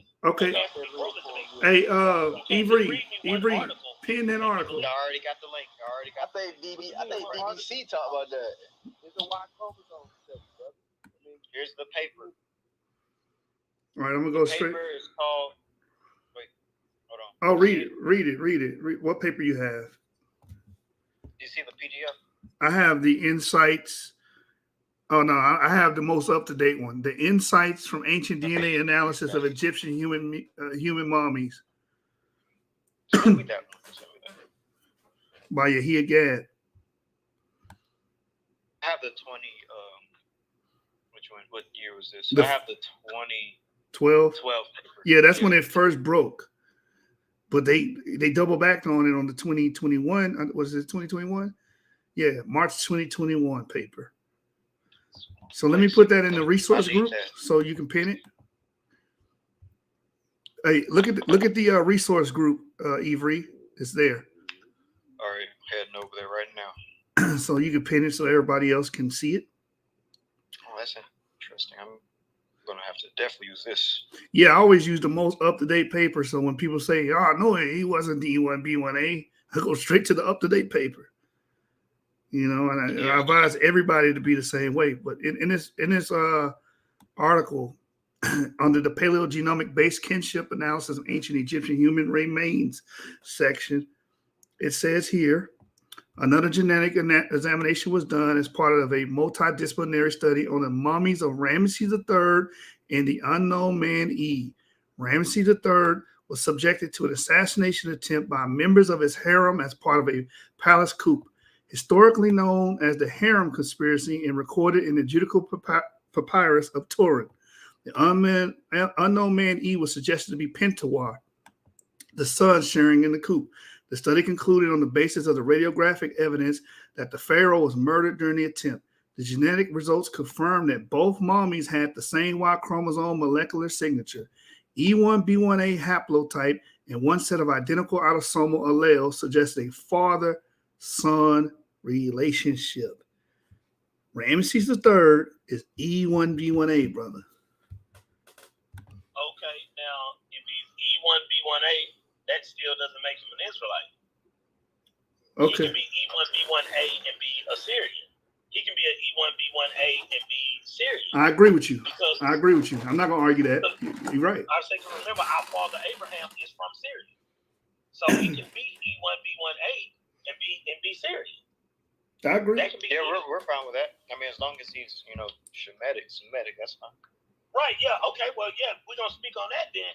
Yeah, I can believe that. But just as being an Israelite, nah. But being one of our family members or something, okay, that's cool. Okay, that's what's up, brother. That's what's up. Yeah, at the very least, he would have been considered to be a Shemite, right? Yeah. Yeah, most definitely. And at the very least, even then, he would be considered to be a Hebrew. Well, it depends on what family member he came from. Because remember, that same genetic marker, that Y chromosome, remember, that same genetic marker, Laban would have also had too. And remember, Nahor would have also had too. And remember, Lot would have also had too. Because that same genetic marker would have came from our father's father to be passed down. So yeah, he could have been Shemitic, but we can't just say he was an Israelite. Because remember that Y chromosome was passed down from father to son. Who was the first man to be called a Hebrew?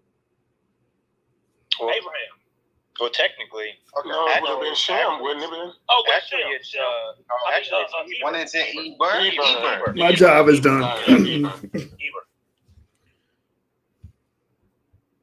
That would be a lot of people. That would include your Joktonites. So even the Edomites. Right, I would say that would be why.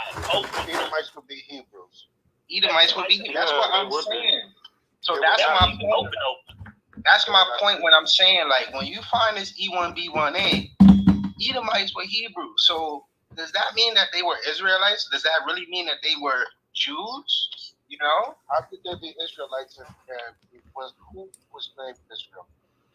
They wasn't Israelites. How can they be Israelites? Even if they had E1B1B, that doesn't mean that they are Israelites, right? Yeah, Edomites aren't Israelites, but they are Hebrews.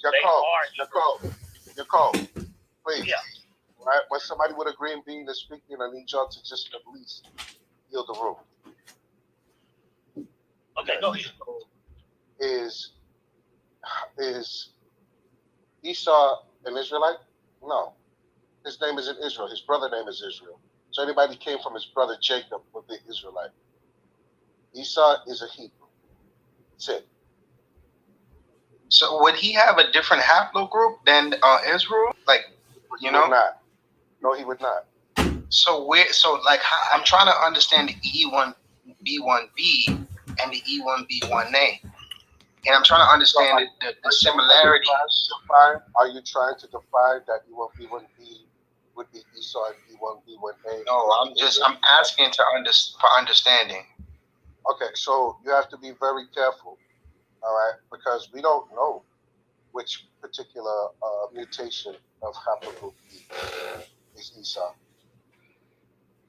So E1B1B would be considered to be Israelites? E1B1B. Well, we speak in nuance. So, like we brought out earlier. I'm really trying to understand because I know E1B1A would. I'm responding. To be Israelites. I'm responding to you, brother. We speak in nuance. So we don't say everybody with this marker is this, everybody with that marker is that. We speak in nuance. My evidence, the studies that I've had, histography, genetics, EM35, EM123, they have a strong claim to it, man. You gonna automatically say they're Edomites? Can you break those two down to me? Okay, EM123, EM35 have a ancient presence in the Levant, and they tie back to the Natufians. And what would you put those under, like biblically? I would say they're Israelites. I would say they're Jews. They can't. Not Israelites. They're too far back in time. They're all of your Sephardic, Mizrahi, all your modern Jews have E3B, EM35, Yemenite Jews, M123. And we brought out earlier in the beginning of the show that in the first free African-American population in the Americas, period, you have EM123, which is known to be a Jewish lineage. Like my thing is like who decides what's a Jewish lineage or not? Like, because they're using this Jewish lineage genetically wise to say that J is the Semitic line, and they saying specifically about the Kohen. They have that specifics, and I'm like, if they got Levi, where's Judah? You know what's going on? A geneticist came live on Garfield Channel, one of our haters, who championed that J marker, tried to throw it in our face, and told him that J marker is invasive, which means it's not Shemitic at all. It's invasive. It go back to Caucasian hunters and gatherers up in Georgia, Russia. All right, they got nothing to do with Shemites. They Japhite. True. Now that's true. Because I have to speak on that because they cannot have the same genetics. Jacob's children does not have the same genetics. Shem's children. Exactly. That's why I'm trying to figure this out. I want to know how can we say that white Jews and black Israelites are genetically related? I knew it was going to that. I knew it was going there. I know. It's so simple. We can't say that. Stop. Hold on, please. Somebody with a green bean. Let me address this because I'm glad he said that because white Jews and black Hebrews are related. Prove me wrong. That's the title. You're E1, brother. Let me ask you first. Are you African American? I don't want to assume. I would say yes. Anybody? I'm Trinidadian. I'm African American. Okay. I'm E1B1A. Yes. You're E1B1A. Are you aware that there are white Jews with E1B1A? Are you aware of that? I'm not aware. I'm here to learn. Okay, so about 9% of Sephardic Jews are E1B1A. You have Lithuanian Jews that are E1B1A. You have even some of the Ashkenazi Jews that are E1B1A. So you can't just count people out just because they have white skin. No, brother. Can I say this? I don't think that's what people are saying because anybody that says that would have to be crazy because we all know that the people mix.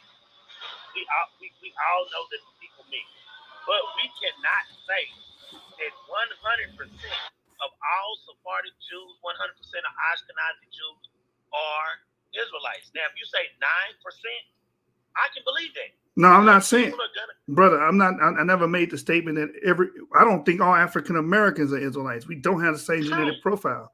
So I'm not saying all. It's a general statement. Those that share our genetics are the same. So to go deeper into this, brother, please enlighten me.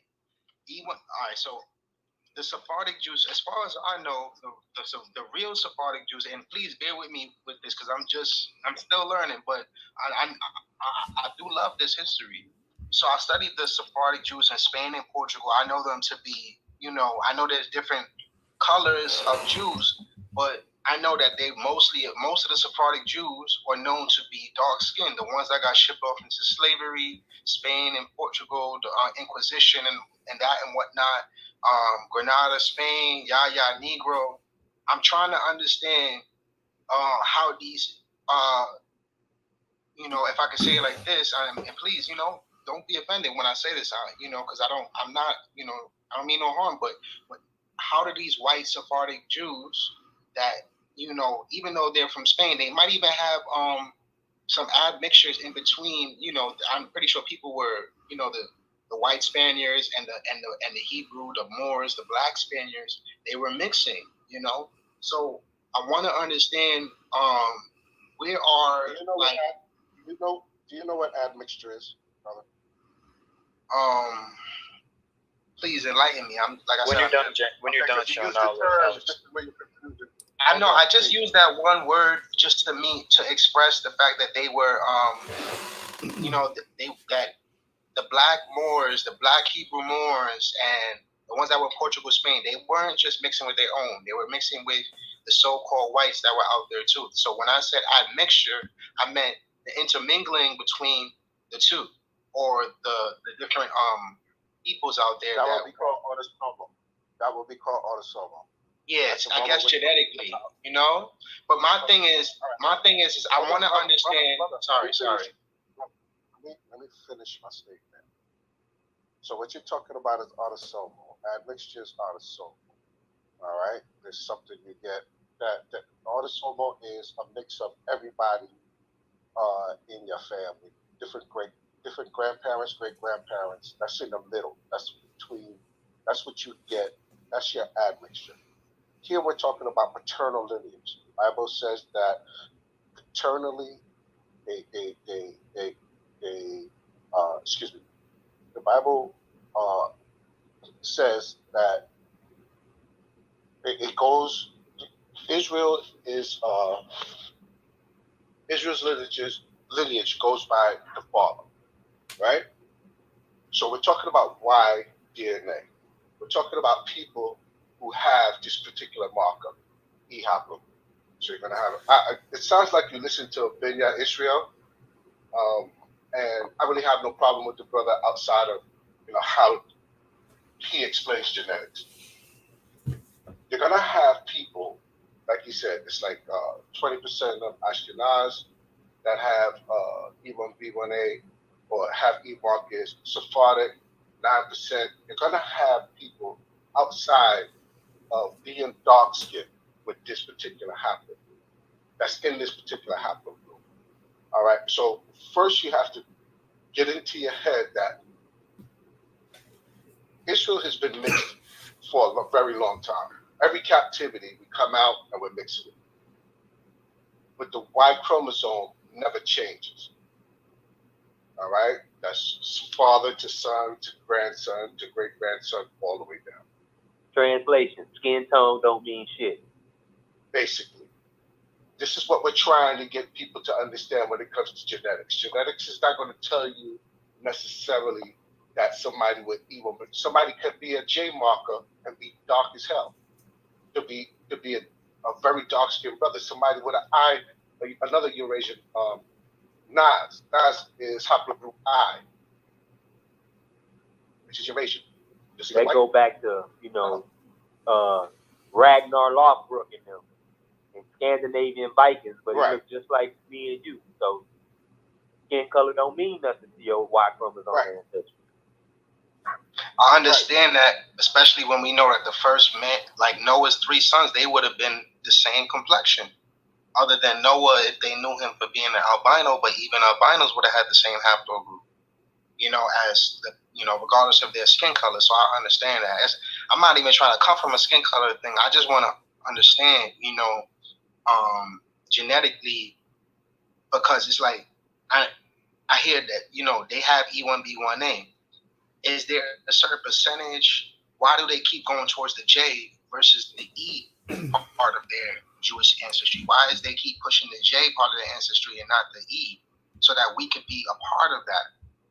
I think that was more of a European pushing, because pushing that as far as genetics was concerned, and them, you know, I think they always trying to connect something back to them, to be honest. Like, but it's not even like Jay is the highest percentile or anything like that.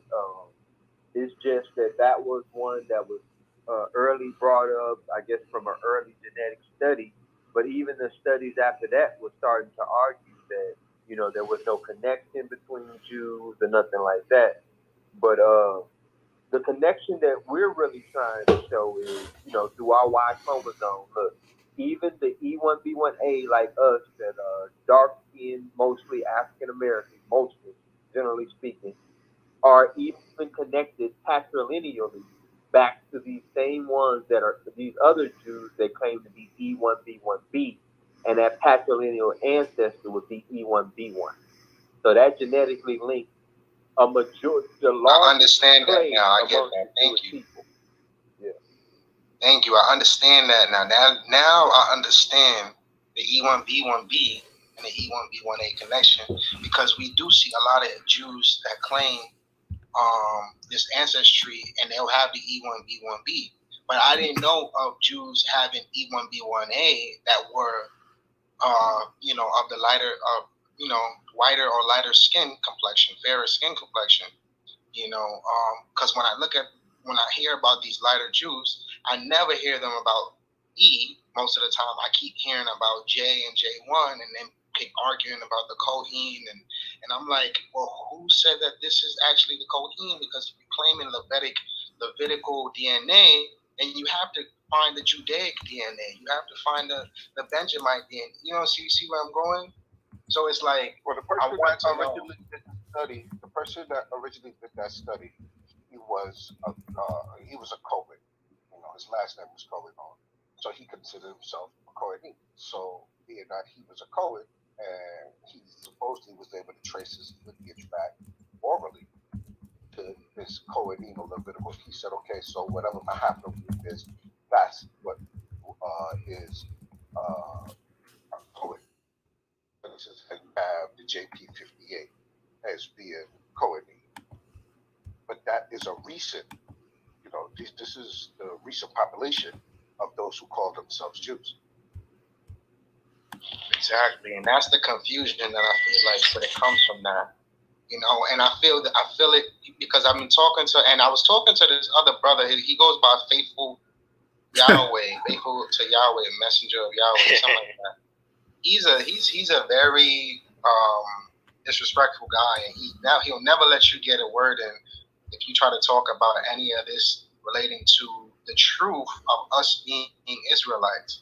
Because I don't know what it is, you know. I feel like it's a bad spirit, and he was talking a lot of smack about a couple of the mods. I don't want to, you know, but either way, you know, I was in there and I took the. You know, he considers himself. Do you know he used to be an Israelite? That's what he keeps saying too. He said he got everything debunked. I'm like, damn, he's possessed, bro. He claims now that even though he's not Israel, that he is a Sephardic Jew, and the reason why he's complaining, he's saying that is because he is haplogroup J. So he went from one extreme to the other. So he's haplogroup hurt. He's invasive to the Semitic people. Right. He was an Israelite, not his haplogroup, and then he turned around and he stopped being an Israelite, and he's champion. He became a Christian, but today he's claiming to be a Sephardic Jew because he's from Puerto Rico and he has haplogroup J. Can I say something? Yeah, I just want to. Can I say something? Yeah, go ahead. Yeah, go ahead. Yeah. That guy, Faithful, bro. He is like how he told you he used to be an Israelite. He's running like some type of Puerto Rican camp or Hispanic camp. I don't know, right? But him, his little other buddy, Kevin G, and all them, all those brothers that run with him, they all believe they're Israelites in some type of way, brother. You know what I mean? Like, so they all doing research on their haplogroup. Like, they're obsessed with this stuff now. So by them not being Eve, they have to come attack us for real. You feel me? That's why they're secretly talking about Yashub. You ain't even have to say the names. We know they talking about them for real, because he literally runs from them. So instead of coming over here talking, he rather go talk with his other boy, LeBron and all of them, and do this and like try to crush our spirit. But bro, just stay away from him.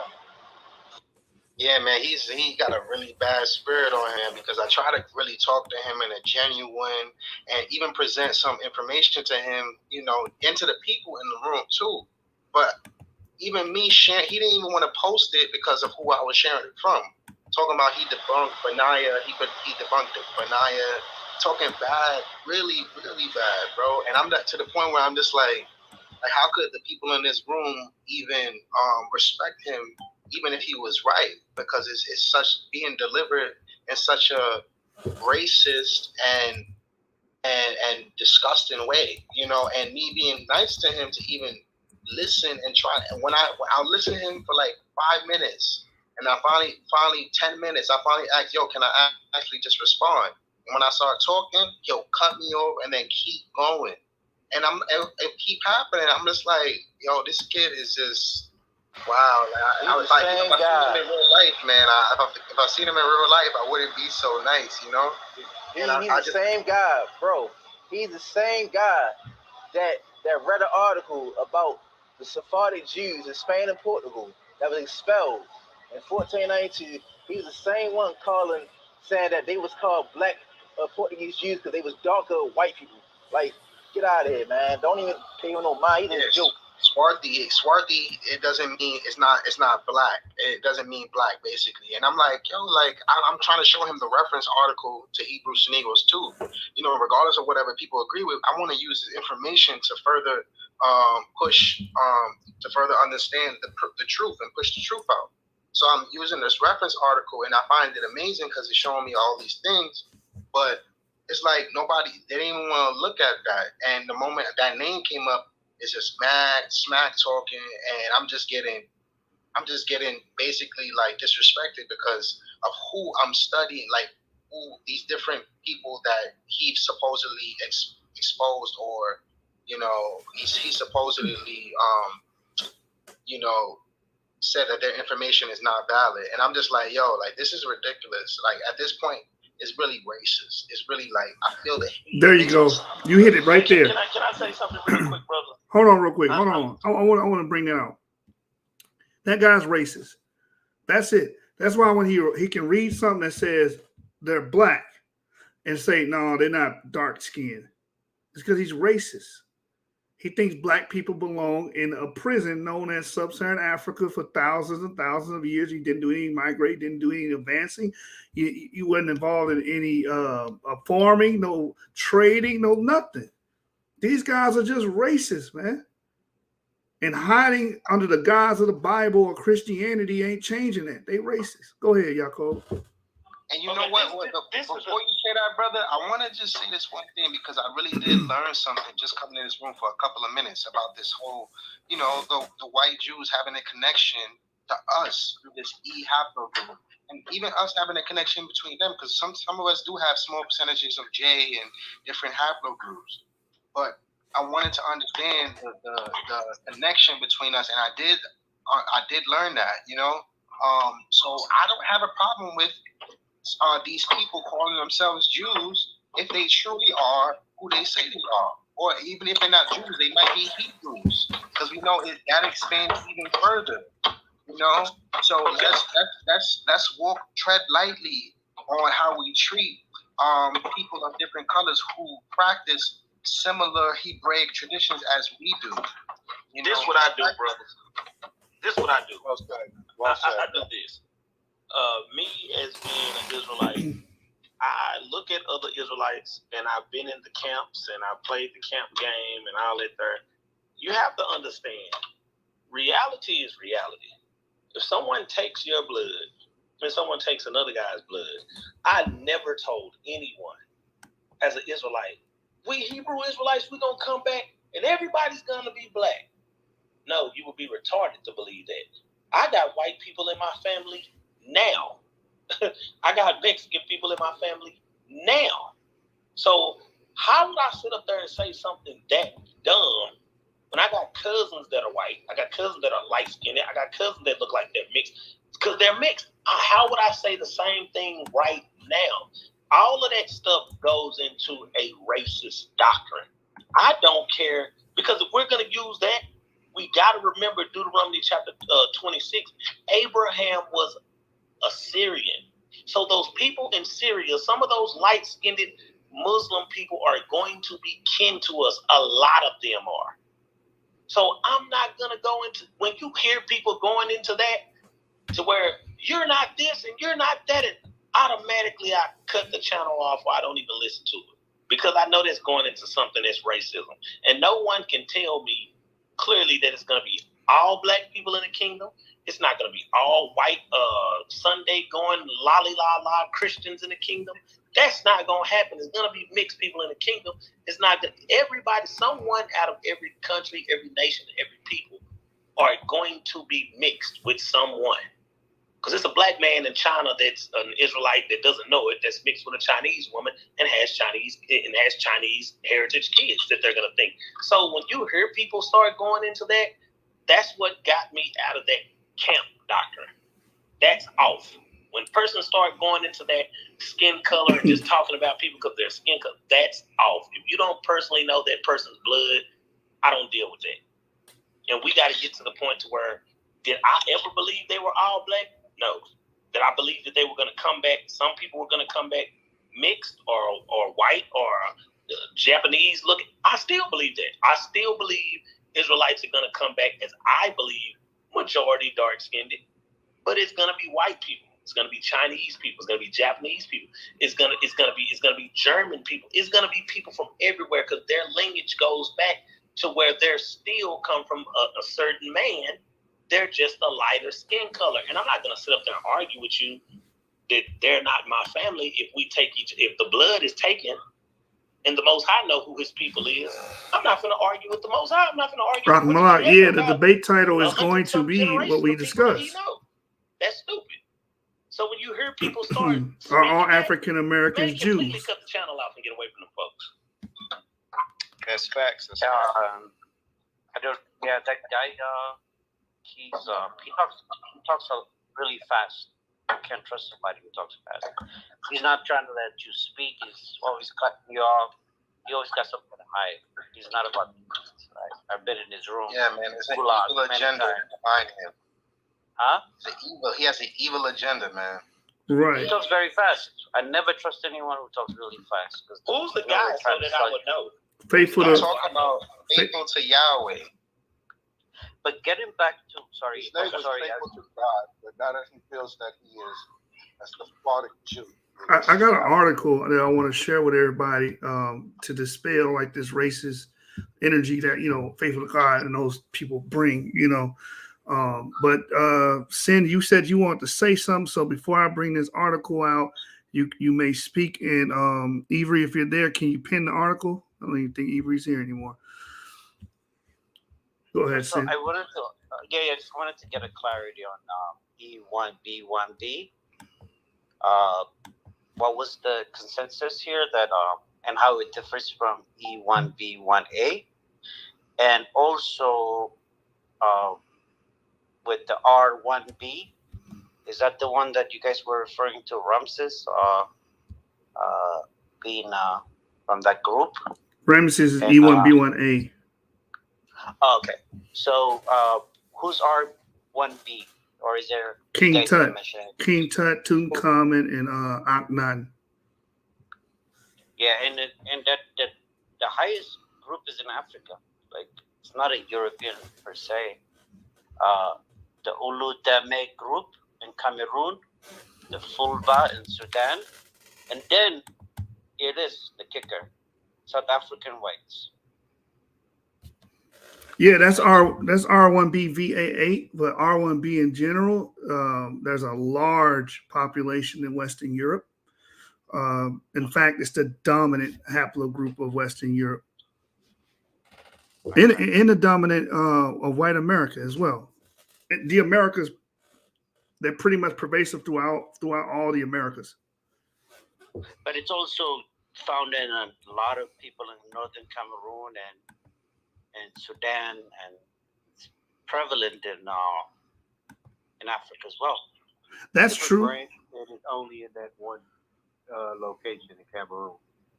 Chad. Yeah, but how do you explain it just appearing right in the middle of Chad, where the? I would explain it by like Herodotus says that Necho II commissioned the Phoenicians to settle the overflow from the Assyrian invasion around Africa.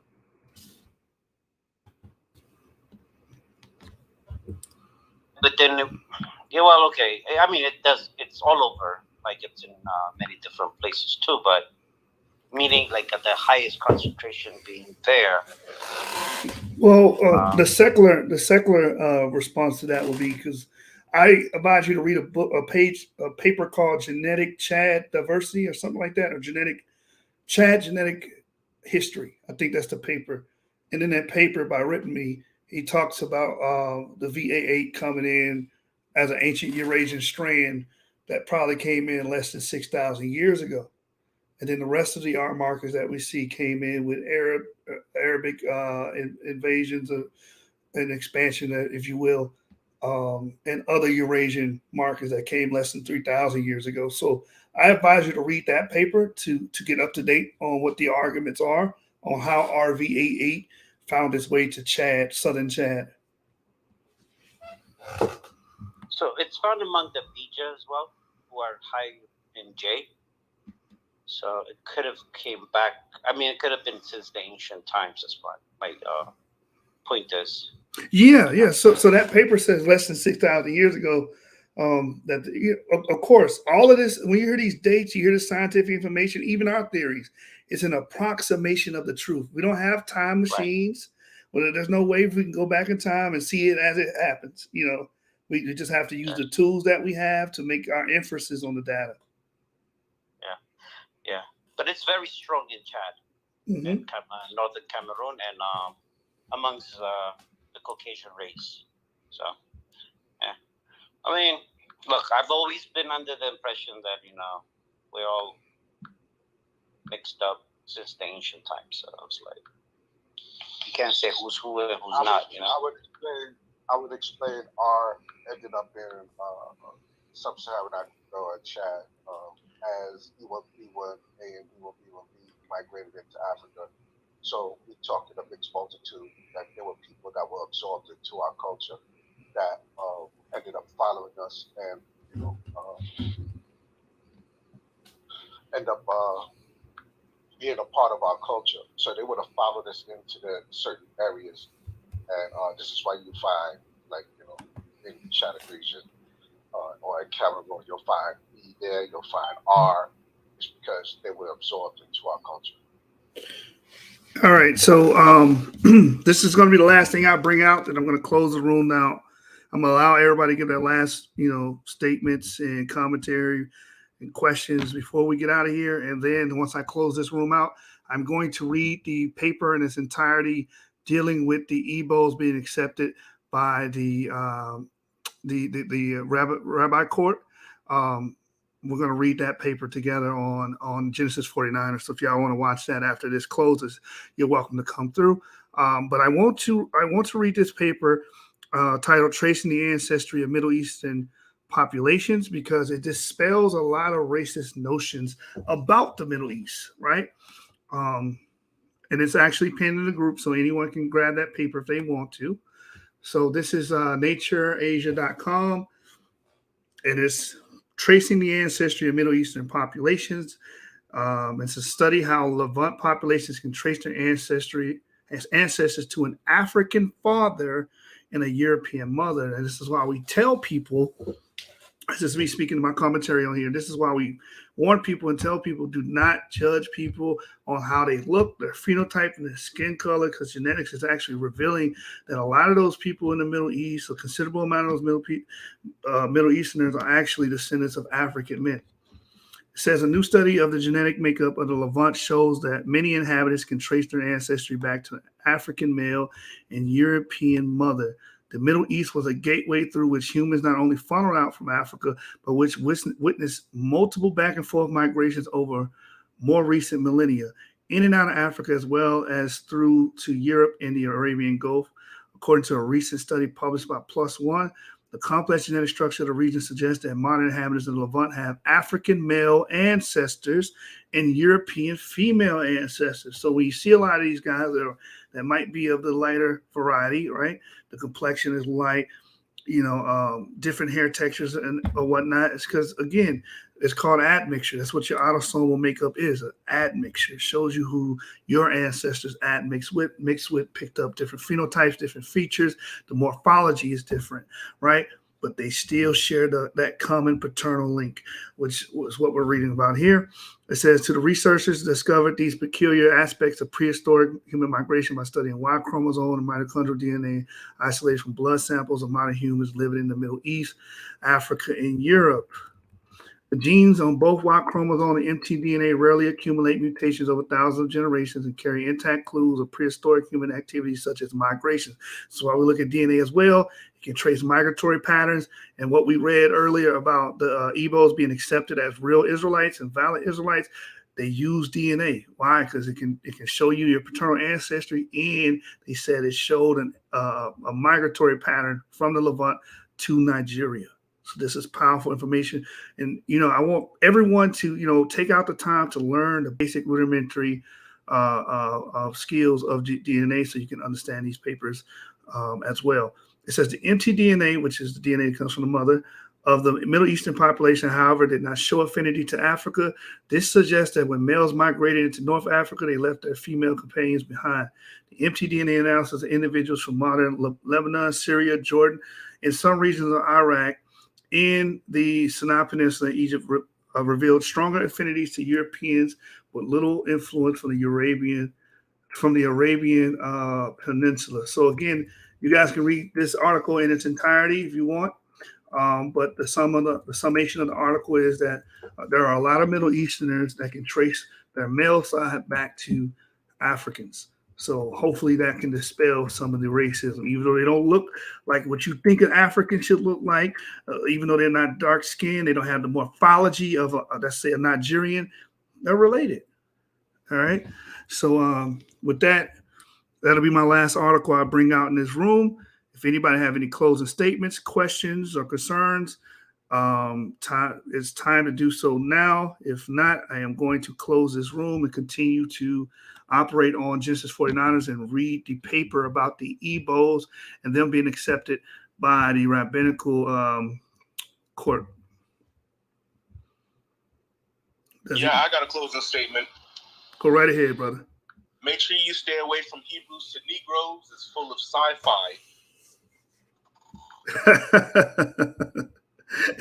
Anybody else have anything they want to say? Closing statements, questions, or whatever, concerns, advice?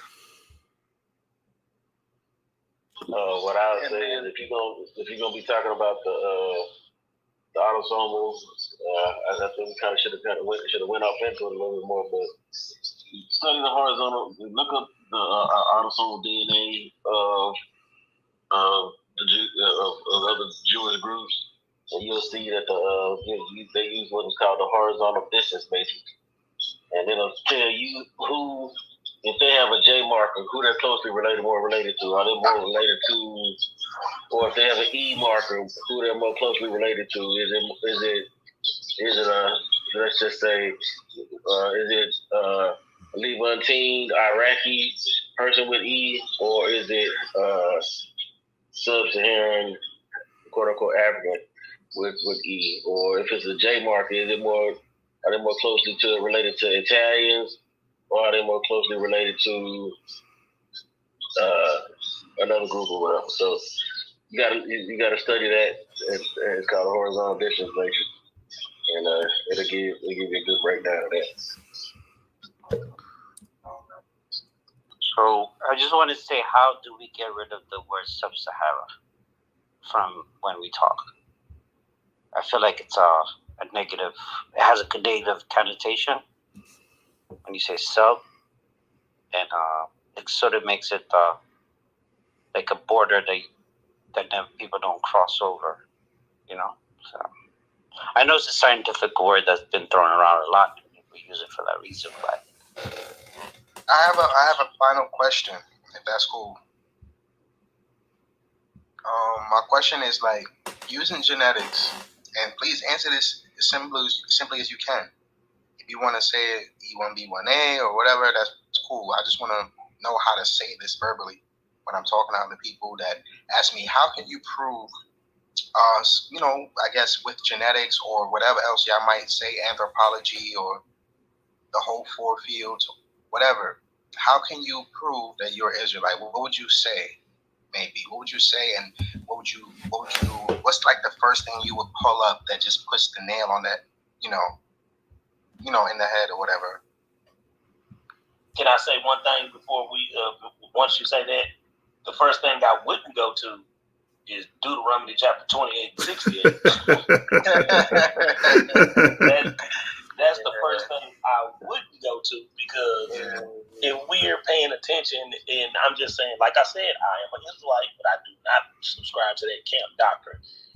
Me either, man. If you read Deuteronomy chapter 28 and you read Ezekiel chapter 5, they mirror each other completely. So it was talking about the Babylonian captivity, and about 5 or 6 of those scriptures was talking about us going into slavery into all 4 corners of the world. So all of that was not just talking about, this how you can prove you're one of us. No.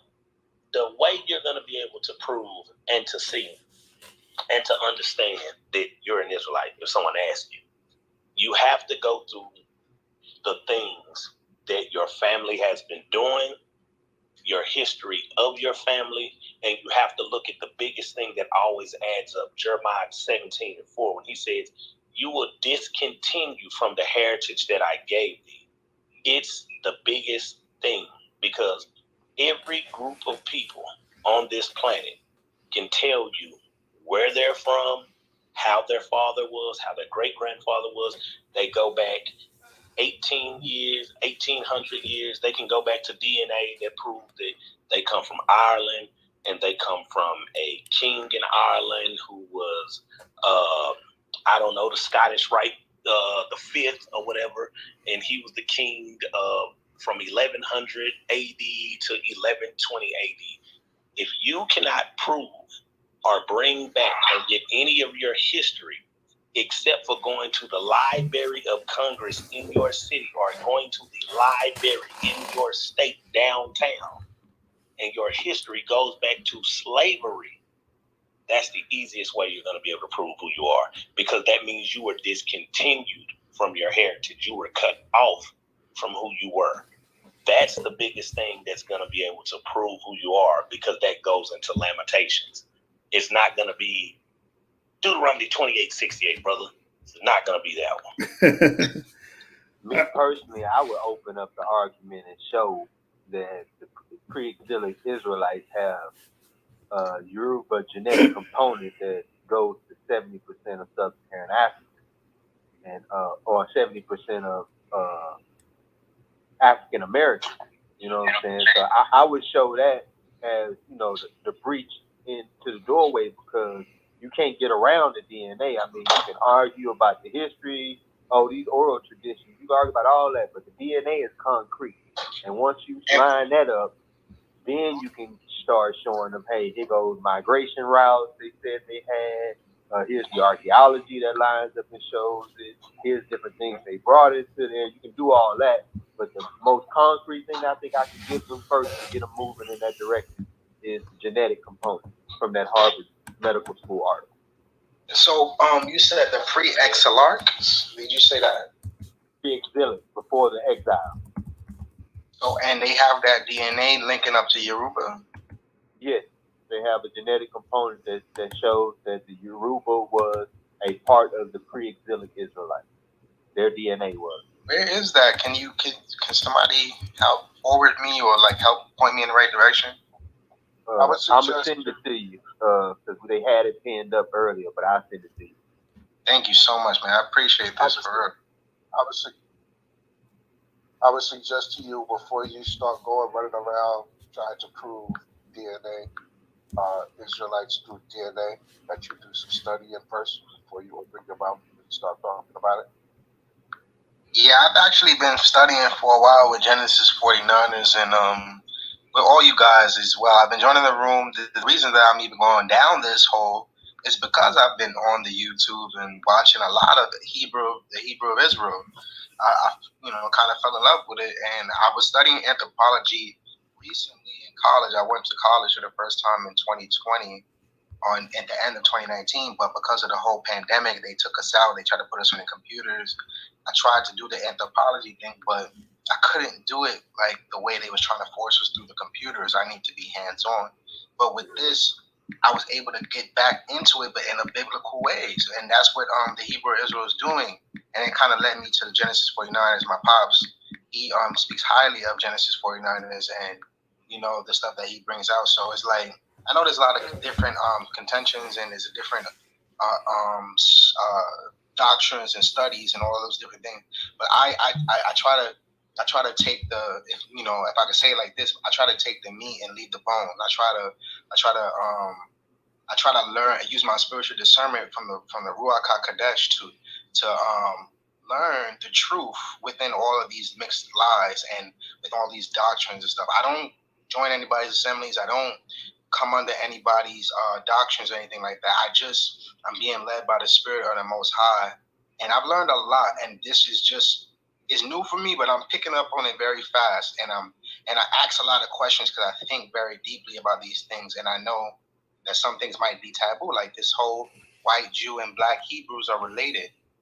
So I'm going straight to it. I want to know, and I'm gonna study for myself to show myself approved. But I have been following Ivri for a little while on his YouTube page and Genesis 49ers. Yashub, I think you're the one that runs Genesis 49ers. Is that you? Yes, that's me. That's cool, man. I didn't even know that, dude. Like, I wanted to ask a question. Like, has things changed for you about like from forward? Because I watch a lot of your old videos about the black Indians and the black and all the Hebrews. But yeah, I feel like you went from a 12-tribe chart kind of understanding to where you're at now. Do some of the people on the 12-tribe chart, are they still considered Israelites to you? Like, no. Like specifically the what are these people? The Native Indians? No, they're not. What happened? So you changed, right? Yes, I changed. I came out of IUIC. I had that ideology. As I studied and I started learning about DNA and learning about patrilineage, there's no way we could be the same people. So it's got to be one or the other. They got to be Israelites, and we're not Israelites. We both can't be bloodline descendants of Jacob. We both can't. Right. So that's the conclusion I came with. So thinking with a scientifically mind, I dropped the bad doctrine. Right? So we moved on. That's good, man. But I have been looking at a lot of your older stuff. That's the kind of person I am. I go back to the beginning. I want to understand and then I go further. I came into intellectuals like you guys yourself, and I know there's other people like Ron Dalton and all these other things. They talking about similar things, but everybody kind of coming from a different angle a little bit. And I know there's kind of feuds between the two. But for me, when you see me in a room with Ron Dalton or you see me in a room with you guys, I don't want it to ever be like, Hebrews to Negroes or Genesis 4, because these people talking smack about the both of you guys, and they like, oh, look at them fighting, like this faithful guy. I'm like, bro, my brothers are trying to find out the truth regardless, Right. I was going to respond to your question earlier. My response will be, who cares what they think? You know what I'm saying? I don't got to prove myself to somebody. I'm here to provide information, give my theories and my input, and that's it. Like we spend a lot of time trying to convince. Hold on. I want to say this. We spend a lot of time trying to convince people that hate us. What are we doing? We want validation from our haters? No, I don't want validation from I'm gonna spend more time with people that actually have or find value in what I'm saying than people that oppose it. That don't make any sense.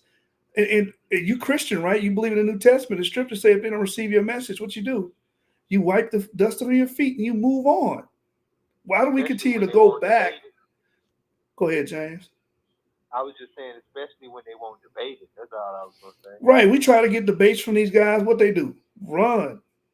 We can't get them in a debate. We can't lock in with a debate. So what are we doing here? We could be taking our time learning, taking our time creating new content and feeding the people that want the information. Yeah, man, I really respect that, and I appreciate what y'all. And I'm learning, and if I could throw some suggestions, I want to learn more about specific haplogroups, ancient and modern. I want to be able to connect the people down to, I want to be like, all right, these are the biblical people that come from this haplogroup. Like I don't know how to specifically say it, but I want to know who's Esau. I want to know what haplogroup he falls under. I want to know private studies. Yeah, I'm going deep right now, but I'm following you guys. DNA. I would say this right here on that.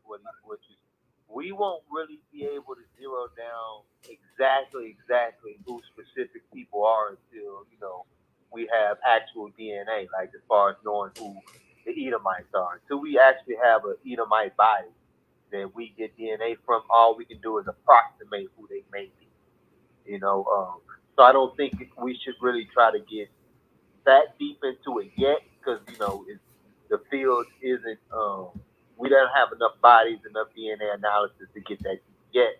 But we can get an idea of what son these people would descend from, as far as Shem, Ham, and Japheth. We can get a good idea of that. That's why we run with the CF is Japheth, the A and B is Ham, the D and E is Shem, and we can see this based on the migration patterns they went through after the last glacial maximum, which we approximate as a flood that's being talked about in the Bible. And I think if we can get that far, we can start then digging into areas where we do have DNA and start arguing. We ourselves, as Shu said, I think earlier, we focus in on Israel because that's who we say we descend from. That's where we find genetic evidence from. But we also like to focus in on our haplogroup E1B1A itself, different places we find it, like 12,000 years ago in Iran, 7,000 years ago in Corsica, just different places we find it all over the world. We want to be able to bring that out, share it to our people, so we can get rid of this idea that we just been bogged down in West Africa doing nothing but swinging in trees until the white man came and saved us by enslaving us. You know what I mean? Big facts, big facts. All right, brothers and sisters, man, if it ain't nothing else that you guys want to add, we're going to close this room and continue on the YouTube Genesis 49ers, and I'm going to read the Rabbinate court decision to accept Ebos and validate Ebos as Israelites. Yeah, sure. I had. Oh, go right ahead. I remember being in your room about like a couple weeks ago or something, and you were talking to an Israeli guy named Zaidi, right? And I heard you say this, that white Jews and black Hebrews are related. And I heard you talking about the DNA, right? I'm just curious, what is the what are your findings? And it's just I'm just trying to get more educated on that. So, what did you find that I can look into? That you believe to be the bloodline of the Israelites? All right, that's a very I'll have to go. Let me keep this brief. So we've already brought up a paper that talks about Yoruba DNA and Bantu Luya DNA, which would be E1B1A groups, connecting all 8 ethnic Jewish groups, right? So that shows that there was a Yoruba component and Luya component amongst the original Israelites. So we know that. We also know that E1B1B was there as well. E1B1B would be a part of the founding Jewish markers as well. So we have E1B1B and E1B1A being amongst the original Israelites 3,400 years ago. So with that, we surmise that is what we expect to see ancient Israelites to look like. in the DNA for them to have. E1B1A is 60% of African Americans. We do have some with E1B1B markers and other E markers as well. Nigerians, a lot of them are E1B1A. EM123 is E1B1B. There's a Yemenite Jews. A lot of your Yemenite Jews have that. A lot of your Ashkenazis have E1B1B and E1B1A. Sephardis have E1B1B and E1B1A. And in fact, the paper I'm about to read says that the genetics of the Igbos match with Sephardi and Ashkenazi.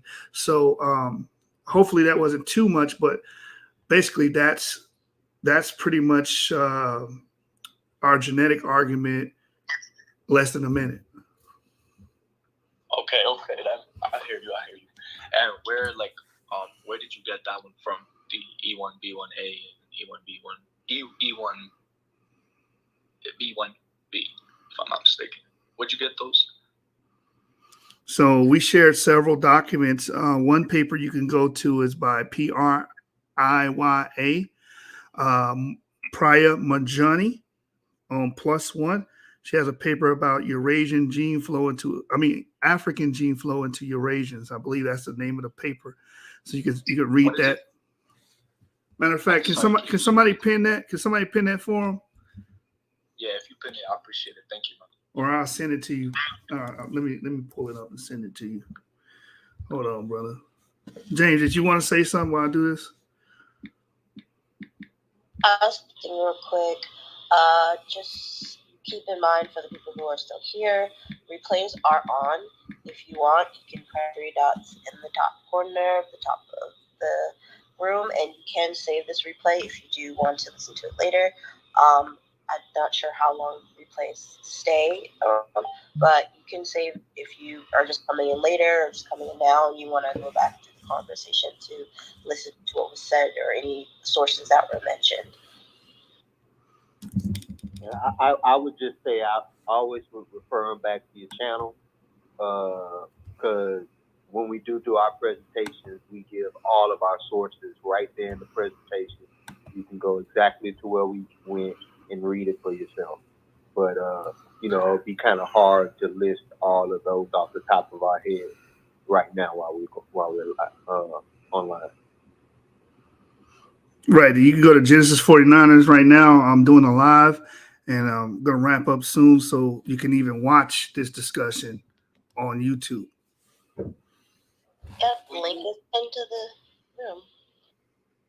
When you're live, will you reference what we're talking about a little bit, so and that way we could maybe learn a little bit more? So go to my channel, and I have playlists. So I have a playlist labeled Education. Within that playlist, it talks about E1B1A dispersed into Africa, E1B1A outside of Africa. I have a video dealing with that. I have a video dealing with E1B1B Israelites. I have another video dealing with the genetic table of nations. My brother James has a video on my channel dealing with the House of Shem and the genetic table of nations. It's all within that playlist. So you can watch that, take notes, write down the sources, save the sources. All the information should be displayed on the screen as we talk about it. And we give a thorough breakdown of each topic, so you guys can get up to speed. Do we need to is it time to reset the room? I just came back. I was getting ready to close it. I'm going to finish off on YouTube reading the article about the rabbinical court validating Igbo Israelites. Yeah, it has been a long night. Yeah, we can end it then. I did have one more question, if you don't mind. Okay. Yeah, for Avery, since he's here. Yeah, go ahead. I'll take your question. The second question, is what do you think about Middle Easterns that live, in the Levant, as of today? Do you think that they are related to Israelites? Do you think they're Ishmaelites? Do you think they're Edomite? What do you think they are? Oh, you just missed it, because I just finished reading an article about a lot of Middle Easterns have. Yeah. We just covered that. So a lot of Middle Easterns have African forefathers and European foremothers. So a lot of them are related to us, So we just covered that. But again, you can catch videos on my channel where we really take a deep dive on subjects. But Avery, did you want to touch on that as well? Yeah, I can touch on that. So modern day people in the Levant, yeah, most definitely. Some of them can be descendants of the Israelites. That goes for both the Israeli population, even the Palestinian population. We find haplogroup E among both populations. We find other haplogroups such as J. It's pretty much an established fact that J marker is the Canaanite marker. A paper came out showing that Jews and some Jews and Arabs are to the descendants of the Canaanites. So, they would have been there for thousands of years. Obviously, the Israelites have been there for thousands of years. We find T markers there. Those would have just been other ethnic groups of people that would have been there, since the Copper Age, etc. So just to kind of answer your question in a roundabout way, yes, a lot of the people in the Levant or have been there, for thousands of years, and some being descendants of, possibly, what's their name, the Philistines, they would have been there technically for thousands of years, going back to the Iron Age. So yes, you had various different ethnic groups living in ancient Israel, and some of these ethnic groups' descendants are still there today, and some of them obviously left. Of course, I believe that my ancestors left the Levant, but yeah, I don't really discount people as saying, oh, these people never been in the Middle East, or modern day Middle Easterners aren't ancient Middle Easterners. No, I don't do that. I've come to the realization that there was a lot of people living in the Middle East. It wasn't just Semitic people. You had Indo-Europeans in the Middle East. You had Semites in the Middle East. You had Caucasian Hurrians in the Middle East. So it was a melting pot. Right. No, I respect that. I see what you're saying. I asked because I am Palestinian. I'm from Hebron, and my family moved there actually 300 years ago from Iraq. And my family, I don't know, but it's a lot of saying about my family being related to certain Hebrew lineages. So I've been always, curious about this topic. So when I heard Yashub and y'all, talking about the genetics and, trying to break it down, I was just curious to hear about it. But nonetheless, definitely appreciate your time. Thank you. Oh yeah, no problem. What's your haplogroup, by the way? I'm curious. I actually have no idea, but you know what? I'm gonna do the ancestry test, and I'm gonna definitely come let y'all know for sure. Oh, don't do ancestry. That only deals with autosomal DNA. Should I do 23andMe? Yes, do 23andMe because ancestry only deals with autosomal. Okay, got you. Wait, what is that? It only deals with one side, right?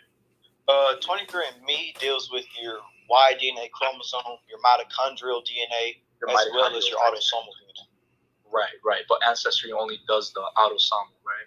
Correct. It deals with only autosomal, but it does deal with family records and stuff. Like, for instance, if you was African American, if you was a slave, you might be able to find the slave records, stuff like that. Okay. Got you. Thank you, man. But no problem. How you say your name, brother? Zachariah. Zachariah, yeah. Pleasure. Shalom. I was just gonna, share something that I learned when I was doing this DNA and ancestry stuff. When you do your modern DNA with 23andMe, they're not gonna tell you your ancient connections to the land. They're gonna tell you your modern connections to the land. They might tell you your haplogroup or your Y, your DNA, your autosomal, but you're gonna have to go on to another website and upload it that does specific ancient bones. I use the one, if you see, look at my PTR, and 23andMe did tell me about King Ramesses, but they didn't give me as much as information as I had when I went on mytrueancestry.com. So I was able to upload it on there and see my ancient connections to these different excavation sites around the world. This is the problem with a lot of us. We can't get connected, especially African Americans, because of our haplogroup, because of our modern haplogroups. We can't and our modern labels, we can't get connected to a certain land because the DNAs are doing modern genetic tests to the people that are in the lands today. But if they did it with the ancient bones, then we would be able to see the ancient ancestry and our connections to 23andMe. So that's why I encourage My True Ancestry after you do the 23andMe. You can take the raw data from that website, upload it to My True Ancestry for free, and then afterwards you'll start to, pay a little bit to get more information. But I was able to find out so much more, connecting me to Grenada, Spain, connecting me to we should be a South sponsor. Africa with the Lembas, 23andMe should sponsor this channel. How many times we done shouted them out? King Ramesses III, and he had E1B1A, as you can see. He had the E haplogroup. So yeah, but one question I have for Ivri, and I know it's gonna be a little bit weird, but I always talk about the Canaanites because I wanted to understand them. And I know that the ancient Canaanites had haplogroup J, as you mentioned before, and that modern Jews and Arabs, and some people even have up to 90% matches with them in Lebanese people, if I'm not mistaken. Yeah. Right? Yeah, Lebanese have 93% Canaanite, yeah. So they would have looked like the ancient Canaanites of, those tests, right? Of those grave sites. They would have looked very similar to them. Maybe they would have not looked similar to them. But if we looking at, so we know like these Canaanites, we talked about it before. Like these Canaanites, there was a very mixed people, but I want to specify down to the actual Canaanites that come from Ham, right? What haplogroup, what ancient, and I think I've asked you this question maybe just the other day, but what haplogroup would the ancient Canaanites that were actual descendants of Ham, if the Ham is coming from A and B, if I'm not mistaken, wouldn't Canaan be found within that group, of that haplogroup, and not J? Or predominantly J. Maybe they might have J, but most of the real ancient ones that come straight from Ham, wouldn't they would have had A or B or something like that? Yeah, so hypothetically, if Canaan did have sons, then yes, they would have A and B markers. Yeah. The J markers would have just been another find that. Came into well, I mean, there's evidence for A in what because the Natufian is actually made up of two different complexes. There was a complex out of northern Egypt called the Meshubian complex, and then you had the Kebaran complex that was a little bit further north. They came together. Now, those peoples who came from the Nile region, their morphology and everything was more congruent with what we call Nilotic people today. But then when you're dealing with finding the J marker, that's more towards the Bronze Age after they were pushed out. I think even the Natufians were pushed out because you see what's called the oldest evidence of war in history, 13,000 years ago, when you see a war between these Asiatics and these Nilotic people that take place in the Nile Valley, which seems after that war, there seems to be a clear split for a long period of time between Asiatics more towards the northern African, North Africa and Levantine region, and Nilotic peoples more towards the south and the Nile. So I think maybe that was a war that caused those more indigenous Canaanites to move further south where we're not finding their haplogroups there now. But people who are living in the land that's being called Canaan will still carry that Canaanite name with them. That's wonderful, man. Thank you for telling me that. My thoughts when it went, I know Canaan was known for mixing their seed. The Canaanites were known for having many mixed seeds with the Horites, or I guess, or not the Horites, but these I don't know if y'all subscribe to this, but these giant lineages, they had giants in there. Rephaim, they had many giants within them. Did that have something to do with J haplogroup? Because we know the Caucasus, that's the Denisovans and all these different things. For me, I would have looked at all of them as Nephilim, or all of them as offspring of the Nephilim at least. So I'm asking, does that have something to do with J and making Canaanites more J? Hey, Willie, share that information with me because I got some more information on A and B being there too. But I want to see that one. Giant offsprings, or these, you know what I'm trying to say? I understand what you're trying to say, but the tallest people on the planet carry haplogroup A0T, if I'm not mistaken. When you're dealing with people who are like Manute Bowles. Manute Bowles like 77. His grandfather's like 7'10".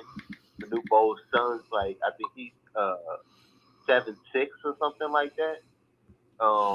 They're some of the tallest people in the world. Well, they are the tallest people in the world, and they carry A0T. So I don't think that would have to necessarily deal with haplogroup J at all. The reason I asked that is because the giants and the children of the giants, and I know many different people live in caves. I'm not trying to be biased about it, but when we hear about the children of the giants and we hear about Mount Seir, I always think about the giants dwelling near mountains and being mountain people. Mixed, like Esau mixed his seed with them, and the Canaanites mixed. Esau had children with the Canaanites, so I'm thinking like a lot of the offspring of the Canaanites have a mixed seed. And a lot of them, their lineage will go back to these, like how Alexander the Great, he built a wall that was supposed to keep. Well, Prince Code, I would say that actually AM13 has been found in Sardinia. These barbaric people that so we know A-Mark has been traveling. Giants running their tribes and their nations. They worship them as gods. And I'm not talking about tall like today and people that suffer from gigantism. I'm talking about giants and giant bones that get found with armor on them, and they're able to lift tons and tons of weight. You know what I'm saying? And they buried together, and they have incredible structures that only giants could make, giant stairs and stuff like that. So I was curious if these mountain people were, because we know biblically that the Canaanites had a lot of giant, and they were messing around with the fallen angels, and the result was different types of creatures coming from their lineage. I can work on something like that, brother. Teeth, the red-headed giants. I can work on something like those that. things too. I want to understand the genetics of these different creatures that the Bible was talking about. I got like 4 or 5 ideas that I need to make into videos. So that it would make sense to me. I was just curious if that had anything to do hurry with up the and make those in Canaanites, the videos. we see the haplogroup J, and I don't know, but I'm getting it now. I'm starting to understand. But I would like Ivli to talk. Like, I love his stuff, so I would learn more. I want to know more about what y'all think about the giants, not just people that are tall, but biblical, ancient giant bones, like elongated skulls. All right, brother. You guys can make a different separate room for that. We're gonna close this one down. That's gonna go into. No, I don't want to talk about it now. I was saying, like, if y'all ever touched on those things, like. Not me personally. That's not my cup of tea. But maybe another brother might want to tackle that. But yeah, we're trying to get. James probably would like to tackle that. Yeah, I mean, these things are real, man. We talking about genetics. We want to understand that there was an infiltration of genetics from celestial beings into the terrestrial. Nah, but you know what? You might be right for real. Like, no, I mean, I know I'm right. I could prove it, but I just wanted to come to my brothers to hear what they, because they have such a strong foundation, and I want to know genetically, what do they understand about these ancient DNAs that are found, like the rhesus monkey gene and all these different things? Okay. I feel like that has a lot to do with it. All right. So first of all, rhesus monkey, it had nothing to do with a rhesus monkey. That's the name that they gave to it because those people were like Darwinists. So they was looking for a link with monkeys. But actually, the RH factor has nothing to do with an actual monkey. But that's another topic, and I really want to close it down. Maybe in another room, another time, we can tackle that, brother. Yeah, man. I just look at these things like oddities, man. When you see these people with 6 fingers and you see these giant skeletons and whatnot, I thought that you guys would be interested in that, because you study anthropology and whatnot. I thought, ancient bones, Yeah. That's brothers that tap in on that level. You know what I'm saying? I primarily focus on, Shem, Ham, and Japheth and trying to match up the genetics with that and their main lineages like Israel and dealing with the Igbos, West Africans, dealing with the European Jews and stuff of that nature. Yeah, but we know biblically, all of those tribes, all of those nations, they were dealing with fallen angels and giants. Yes. Brother James, what's so funny? Are you gonna edify me? Are you gonna edify me? That brother chuckle. Yeah. I mean, he might find it funny, but my thing is this: there are narratives. There are narratives that talk about fallen angels and stuff of that nature, right? I don't necessarily deal with that, so other brothers may. So, you know what I'm saying? Like I said, that's not my forte. Let me say this last thing, and I'm gonna close. I'm gonna land on this. When I came into this truth, you know, and I know it sounds taboo to people. I went through a demonic possession. I seen fallen angel. I seen this demon that called itself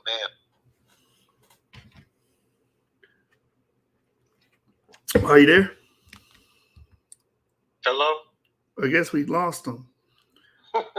Well, I believe in spiritual things as well, but when I'm doing my rooms and I'm doing my classes, I'm focusing on tangibles. I'm focusing on empirical data to, string, these arguments together and give a strong, potent answer and argument for the viewing audience.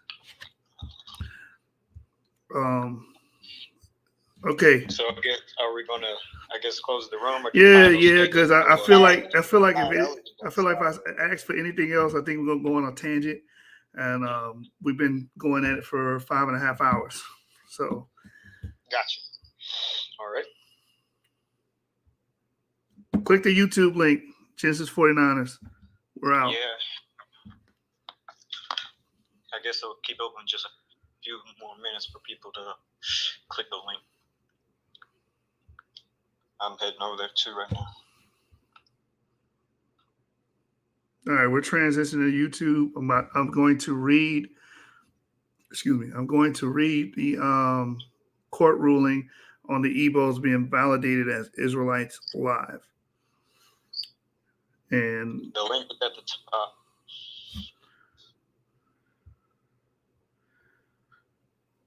All right, let's close it. Peace. Shalom, y'all. Shalom. Shalom. All right, I'm closing the room. Shalom. Shalom, guys. How are you doing? We're closing the room, but we'll have another room in the future. We're about to head to YouTube. At the top of this page is a link. It says Genesis 49ers. Click the link because we're all going over to YouTube right now. I'm about to close the room, so click the link. We're about to head over there. All right, gonna give y'all 10 seconds. All right.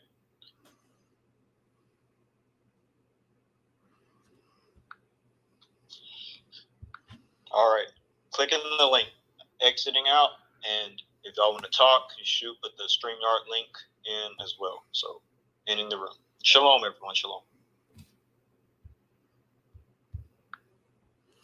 All right, guys, we're finally out of the clubhouse, and I want to continue reading. The StreamYard is in the comments if anybody wants to come up and talk about what was discussed, and we probably won't spend as much time as we did on the clubhouse because, again, 5 hours, that's a long time. But other than that, I am going to read this article. And we are going to discuss the magnitude of this article with our brothers in the Igbo land being accepted and validated by the Sephardi Rabbinical Court. As it states here. All right, so this is from SilverNewsNG.com. You probably can find this same article at another source. But this is the one I was reading from during the session on Clubhouse. So I want to read this for you guys so you guys can be up to date on what is going on. Remy Yona touched on it. Alex touched on it, did a great show on it. So I was like, why are we not covering this? Let's go ahead and cover this and bring this out. So it says implications of a Jewish rabbinical court rule on Ebos as Israelites, February 22nd, 2022. It states here, on the 14th day of January 2022, the Jewish Rabbinate of Obadiah Alliance ruled that the Igbos of Nigeria are descendants of ancient Israelites. According to the rabbinate, the presence of Israelites along the Niger River had been known by Jewish authorities in the United Kingdom, Netherlands, Lithuania, and Suriname.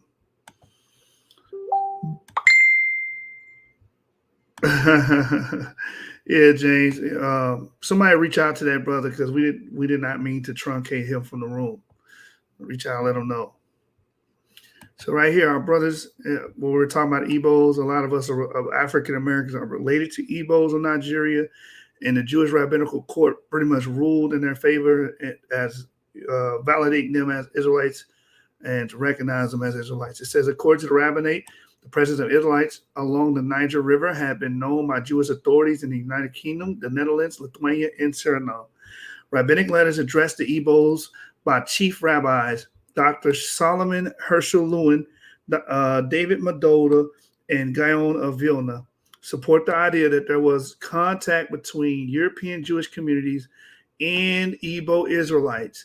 All of this correspondence from the aforementioned rabbinic authorities addressed the Igbos as brethren of the children of Israel. Accordingly, there is no doubt of their origins, nor of their halakhic status as Israelites. According to, let me let these brothers in, my brother James, it says here, according to the rabbinate, while there is yet an exhaustive academic genetic study of the Igbos. So they're saying they did an exhaustive. Hold on, let me get that. Let me define that for y'all.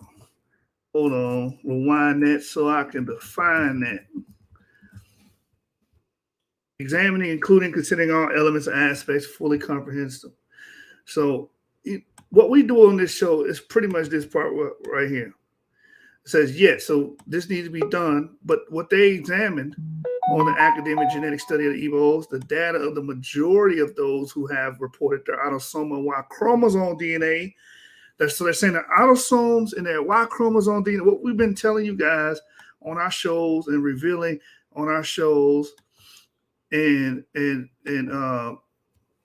sharing with you all is that the DNA within our brothers in Nigeria can be traced back to the Levantine, to the Levant.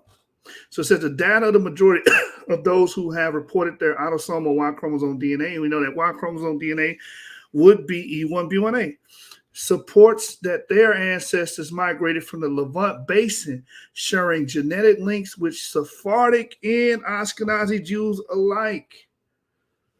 So that's pretty much the bomb of this paper right here. And this is what we've been doing for a year or two now, showing the DNA behind the E1B1A migrants in West Africa. That includes Igbos, it includes the Yoruba, that includes Hausa, Fulani, Tuareg. We can keep naming them. And we know the history of these Jews being mentioned there, the Jews of Lamlam, the Dagatun, the Jews of Kwamlaria, the Jews of Sijamasa, right? The Jews of Wagala. We could keep naming these ancient Jews that are being named and spotted in the in that West Africa during the Middle Ages, right? The ones that founded Gal. The ones that founded Gal. The ones that were a part of the what do you call it? That was part of the Songhai Empire. Yeah. Right? Mali, the Zua dynasty. Mali, the newer dynasties. Edith Bruder says in her book, the Jews had to be well acquainted with sub-Saharan Africa and Western Africa is because they created the maps for Western Africa, the most accurate maps, the Catalan Atlas. And they did all of the trade routes, right? So that makes... Oh. What were you saying, Avery?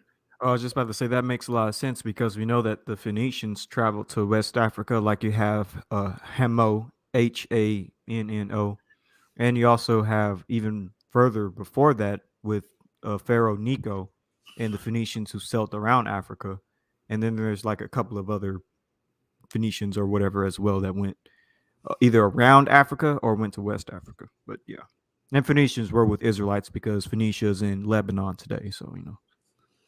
Right. Even the recent 2021 finding, the Phoenician, they found out that they were eating bananas They grinded their teeth and they found the material bananas in their teeth. Why is that important? The Philistine people are known to be Middle Eastern Levantine peoples, and they don't know how they got bananas, but they got bananas. Who else has bananas? The Bantus. The Bantus are able to have bananas. So we can show, again, that cultural and material link with Levantine populations, bananas, coconuts, millets. So much to the point that it's a stereotype. Right. Cowpeas, melons. Seems like the more time go by, the more evidence comes out to prove it more and more. It's kind of funny too, because watermelons, bananas, and what is it? Chicken. All three are stereotypes, bad, negative stereotypes of black people. Yet they point us to the Levant. Ain't that something? To Israel of all places too, in the Levant. Facts, bro. Facts. First people to eat chicken. The first people to eat chicken, Palestinian, ancient Israelite, ancient Levantine peoples, right?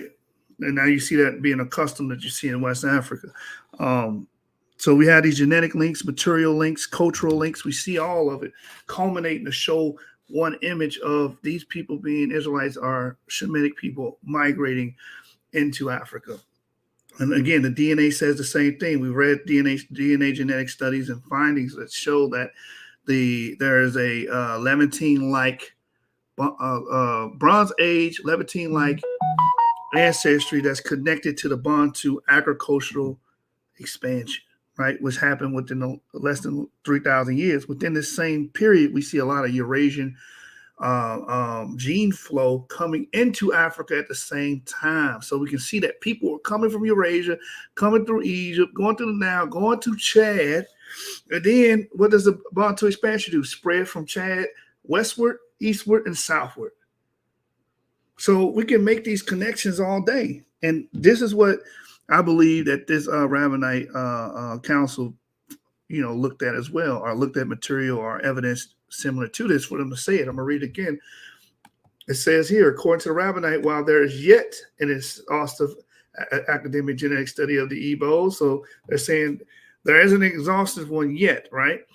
The data, the majority of those who have reported their autosomal and Y chromosome DNA supports that their ancestors migrated from the Levant base, sharing genetic links with Sephardic and Ashkenazi Jews alike. That's what it says. What do y'all do? Y'all gonna get mad and write emails towards the Rabbinite court council, the Obadiah Alliance? You're gonna write it's a them conspiracy, Yeshua. It's a conspiracy. We paid these guys off. Yeah. We're all in a coup together with these guys to get them with to that BHI money. That BHI money. Hey, it's either conspiracy or the evidence is overwhelming. It's one or the other.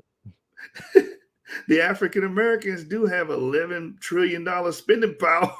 Yeah, but all the BHI are supposed to be convicts, so they must have gave it all to the Israelites. It was like, pay the Jews off, so they'll say we one of them. Right. The convict BHI who have GEDs. Yep. Right. We're supposed to be in a coup with these guys, and we paid them off to make them say this. I think it's all beautiful, man, because we've been putting in the work, and then this happens, and it's like pretty much summing up what we've been saying all this time, right? It says the Rabbinite noted the fact that rabbinic authorities during the Songhai empires were aware of Israelites in Igbo land, which leads to the logical conclusion that they treated Igbos as Israelites. The final conclusion of the Obadiah Alliance Rabbinate was that Igbos are to be treated as Israelites in every sense of the word, and also their priestly and Levite lineages should be upheld as valid. And you know why? Oh, my bad. No, go ahead, brother. Go ahead. And the reason why this is powerful information is because if you test the Igbo genetics, genetically, they're no different than the Yoruba. And we know the paper that deals with the Yoruba saying that, all Jews have Yoruba DNA. Yeah. And the Yoruba genetically no different than, various other West African groups and even Bantu groups. Again, that genetic paper dealing with all Jews even said that they had Luya Bantu DNA in them as well. And what connects all these groups is one, E1B1A, and also their, genetic autosomal ancestry. So that's very interesting. When this paper right here is talking about Igbo, and when the other paper dealing with the Yoruba is talking about the Yoruba, that connects a lot of West African populations from a genetic perspective. That's very interesting. And to think about, remember my presentation where I did about the Obo god, that monument they had to Neri the son of Eri the son of Gad in there. So not all that's valid, huh? Pretty much. Man, it's just it's overwhelming. It's mind-boggling what time we live in. You never thought you would see something like this, but now we're seeing it. So and this is why I feel like in 2022, like I said, I feel like they actually are going to admit this year some of the findings in the Levant, because Ngozi, I shouldn't say his name, but the person who told me that they have a friend in Israel today that have interesting findings in the Levant. I'm telling you, I feel like they're going to be E markers, whether they're E1B1A or E1B1B. I still feel like they're going to release something that collaborates perfectly with this paper. That's just my feeling, because they are starting to become more, what's the word, okay with accepting groups as actually being Israelites. Yeah, probably like we need to get some real ones in here so we can keep the land. Yeah, so we can build that third we can temple. genetically link them to the land. Yeah, they here. Hey, that would be crazy. These people bring this paper out, and it's because somebody on their team had insights on a genetic finding that we don't know about. I'm just That's speaking what I'm in thinking. hypotheticals. I'm just hypotheticals. I mean, that's what everything seems to point to, because once you invite them in, you shouldn't have any issue now dropping none of that Exactly. genetic information. Yeah, and it's probably going to be like by the end of the year. They released this early in the year of 2022, and then by the end of the year of 2022, they released the Israelite remains. Well, they say COVID slowed a lot of stuff down, so maybe that's what we got coming up. A bunch of interesting findings. Yep. I'm just mad they can't get into Iraq, because I really, really, really want to see what the ancient Sumerian DNA looks like. Really? Man, Yeah. low-key, I feel like the Sumerians were J markers. I mean, I think they're going to find some J's. I think they're going to find some E's. I'm just interested in what exactly they find. Yeah, I want to know the Akkadians, since we know that they were Semites, at least the Akkadian samples. I don't know, man. I got a strong urge the Akkadians are amalgamation of Semites and them, some of them J markers, probably some of them, I'll just say Caucasian hunter-gatherer markers. Interesting. Okay, all right.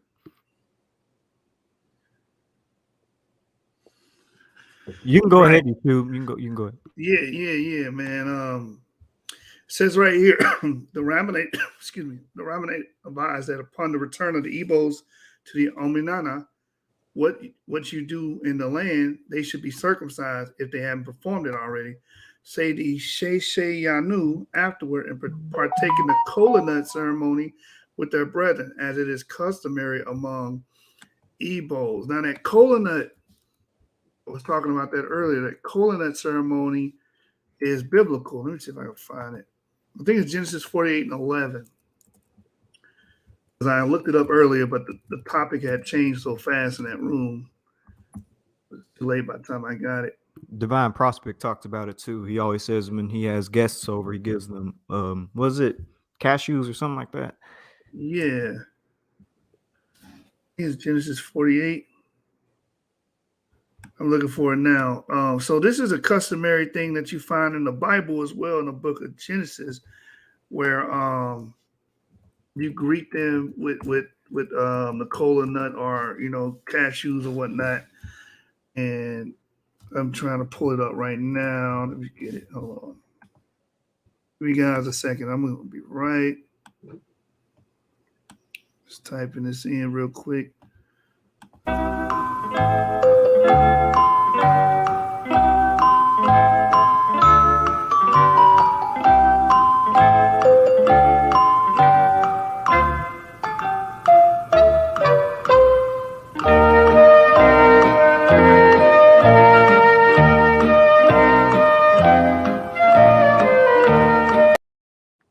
found it. It's Genesis 43 and 11. And it says, where you greet people with the pistachio nuts or whatnot, what have you, right? Let me share my screen here. Let me take this down. Oh, as a matter of fact, I can do this. It'll be a little easier if I do it this way. Genesis 43 and verse 11. And it states here,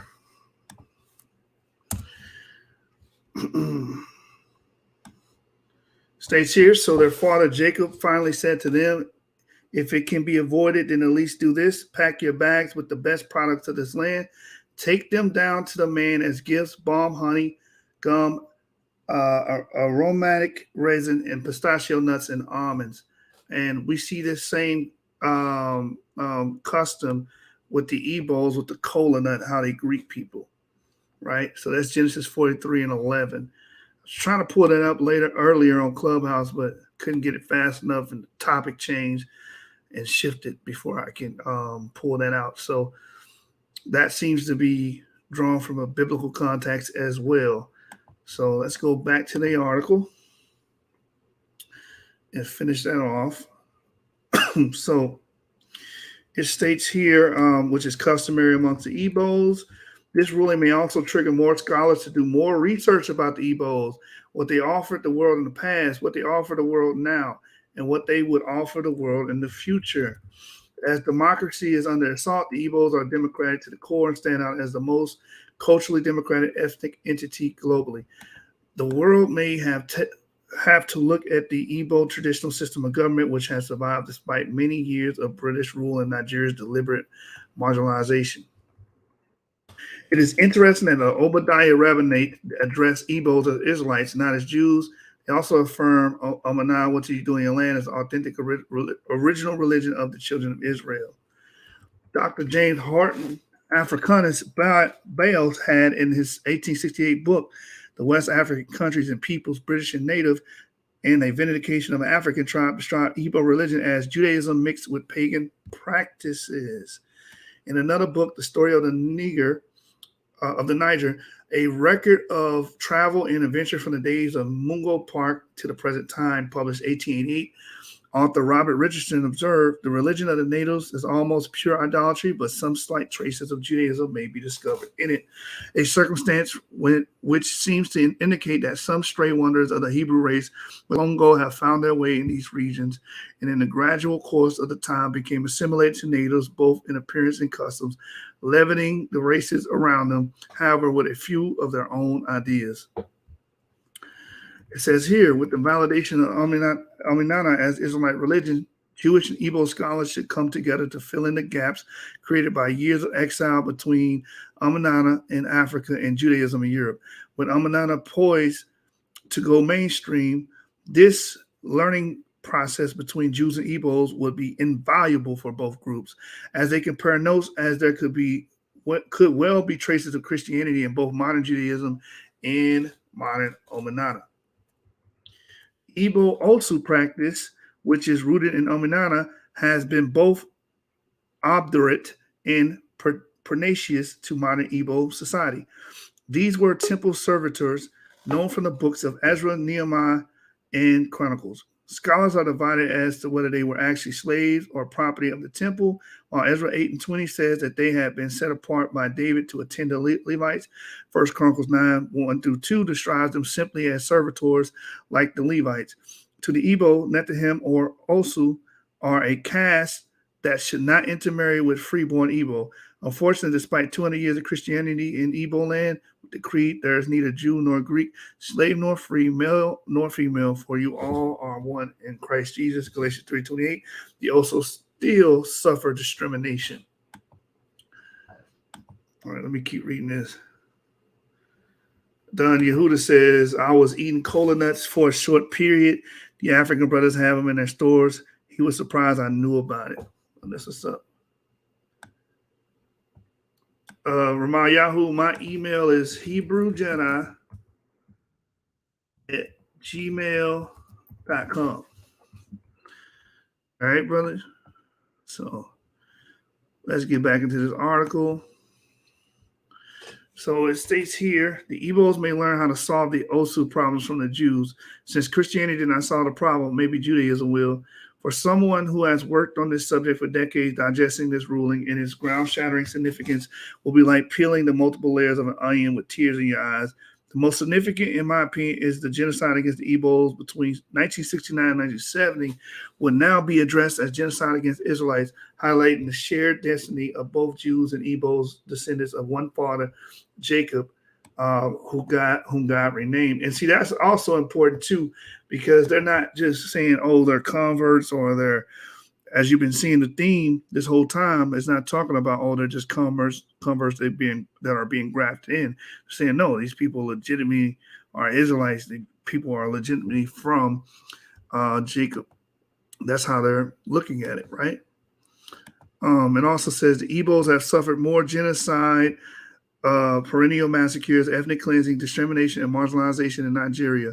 Igbos are perceived as market-dominant minority, as resented outsider ethnic group in the White House memo dated to Tuesday, January 28, 1969, to President Nixon.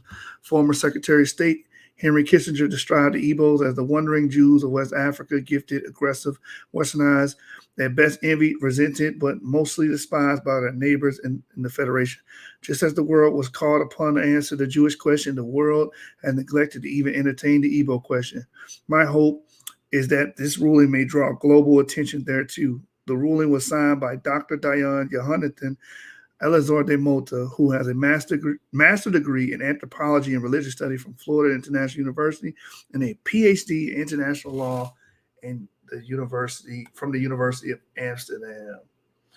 All right, so I don't know if I'm going to read the rest of this because it's dealing with the wiki articles, contemporary outreach, and religious practices. So I'll let y'all guys deal with that one on your own. I just want to deal with the actual ruling. So any comments about that document before we fade to the black? Yeah, so one thing I got to say is I already know that even though Israel has recognized the Igbo people as being, well, Israelites, we're going to have our own people pushing back against that paper and against what people are saying. And I was kind of thinking to myself, it's interesting how, our people are going to be pushing against it. But does this happen to like other groups? Like, are Chinese people pushing against the Kaifeng and saying that, oh, no, they're not actually Jews. The Kaifeng are just Chinese. Or are there any Pakistanis pushing against the Pashtun Jews and saying, oh, no, they're not Jews. They're just everyday Afghani people. And same thing for Iraqi Jews and same thing for Iranian Jews. The Iranians push against the Iranian Jews and just say that they're Iranians. The Iraqi people push against the Iraqi Jews and just say that they're Iraqi.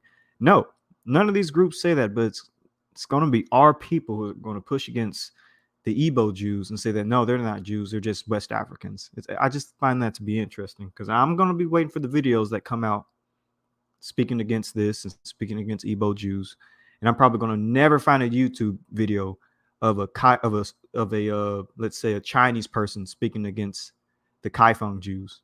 I probably can't find not one video on all of YouTube. It's just wild when you think about it. Well, after this, the Afrocentrics and the Christians, they hearts skip the beat. Yeah, I mean, they ain't gonna know what to do with us now because how they gonna make any argument? They accepted J because they said it was a Kohen. Now, are they gonna accept E1B1A? Now that they accept the Igbo?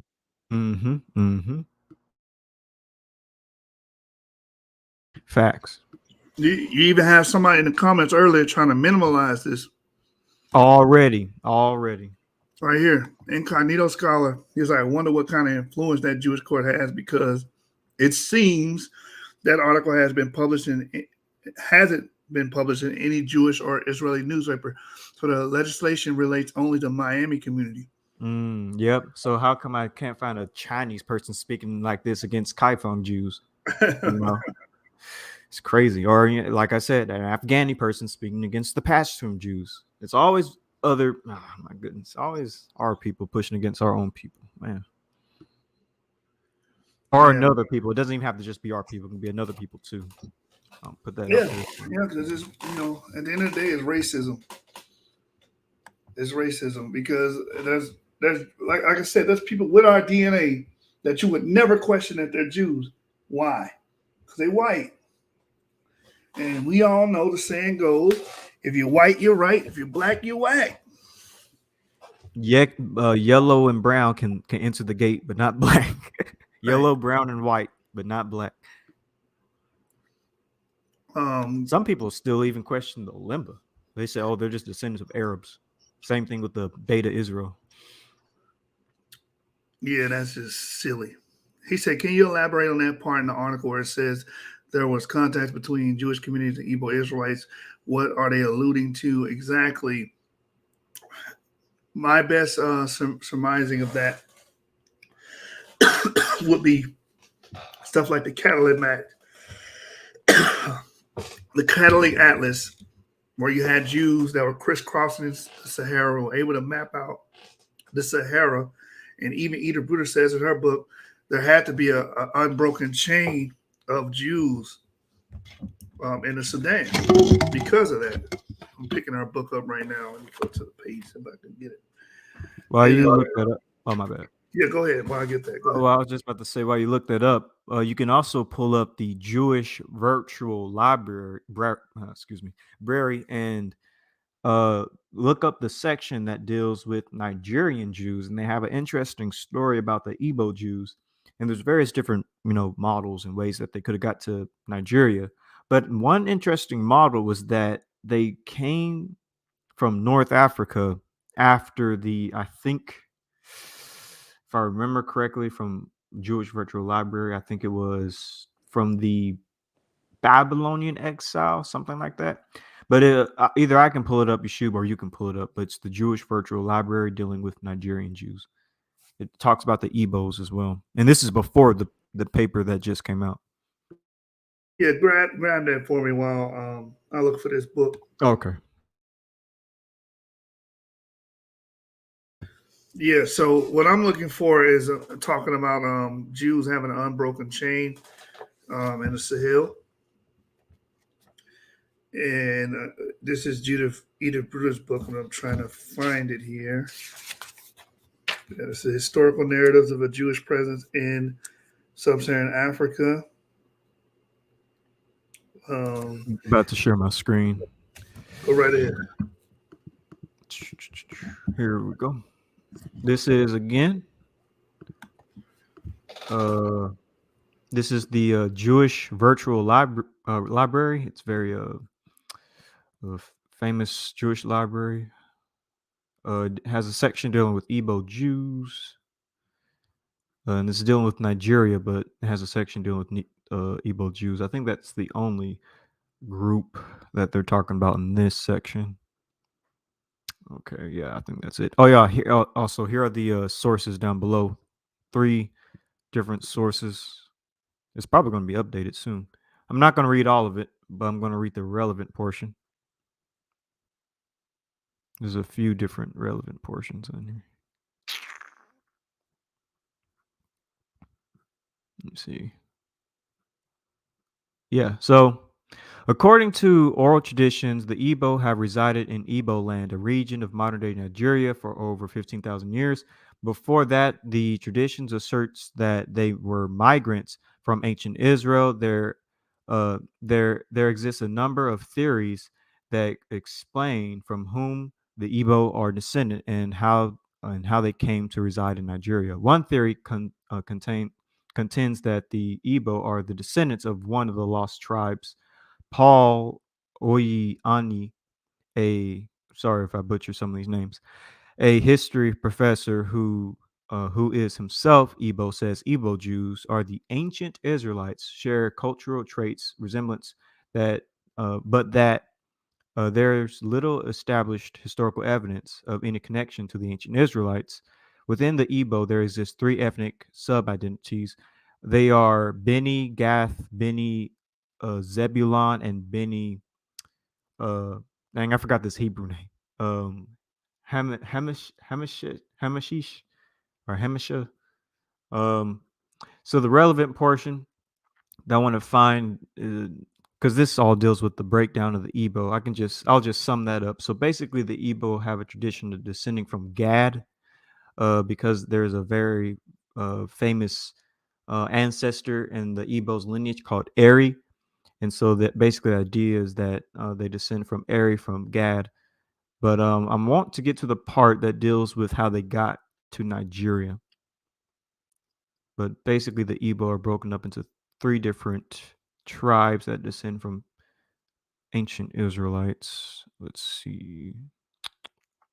All right, so I think this is one telling. I'll read this one. It's pretty interesting. It says, there is this other theories that explain how the Igbo Bene Israel are the descendants of the ancient Israelites. One such theory postulates that the Igbo are descendants of Levitical migrants. The theory contends that the Levites left Judah in the periods of destruction of the first and second temples in Jerusalem. They are said to have settled in Jerban, Tunisia. This is the North African theory. A more likely theory states that the Igbo Bene Israel are the descendants of the clans of ancient Israelis and Judeans that fled the Levant before and during the Assyrian and Babylonian sieges. That's interesting because remember, when it comes to the genetic paper dealing with Yoruba, that the Jews have this African admixture before the Assyrian Babylonian sieges, which means our people were in the land of Israel. Here's another theory. According to the 9th century Jewish traveler Eldad Hadani, the Igbo Ben Israel may be descendants of the members of several of the lost tribes of Israel. He contended that the Jews of Africa came from the tribes of Dan, Naphtali, Gad, and Asher, who had fled to the land of Israel, so not to participate in the civil war between Judah and Israel during the time of Jeroboam's secession and the reign over the northern kingdom.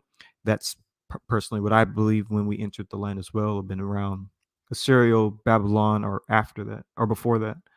Eldad contended that these Jews originally settled in Havilah beyond the rivers of Ethiopia. With them, they had a copy of the Tanakh, less the books of Esther and Lamentations.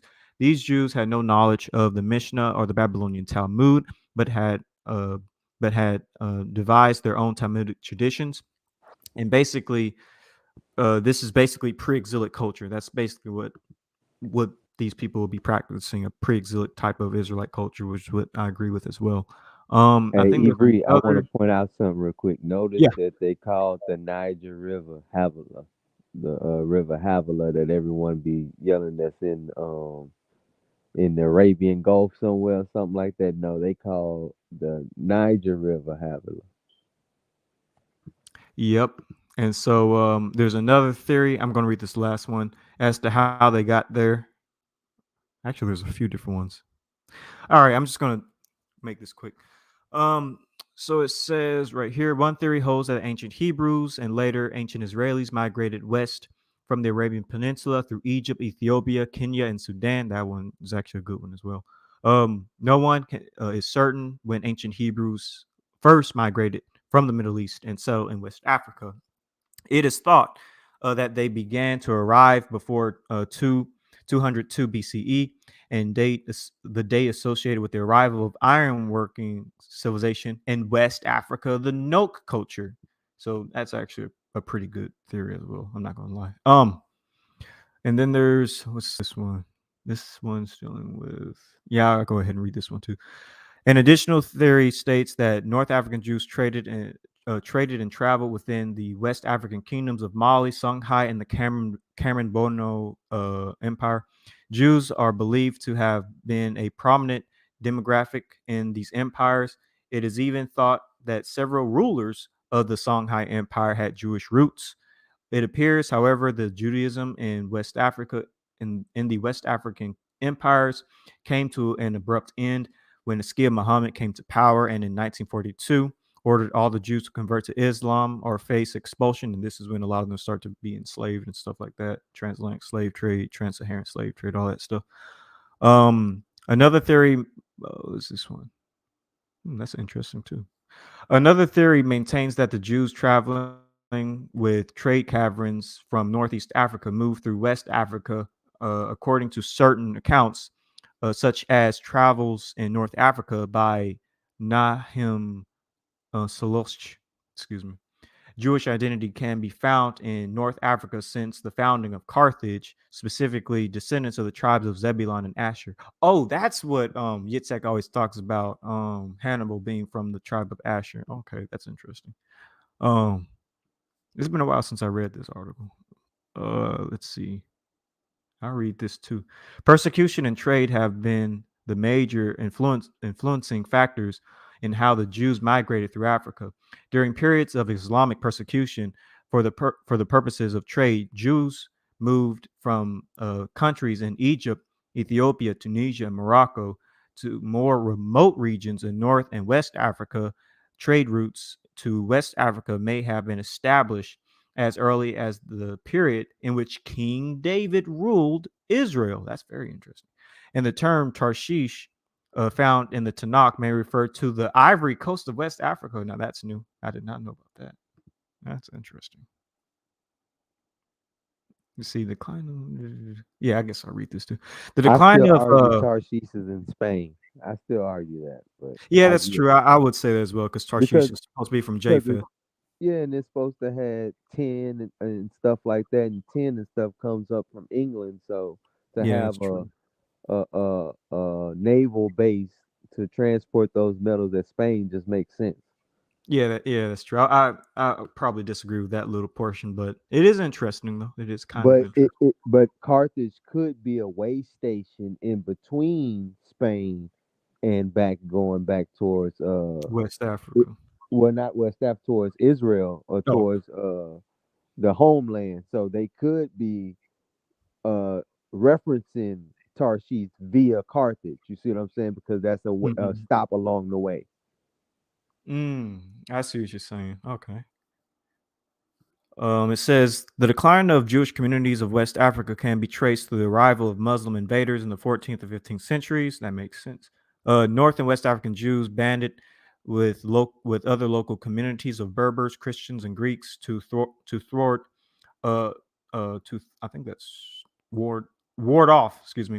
off the invaders, but eventually succumbed. Many were forced to convert to Islam, sold into slavery, and simply massacred.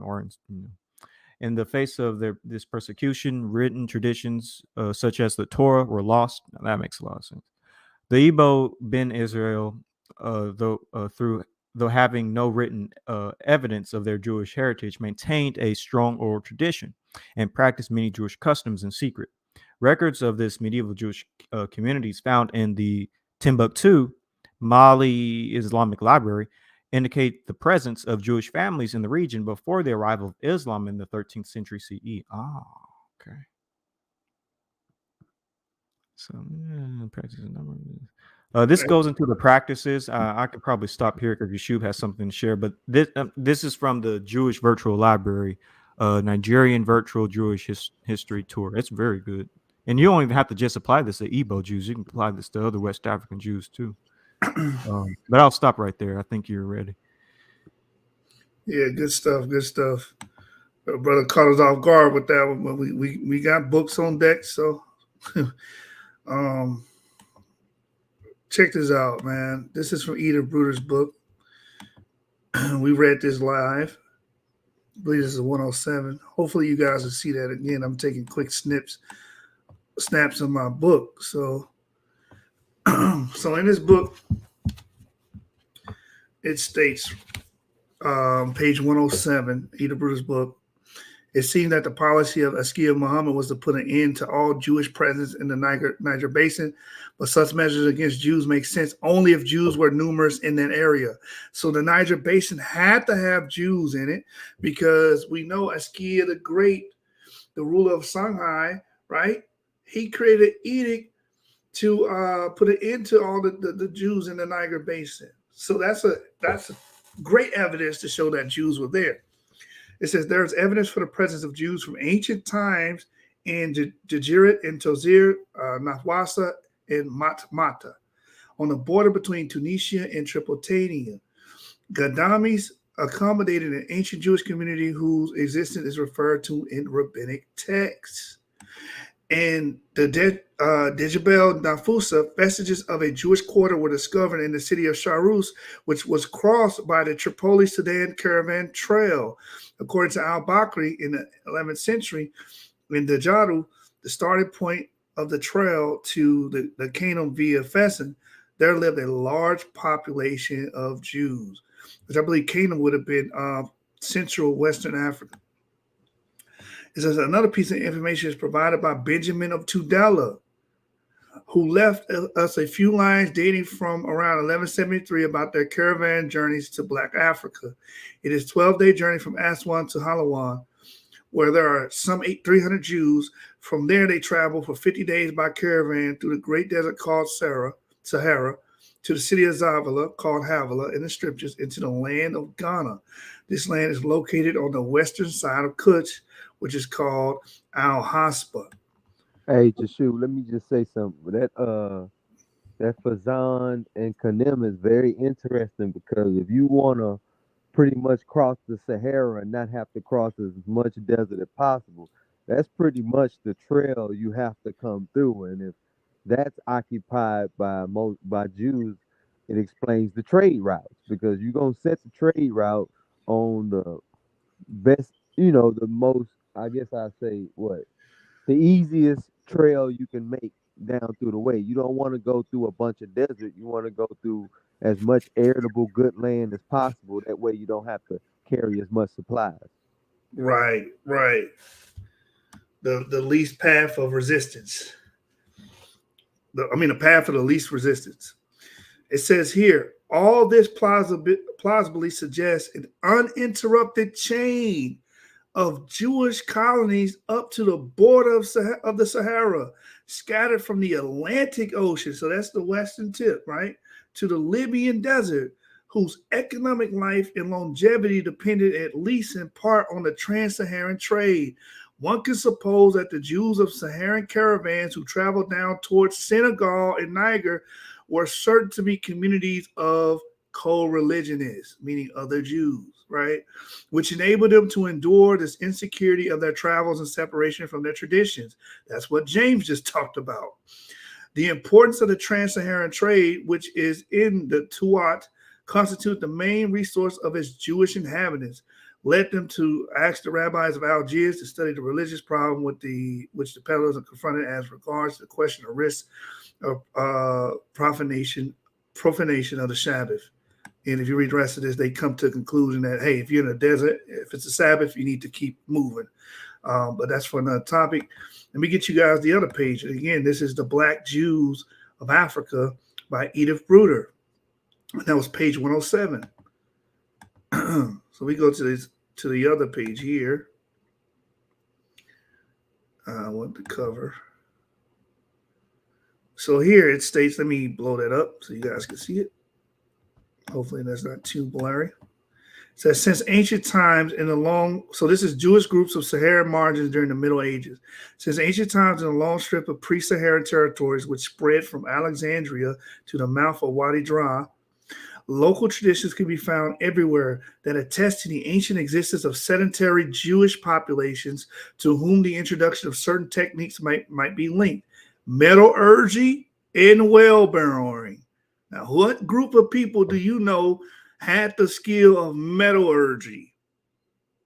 The paper, or not paper, but the article I just read from Jewish Virtual Library said, Igbo Jews, Bantu people, those West Africans, Exactly. The note culture, they said. It said Jews were able to reach regions of Western Africa, Ghana, Mali, Bornu, and Songhai. What did we read earlier about the article pertaining to the rabbinical court? That they mentioned that, there's ancient Jews in Songhai. By settling in important places, trading posts, and markets through which transited the trade from Maghreb to Sudan. The Trik Lemtuni, the earliest trans-Saharan trail, establishing a link from Fez and Marrakesh to Walata and Timbuktu through the Western Sahara and Mauritania, and eventually created a network that connected all the great North African centers to Timbuktu as the new crossroads attracted settlements. Let me get to the next one here. It says, let me blow this up so you guys can see it. Hopefully it's not too blurry. It says, it seems that we're among them from the first, the usual occupation of these Jews from the southern Maghreb, that is, traders and goldsmiths or silversmiths, brought them into contact with West African populations who provided gold dust. Because Black Africa lacked salt, horses, of Ivory. You remember we were arguing with Battle Axe about where are the horses in sub-Saharan Africa? Yeah. When he was claiming. Yeah, they're already indigenous to it. Yeah, that don't make any sense. And chariots. Let me read this again for my brother Battle Axe if he's watching. It says, because Black Africa lacks salt, horses, and manufactured goods, as people exchange gold and slaves for goods brought by North African traders. Gold extracted from the mines of Senegal, Mali, in the northeast of the Gold Coast was the main object of trans-Saharan trade. In Muslim lands, Muslims were theoretically prohibited from owning or trading in gold. So this is why the Jews dominated the gold market, because Muslims were not supposed to trade in it. So the Jews came in and got rich and they got fat off of that. And that's why I feel like a lot of you Afrocentrics are hating on our Jewish ancestors, because really they were the ones that were flossed out, man. You're just preaching the Hermetic hypothesis. No, it's called the Semitic hypothesis. Right. This is the Semitic hypothesis. They coming through, you know what I'm saying, with they iced out wagons. You know what I'm saying? They got gold plated, you know what I'm saying, wagons coming through with horses pulling them, and they running behind them with spears and stuff. That's why they mad. Right. That's why they mad, man. Who was flossing, man? Yeah, so it says, it seems that this is why the Jews were present near production centers, why they took part in caravans that carried gold, and why coin makers and goldsmiths who worked and sold the gold were often Jews. Michael Abitbol pointed to the presence of various Jewish groups on the Saharan confines before the Middle Ages. Some Jews lived in Takawus, in Garlemald, the last two Moroccan posts on the Trans-Saharan Atlantic route before entering the desert. Farther to the east, a small Karaite Jewish kingdom is said to have existed in the Dry Valley to the beginning of the 11th century. And this is interesting because we know Karaites are a very particular group. We know where they come from, Persia and Iraq. And we see these groups also in Western Africa. We see them also in Algiers with the Jews of Ouargla, which are noted as being Black Jews, right? For all the racist people out there, they are historically noted to be Black Jews in Ouargla, and they're Karaites. Must be the ones Eldad the Danite was talking about, who did the Levantine right that he told him about. Yeah, so at this point, man, we have enough information to convey this message. Like, at this point, you're kicking at the pricks, like Paul said. By the way, shout out to Yaakov, a Ashkenazi Karaite Jew with haplogroup E. Right. That's from North Africa, by the way. His branch of E. It states here, its existence is plausible, even the fragmented political situation of the region at the time and the anteriority of Jewish traditions in the area. If these Jewish states existed, their economic viability rested on trade with Sudan. If one believes the local tradition, one of the earliest Jewish communities of the area lived in Ephron, where the caravan of the Moroccan Sus left for Senegal. So again, you have Jews going into Senegal, going into Western Central Africa. Like this book is a gold mine. And a lot of people at first present this book as, oh, this book debunked. No, it doesn't. What Ida Bruder does, she brings source material, historical material, and she speaks in nuance. She doesn't say anything affirmative or anything like that. She said, hey, this is what the history says. It says the Jews are here, blah, blah, blah, blah. I don't know how you take this as a debunk literature. This is not debunk literature at all. Have you guys been listening to what we've been reading? They just bought the book, held it up in front of the screen. It said, this book debunks Hebrew Israelites, just like they used to do with the Bible Unearthed with Israel Finkelstein. They ain't read nothing in it. They just, this right here book proves it wasn't no Israelite. Yeah, that's just, oh my God. Poor little Tink Tink. It says, where the caravan of Moroccan Sioux left for Senegal. According to legends gathered by travelers, the members of this community claim that their ancestors came from Palestine via the edge of Sahara at the time of Nebuchadnezzar. Assyrio-Babylonian Empire. Yes. Yeah, So we have you. Go ahead, brother. No, I was just about to say, I definitely think that's when we left Israel. It wasn't during 70 AD like what most BH say. I think it's during Assyrio-Babylon, not 70 AD. Right, yeah. I think it was both, but I think when you were talking about, the first ones to get into the interiors of West Africa, I'm definitely with the Assyrian Babylonian exile. But you did have a lot of Jews that was in places like Cyrenaica and stuff like that.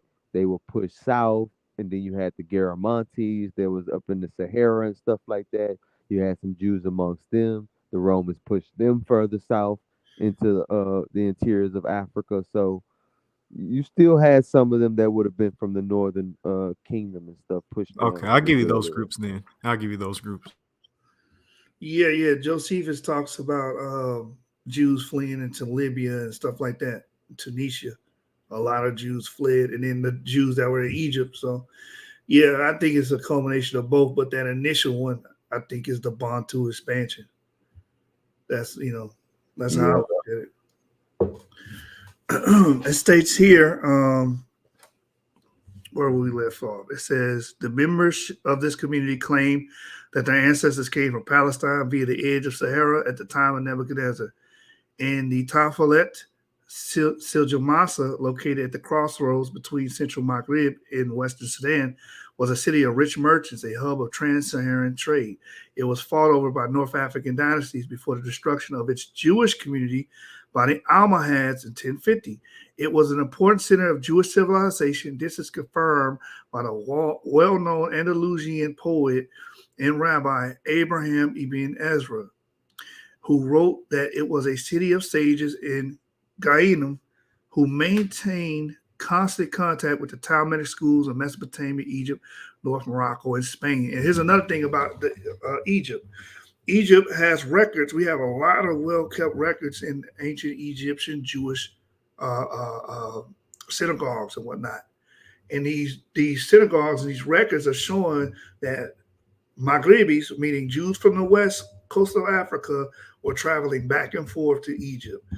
Back and forth. That's well documented and attested to. States here from the 11th to the 13th century under Al-Maravid and Al-Mahad ruled, the political unification of the Western Maghreb was followed by the establishment of rigid Islamic law and the creation of a homogeneous religious society, and gradually extinguishing particularism. The Almohads were merciless towards the Jews who refused to convert to Islam. And this is the arguments we would have with people like Rob Bourne. Like, Rob Bourne, you're like, oh, where's this big Jewish culture and what's not? Oh, a lot of that stuff was suppressed for hundreds and hundreds of years, right? We see these Jewish rulers coming in, enacting laws. We read in the corpus of early Arabic sources for West African history about the Jews being suppressed during that time, being the slaves of the Maghreb as well. So you have to take that into consideration. It says, after a century of Almohad persecution, numerous Jewish communities have ceased to exist. There it is. All right, so that's page 103 and 102 is what I read. And if you don't own this book, I advise you to purchase The Black Jews of Africa. If you don't read anything in this book, at least read chapter 8, Historical Narratives of a Jewish Presence in Sub-Saharan Africa. All right. So I think with that, I'm pretty much done. Do we have any more questions?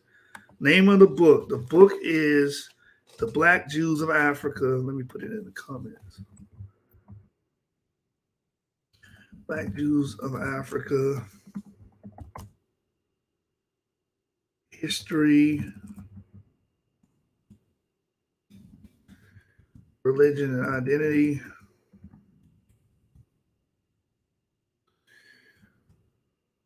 By Edith Bruder. Like I said, if you don't read anything else, read chapter 8. Very good chapter. Well, actually, we read this entire book on the source, so you guys can actually read and follow along as I covered it last year. Do you guys want to add anything significant about the ruling or anything about West African Jews, genetics, or whatever before we close? I just want to say shalom to everybody, man. Y'all have a great night because I got to get up early in the morning. Shalom. Avery, you got anything? Nothing but yeah. My brother Sean. I guess my brother Sean asleep. Yeah, he probably got work too in the morning. All right, Sean's out. We out. Peace. We put a 6.5 hour joint out, man. We put in work today. We were supposed to get a debate today, but the brother claimed he forgot. So he did come to the show though. He left a comment. Yeah, I saw that, man. Like you could have did the debate. You know what I'm saying? You could have just came and did the debate. But we never stop working here at the source. We want to give you guys content. So today we decided to do a clubhouse room, and we decided to cover the topic about the rabbinic ruling and its implications. So man, I'm just glad. I think we're in a good space right now, and I expect to find more genetic findings, more historical records and archives are going to become available to us. I'm going to be able to read and disseminate that information. It's just going to be great for you guys. I'm going to continue to feed you guys content. Yeah.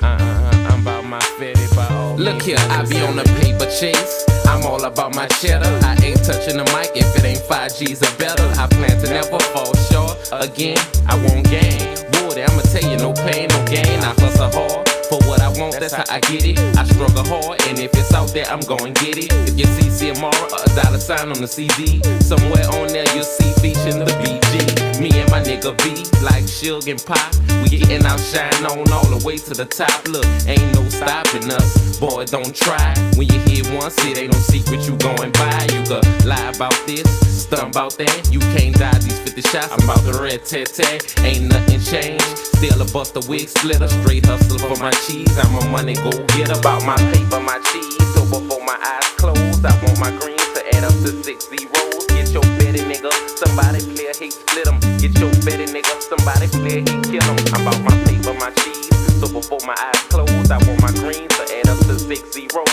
Get your betty nigga, somebody play a hate split them. Get your betty nigga, somebody play a hate kill them. It's all about Benjamins, that's all I wanna have. Ducked off in my house with a hoe taking a bubble bath. Sparkling marble, covering all my room floors. A maid in a bathing suit doing my house chores. Do not disturb sign on my bedroom door, cause my dick getting ate by my number one whore. Look, I'm money hungry, about acting a donkey. No longer a junkie, I got rid of that monkey. I'm cheeky, I don't want you fucking with my shit. My neck and my knuckles covered with crushed out shit. Sparkling gold cover my motherfucking grill. Pockets filled with big head $100 bills. Fucking up this rap game with these wicked rap skills. And ain't far from making G's to making meals. I'm a trail BG, uptown hard hitter. On the real, my nigga, I'm a money go-getter. About my paper, my cheese, so before my eyes close, I want my greens to add up to 6 zeros. Get your betty nigga, somebody play a hate split 'em. Get your betty nigga, somebody play a hate kill 'em. About my paper, my cheese, so before my eyes close,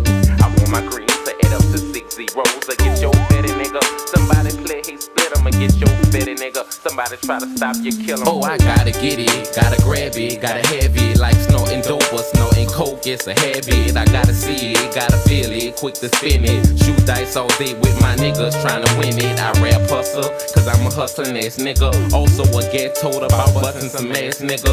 So you to play with me. Bought my cheese, you gotta go fool.